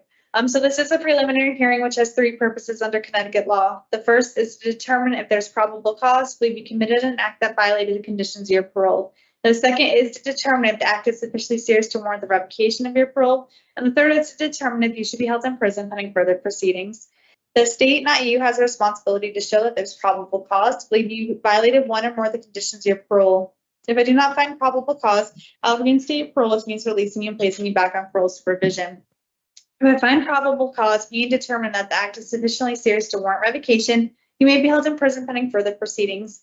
You should know that a preliminary hearing is an adversarial proceeding, and anything you say at this hearing can be used against you. This hearing is also being recorded. The testimony at today's hearing will be taken under oath. So Mr. Mathis, can you please raise your right hand? Do you solemnly swear or solemnly sincerely affirm, as the case may be, that the evidence you shall give concerning this case shall be the truth, the whole truth, and nothing but the truth, so help you God, upon penalty of perjury? Yes. Thank you. So we're going to go over the procedure for today. So first, I'm going to read you your rights. Then we're going to review the parole violation charges that the state, your parole officer, is bringing against you. We'll then review and identify the exhibits that have been filed for the record. You will then have an opportunity to address the issue of probable cause and the severity of the allegations. At the conclusion of this hearing, I will inform you my findings, which will be based upon the available evidence. Do you have any questions about the purpose or procedure before we begin? No, ma'am. Is my pro officer, like, is he in on this? He is not here. He did not, he was asking to be present, but he's not present today. Would you want to, That's up to Mr. do you want to continue this for him to be present? No, it's not. No, it's not that. Just he still. I've been trying. He still has some of my belongings. Like he has my cell phone, and I've been trying to figure out, like, am I ever going to get my phone back, or Yeah, what's going Mr. on? Brian, I'll put that on the record, as I told you I would. I was gonna ask him about your phone, but he's not coming, so I will put something on the record at the appropriate time about your phone, okay? All right. So we're going to go over the your rights for today. You have the right to be represented by an attorney, and counsel is here present for you. You also have the right to receive the written notice of charges of violation. Did you receive that written notice? Yes. You also have the right to review the evidence against you before this hearing. You have the right to submit evidence in support of your case. You have the right to call and examine voluntary witnesses, and you have the right to cross-examine adverse witnesses. If you understand these rights, now you're ready to go forward. Yes. So we're going to review the charges that the state your parole officer is bringing against you and the information underlying each charge. So on charge number 1, the condition of GPS, the charging officer reported that on 5/19/26, you're placed on GPS monitoring. You were in violation of your GPS shutting down on 5/19/26 from 4:56 p.m. until 5 p.m., 5/22/26 at 9:30 a.m. to 11:40 a.m., and 10:28 p.m. to 10:34 p.m. On 5/23/26 from 7:59 PM to 8:04 PM, on 5/24/26 at 11:10 AM to 1:32 PM, and 5/25/26 at 1:30 AM to 1:33 PM. You were in violation of GPS agreement. On charge number 2, the conditional behavioral management program, the charging officer reported that on 4/21/26, you failed to attend your first session of your special parole stipulated domestic violence group at Wheeler Clinic. You informed this PO that you began employment and went to work. On 4/28/26, you failed to attend your second group session for your special parole stipulated domestic violence group at the Wheeler Clinic. You informed this PO that you began employment and went to work.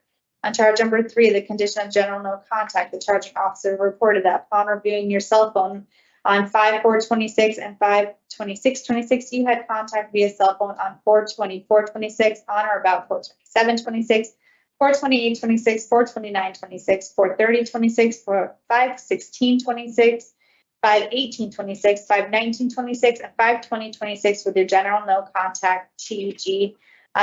It should be known that after PO originally confiscated offender's phone on 5/1/26 and gave it back on 5/15/26, he changed Miss G's name to do not answer. And on 5/18/26, you left TG's home at 5:29 AM and was transported by Lyft to your employer in Manchester. You originally signed out of the halfway house at 4:23 AM to go to work in Manchester. There was a photo evidence in your phone from your Lyft ride. On 5/20/26, TG sent you $20 through Apple Pay. You were in violation of your conditions to have no contact with her. On 5/26/26, you informed parole officer Miller, Stickles, and Miss PO that you were at Miss G's residence about a week ago having intimacy. This would tie your Lyft visit on 5/28/26. Charge number 4, the condition of halfway house placement. The charging officer reported that on 4/8/26, you were given a pass from the halfway house to go to the library from 3:40 PM to 6 PM. You failed to return to the facility at the designated time. Staff attempted to contact you, however, no phone number was available in the system. At approximately 6:44 PM, you contacted the halfway house and reported that he had missed the bus and was on his way back to the halfway house. You returned at 6:52 PM carrying KFC. You were unaccountable in the community for 52 minutes and deviated from your approved pass. On 4/18/26, halfway house staff conducted their house count at 4 PM. When they opened the door to your room, they observed a THC vape on your bed. You were in violation of the halfway house agreement. On 4/18/26, due to having a vape in your possession, you were placed on smoke break restriction for the rest of the evening, starting at 4 PM. At 4:15, you failed to comply with your sanction and went outside for a smoke break anyways. You informed staff that they were trying to do you dirty and you didn't care about your restriction. You also continued to attend all smoke breaks up until 10 PM. On 4/20/26, you were given a pass to attend work at USDA in Manchester, Connecticut. You left the halfway house at 7:25 AM and returned at 5:20 PM. Upon this PO reviewing your text messages on 5/27/26, you were texting Taj on 4/20/26 at 4:02 PM to meet you at 180 Hungerford Street in Hartford by the corner store. On 4/21/26, you were given a pass to attend work in Manchester CT. You signed out at 5:10 AM and returned at 4:38 PM. Upon this PO reviewing your text message on 5/27/26, you text your mother, identified as mommy, in your phone to pick you up from work at 2:30 PM. You were unaccountable in the community for 2 hours and 8 minutes. You did not have permission to visit with your mother, nor to be transported in the car by your mother. On 4/22/26, you left work with somebody in your phone called sport mode. You informed them to grab you from work at 2:30 PM. For the halfway house, you returned at 4:13 PM. You were unaccountable in the community for 1 hour and 43 minutes. This information was found after the PO reviewed your text messages on 5/27/26. Sports mode is not an approved driver and you are not allowed in the car without parole officer's permission. On 4/23/26, you were given a pass to attend work at USDA in Manchester. You left the halfway house at 12:21 PM and returned at 6:02 PM. Upon this PO reviewing your text messages on 5/27/26, use text sports mode at 12:36 PM saying, "Was good, gang. You want to grab, I roll up."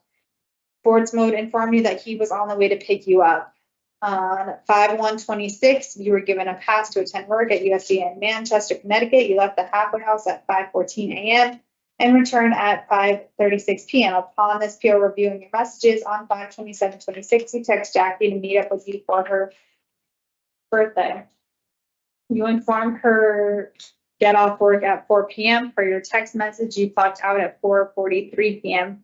for her to smoke with you, as you could be out until 6:30 p.m. She informed you that she couldn't meet with you again. You did not head directly back to the halfway house upon leaving work. You are in violation of the halfway house agreement. On 5/12/26, you were given a pass from the halfway house at 9:55 a.m. to attend your domestic violence group at Wheeler Clinic, located in Hartford per your special parole conditions. Treatment started at 11 a.m. until 12:30 p.m. Your scheduled return time was 1 p.m. You walked to the program from the halfway house. Your trip would be 26 minutes. You reported that you took the bus, which would drop you near the halfway house at 12:57 p.m. On said date, this P.O. Miller, and P.S. Blue said, "We're in the halfway house addressing another matter. When we were informed, you called at 12 p.m. to report domestic violence group was running late and you could not, you would need your time extended. Halfway house staff contacted DV group and they confirmed group ran on time and was released on time. You arrived back at the halfway house at 1:47. P.S. Blue addressed you regarding your tardiness. You reported group ran late. You were informed that was not true. You continued to report group was let out late until we informed you that we contacted DV group and were informed you were released on time. You then reported stopping downtown Hartford to smoke marijuana. You were unaccountable in the community for 47 minutes. On 5/16/26, you were given a pass from the halfway house at 5:10 a.m. to attend work at USDA in Manchester. You returned to the halfway house at 6:54 p.m. Upon reviewing your text messages, you asked Sportsman to pick you up from Colt Park, aka Bum Park. Said message initiated at 1:05 p.m. on 5/16/26. You do not have permission to be in Sportsman's vehicle and you do not have permission to be at Colt Park / Bum Park. You are in violation of your halfway house agreement. On 5/16/26, you were given a pass from the halfway house at 5:10 a.m. to attend work at USDA in Manchester, Connecticut. You returned to the halfway house at 6:54 p.m. Upon reviewing your text messages, you met with an unknown person to supply him with bud / marijuana. You agreed to meet at 35 West Service Road in Hartford. You are in violation of your halfway house agreement. On 5/19/26, you were given a pass from the halfway house at 10 a.m. to attend your domestic violence group per your special parole conditions. Treatment started at 11 a.m. to 12:30 p.m. Your scheduled return time was 1 p.m. You arrived back at the halfway house at 1:35 p.m. You were unaccountable in the community for 35 minutes. You reported having issues with the bus. You are in violation of your halfway house agreement. On 5/22/6, the halfway house held a mandatory house meeting. You were observed being verbally aggressive with staff and peers, exhibiting frustration with having to attend the house meeting. You continued to walk out of the meeting as you mumbled profanity. Halfway house was unable to redirect you and you were in a violation of your halfway house agreement. The state has filed the following exhibits that have been marked for identification purposes as Exhibit A, the remand to actual custody, Exhibit B, the parole conditions, Exhibit C, the halfway house agreement, Exhibit D, the notice of parole violation, Exhibit E, the notice of parolee rights, Exhibit F, the parole violation report, Exhibit G, the incident reports dated 4/8/26, 4/18/26 times 2, 5/12/26, 5/19/26 times 2, 5/22/26, 5/26/26. Exhibit H, the Hartford Police incident report dated 4/30/26. Exhibit I, the email from DV Explorer program dated 4/24/26 and 5/12/26. Exhibit J, the GPS agreement. Exhibit K, the screenshots of offenders' text messages. Exhibit L, the Allied Universal GPS. Exhibit M, the house smoke policy. And Exhibit N, the offender misconduct report dated 4/18/26 times 2, 4/30/26, 5/6/26, 5/12/26, and 5/19/26. I want to note that there was a times 2 for that 5/19/26, but I only received one, so only one is going to be admitted into evidence for today. Same thing? Yeah. Okay. Counsel, just to confirm, you and your client did receive the notice parole violation, the parole violation report, and all the other documents identified? I did. And I have not received anything from the defense at this time. Do you need time to submit any documents? No. All right. We don't have any witnesses, so it is now the defense's opportunity to respond and make a short statement with respect to probable cause and severity of the allegations. Sure. All right.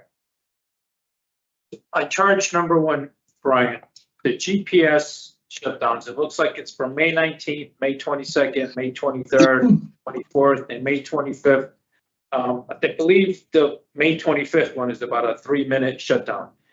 Did you ever speak to anyone at the halfway house regarding your issues with your unit?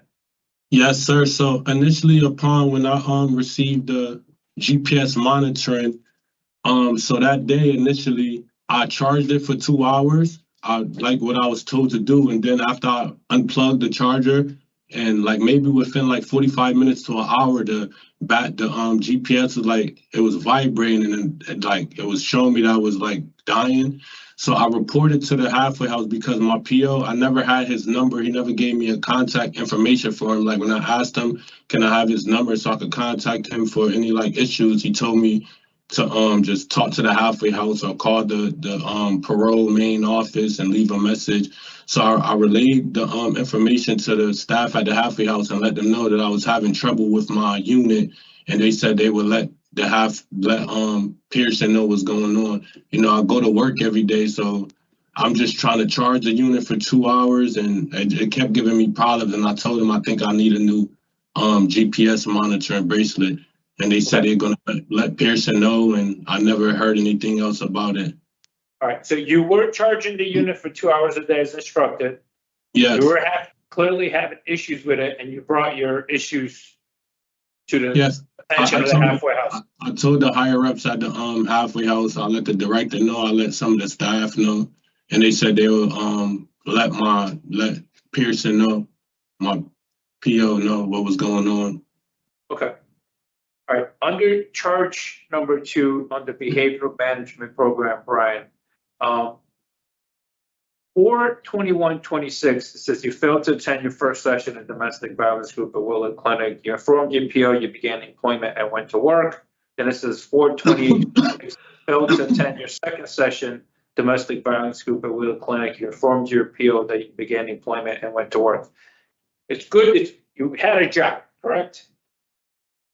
Yeah, so with that issue, so I knew, so initially when I had the interview with Willard Clinic, they told me the dates, like the days, and I relayed to them that I just got employed with my job and that I have orientation coming up, and I relayed to them, is there any way where I could get another day due to the fact that I just started my job, and they relayed to me that they would let the lady that gave me the interview, I forgot what the lady name was, but she told me that she would relay to somebody, and it shouldn't be an issue with me being able to get my time and day moved until, because I said I don't know exactly what day is on my schedule for my job, but I told her like I could once I find out, I could let them know. And in the meantime, for that, I know that Tuesday I wasn't going to come, and she said that she'll talk to her supervisor or something, and they like work with me. So I told that to the halfway house as well, and I left voicemails with Willard Clinic and things like that. And so that day when I started work, I thought that maybe they was going to work with me and give me another day. I never intended to miss my group because I know that's important, but I missed them 2 days. And after those 2 sessions, I went to every other sessions. I never was discharged unsuccessfully from the program. I take full accountability, for missing those 2 sessions. I thought I was going, like I said, I was going to be able to get different days to make up for it, and it didn't work out that way, unfortunately. But I take full accountability, but it wasn't in my plan to miss those days because I know my treatment is number 1, like at the top of the list. Sorry, let's catch up. You just finished the course at some point, though. Say that again, sir? You did complete the classes at some point. So no, actually, when they remanded me back to custody, I was still going to all the classes. I think I go every Tuesday, and I was going to every class. I just missed those first 2, and after that, I went to every other class. Never was late. I attended. I participated in the group. I engaged. Okay. Under number, thank you, Brian. The charge number 3, just one subsection of the contact. the incident on May 20th of 2026, that individual sent you the money through Apple Pay, correct? She Yeah, sent it to you? I just so if you look at the text messages, you could see like after when they the first time when they intervened and they took my phone and they seen that the contact and they told me to seize contact, I never texted her or called her, and then one day I just received a random $20 Apple Pay. Okay. You didn't request, you beat me to I it. didn't request it. I didn't Okay. request it or none of that. All right, fair enough. Under charge number 4, Brian, I have this, I don't know how the hearing examiner, I have it broken down into, I believe there's 12 different dates, subsections, whatever you want to call it. So under 4, Brian, all the charges under halfway house placement. And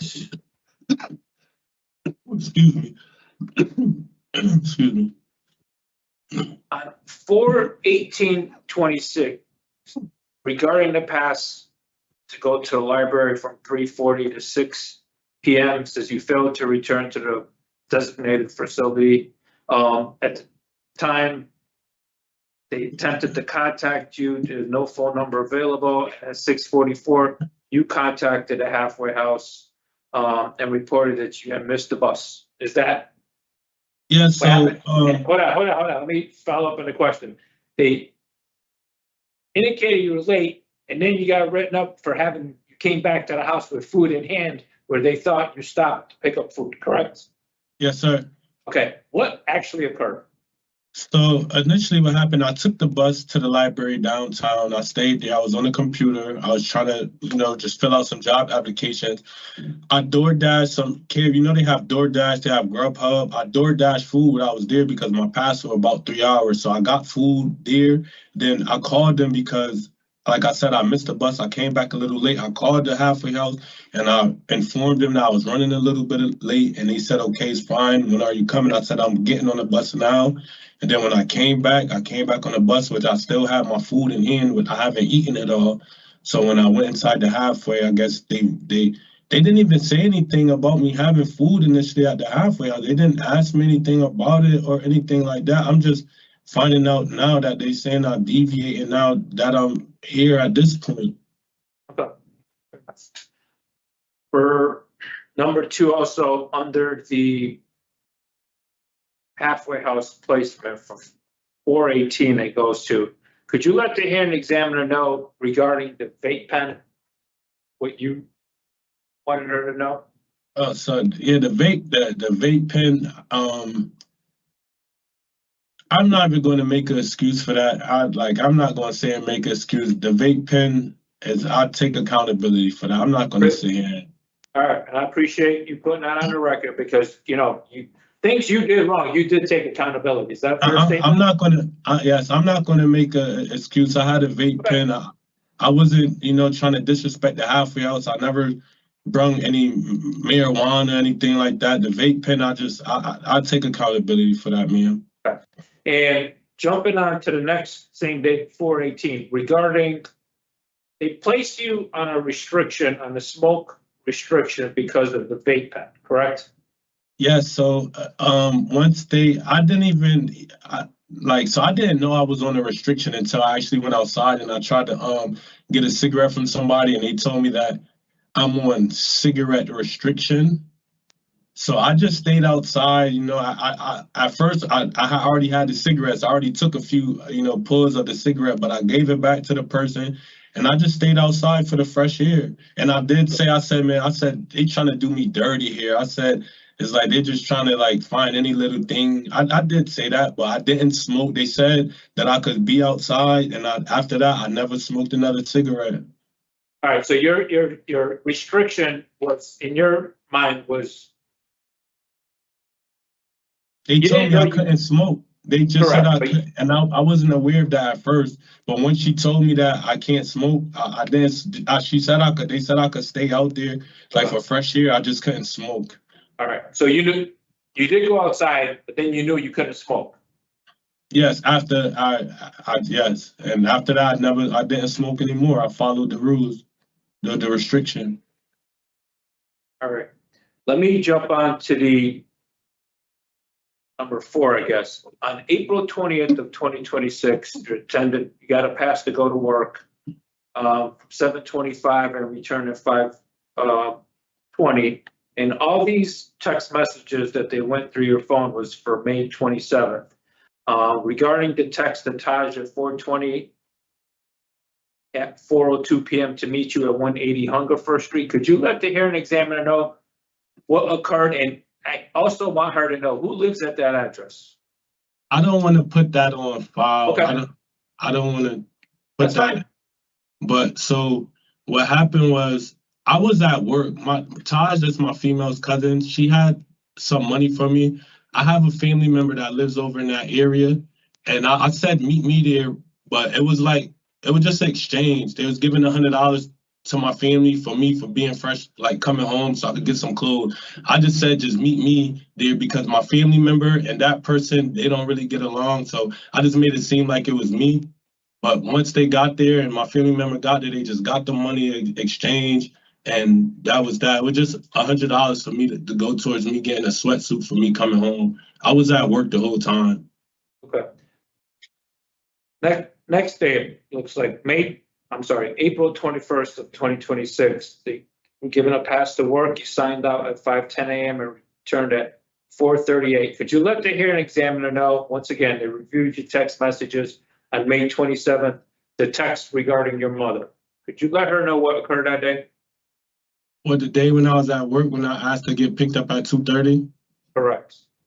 If I could recall correctly, I don't think that I think that my mom came up there, but she came up there to bring me lunch or some food or something, but I never left with her because I was still at work. The assignment didn't end yet.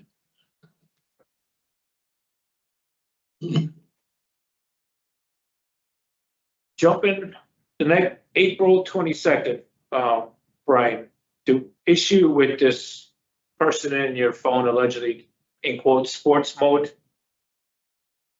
telling you to grab you at 2:30 p.m. and then you returned at 4:13 p.m. I don't recall. All right, so sport mode, that's somebody that I met through Lyft, ordering Lyft, and when I met him in the Lyft, basically they told me that I could just take down their number and anytime I needed them to I needed a Lyft or anything, I'll just call them directly. So that's really how that came along. But I don't really remember that day. It was so I don't remember that day.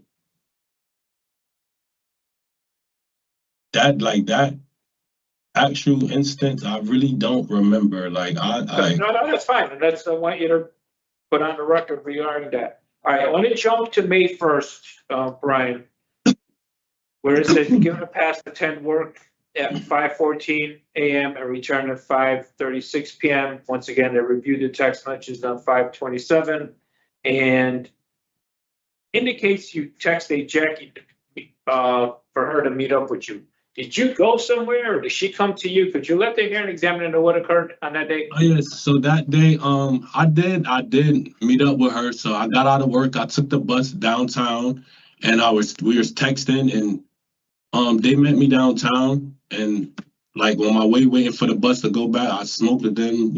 Hung out with them a little bit until my bus came. I seen her briefly, and then I got on the bus and I went back to the halfway house. It never was an instance where they came and picked me up from work or anything like that. I just on the way, leaving work, going downtown, returning back to the halfway, they met me downtown. I seen them briefly for about 5 or 10 minutes, said happy birthday, and I continued on my way back to the halfway house. Okay. Jumping May 12th of 2026, and you and I discussed this here because of the math. You were given a pass at 9:55 a.m. to attend domestic violence, which started at 11 a.m. So you were given an hour and 5 minutes to get from point A to point B, correct? Yes, sir. Yes, sir. So with that, so every time I had to go to my program, so they give me an hour. So the program starts at 11, if I'm not mistaken. So they give me an hour, to get there.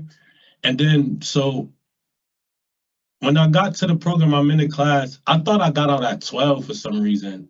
But I didn't know that the class was from 11 to 12:30. So because once it was about 12:05, 12:10, I asked the lady that was running the program, I forgot her name, but I asked her what time did the program get out. She said 12:30.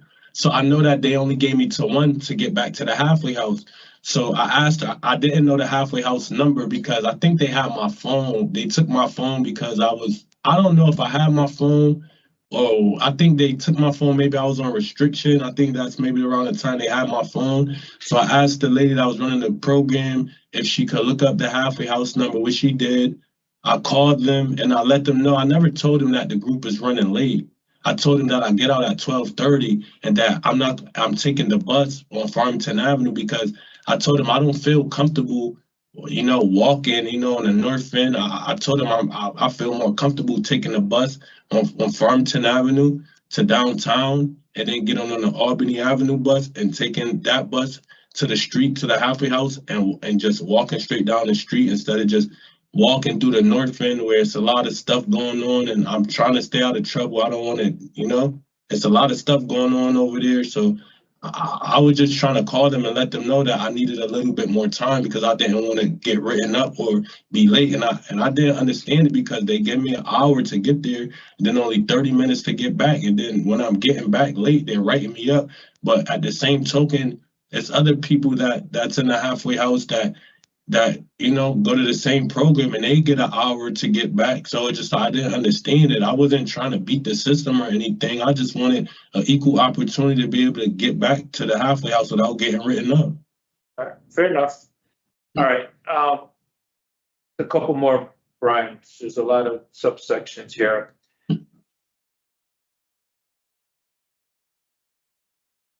The one on May 16th, it indicates you're given a pass from 5:10 a.m. to 10 work. Once again, you got back at 6:54. Once again, they reviewed the text messages on 5:27 regarding the marijuana.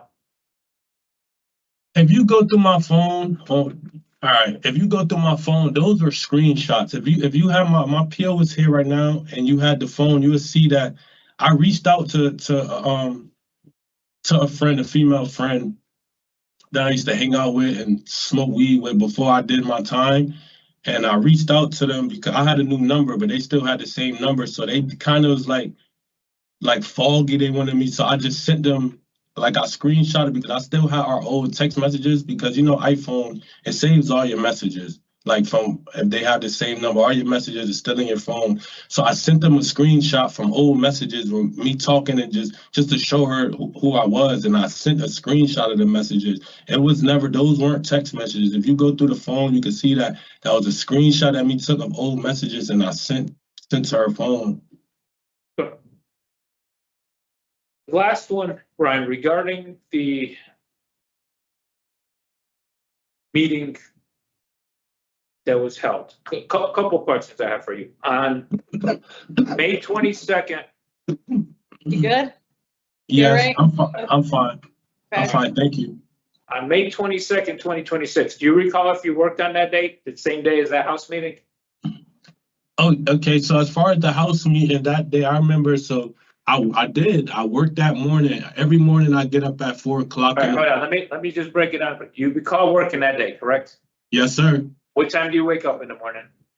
Every morning I wake up around 3:30 to be able to get in the shower, eat my breakfast, and get ready, get prepared. Okay, and what time typically do you get back to the halfway house? Between 4 and 6 p.m. roughly? Between 5:30 to 6:30. Okay, and if you recall, what time was that mandatory house meeting held that day? 10:30 at night.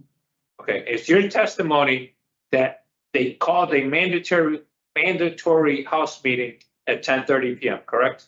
I mean, you guys could run back that day and check the cameras. It was 10:30 at night. Okay. And was it typical to have a meeting that time of night there? I mean, I never been in a meeting. That was the first house meeting, but I done been in other programs and halfway houses, and usually house meetings are either run early in the morning or the afternoon. I never experienced a house meeting at 10:30 at night. Okay. As a fair statement, you were cranky and tired that day?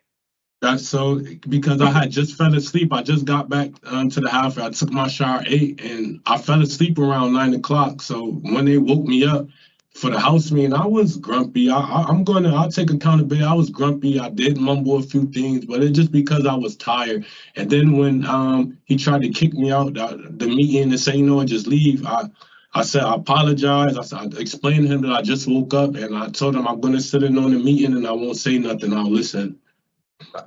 And so, Brian, I did explain to you, what the purpose of the preliminary hearing was to establish probable cause. And if it was serious enough that you need to be held. I know these are technical violations.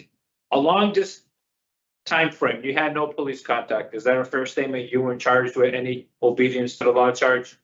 No, sir. Okay, and you were working during this time frame, correct? Yes, I attained deployment my 4th day of being freed, Okay, all right. I don't have anything else to add. I just wanted to give you a little background on, the perspective from Mr. Mathis regarding some of these things. He did take some action regarding the GPS shutdowns. His testimony was, he discharged it 2 hours a day, 45 minutes in, he was beeping, and he did follow up on that. He admitted the vape pen. There are things he's not trying, as he indicated, I think his language, I'm not trying to skirt the system, but if he was, he wouldn't come in front of you and admit to some of these things. Go ahead, Brian. Ma'am, I know I wasn't perfect. I take accountability for full accountability for my action. I know some things I did what I shouldn't have did, and some places I was where I shouldn't have been at certain times. And I'm not perfect. You get what I'm saying? I'm human. But one thing I could say is that I did do a lot of positive things. I attained employment. I went to work every day. I paid online. I got my OSHA 10. I got my flagger certification. I take like I said again, I take full accountability, for my actions. I don't think that these things should hold me in and keep me from working and stuff. I want to be better. I know I need change, and I think the bracelet was good for me, to keep me accountable for my whereabouts and stuff like that. But like I said, I tried to inform them and let them know about the bracelet, and there's only so much I can do, man. Thank you, Mr. And before you say, I just want to put one more time on the record regarding his telephone, to make sure hopefully that doesn't get destroyed or sent anywhere. And if the PO was here, I would, ask for that on the record. I know. I would like my grandmother is my emergency contact, Maddie Johnson, because my bank information, all my money from my work is tied into my phone, and I can't get any commissary or anything. I don't know how long I'm going to be in here. I'm sorry, can you put, if you want, I think you already put it in, what's the person's name you're willing to release it to? Mattie. Mattie, and what's the last name?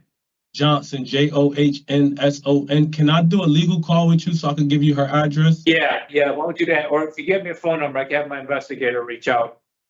860-231. Yep. 90. Go ahead. Can I do a legal call? So can you call me? Yeah, I can do that. Because I know this is live and stuff like that. Yeah, no, you're right. That's why we never put that information on there. But let me find out if you're willing to do that. At least I have her name, and I can have my investigator reach out to you, to see if maybe a notarized letter or something saying, you're willing to turn over the phone to your grandmother. Yes, thank you, sir. All right, thank you. Thank you. No, I don't have anything else to add. I'm gonna announce my findings, Mr. Mathis. On charge number 1, the condition of GPS, I am making a finding of probable cause based on the evidence presented in State's Exhibits E, F, J, and L.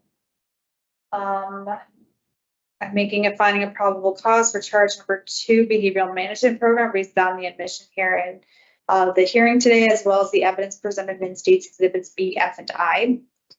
On charge number 3, I've identified this charge as separate parts, each part identified with the date as charged, and I'm making a partial finding for general no contact.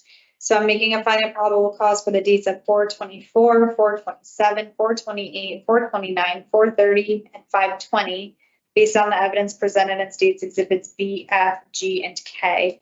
I'm making a no finding of probable cause for the dates of 5/16, 5/18, 5/19, as the state failed to submit sufficient evidence in support of the charge. I've also identified charge for the halfway house placement as separate parts, each part identified as a date as charged, and I'm also making a partial finding.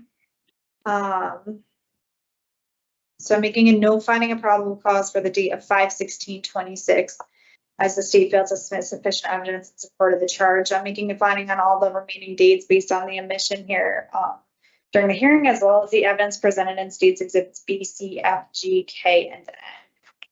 Ms. Mathis, I am also finding that the acts are serious enough to warrant revocation, and I've also determined that you should be detained while you await that revocation hearing. So we'll let the records office know at the facility. We'll also let your officer know that you're going to move on to a revocation hearing. So what's going to happen is that's going to be scheduled in the next few weeks. At that hearing, myself or another hearing examiner will determine if you violated the conditions of your parole. And if so, the hearing examiner will make a recommendation regarding whether your parole should be revoked and what, if any, sanctions should be imposed.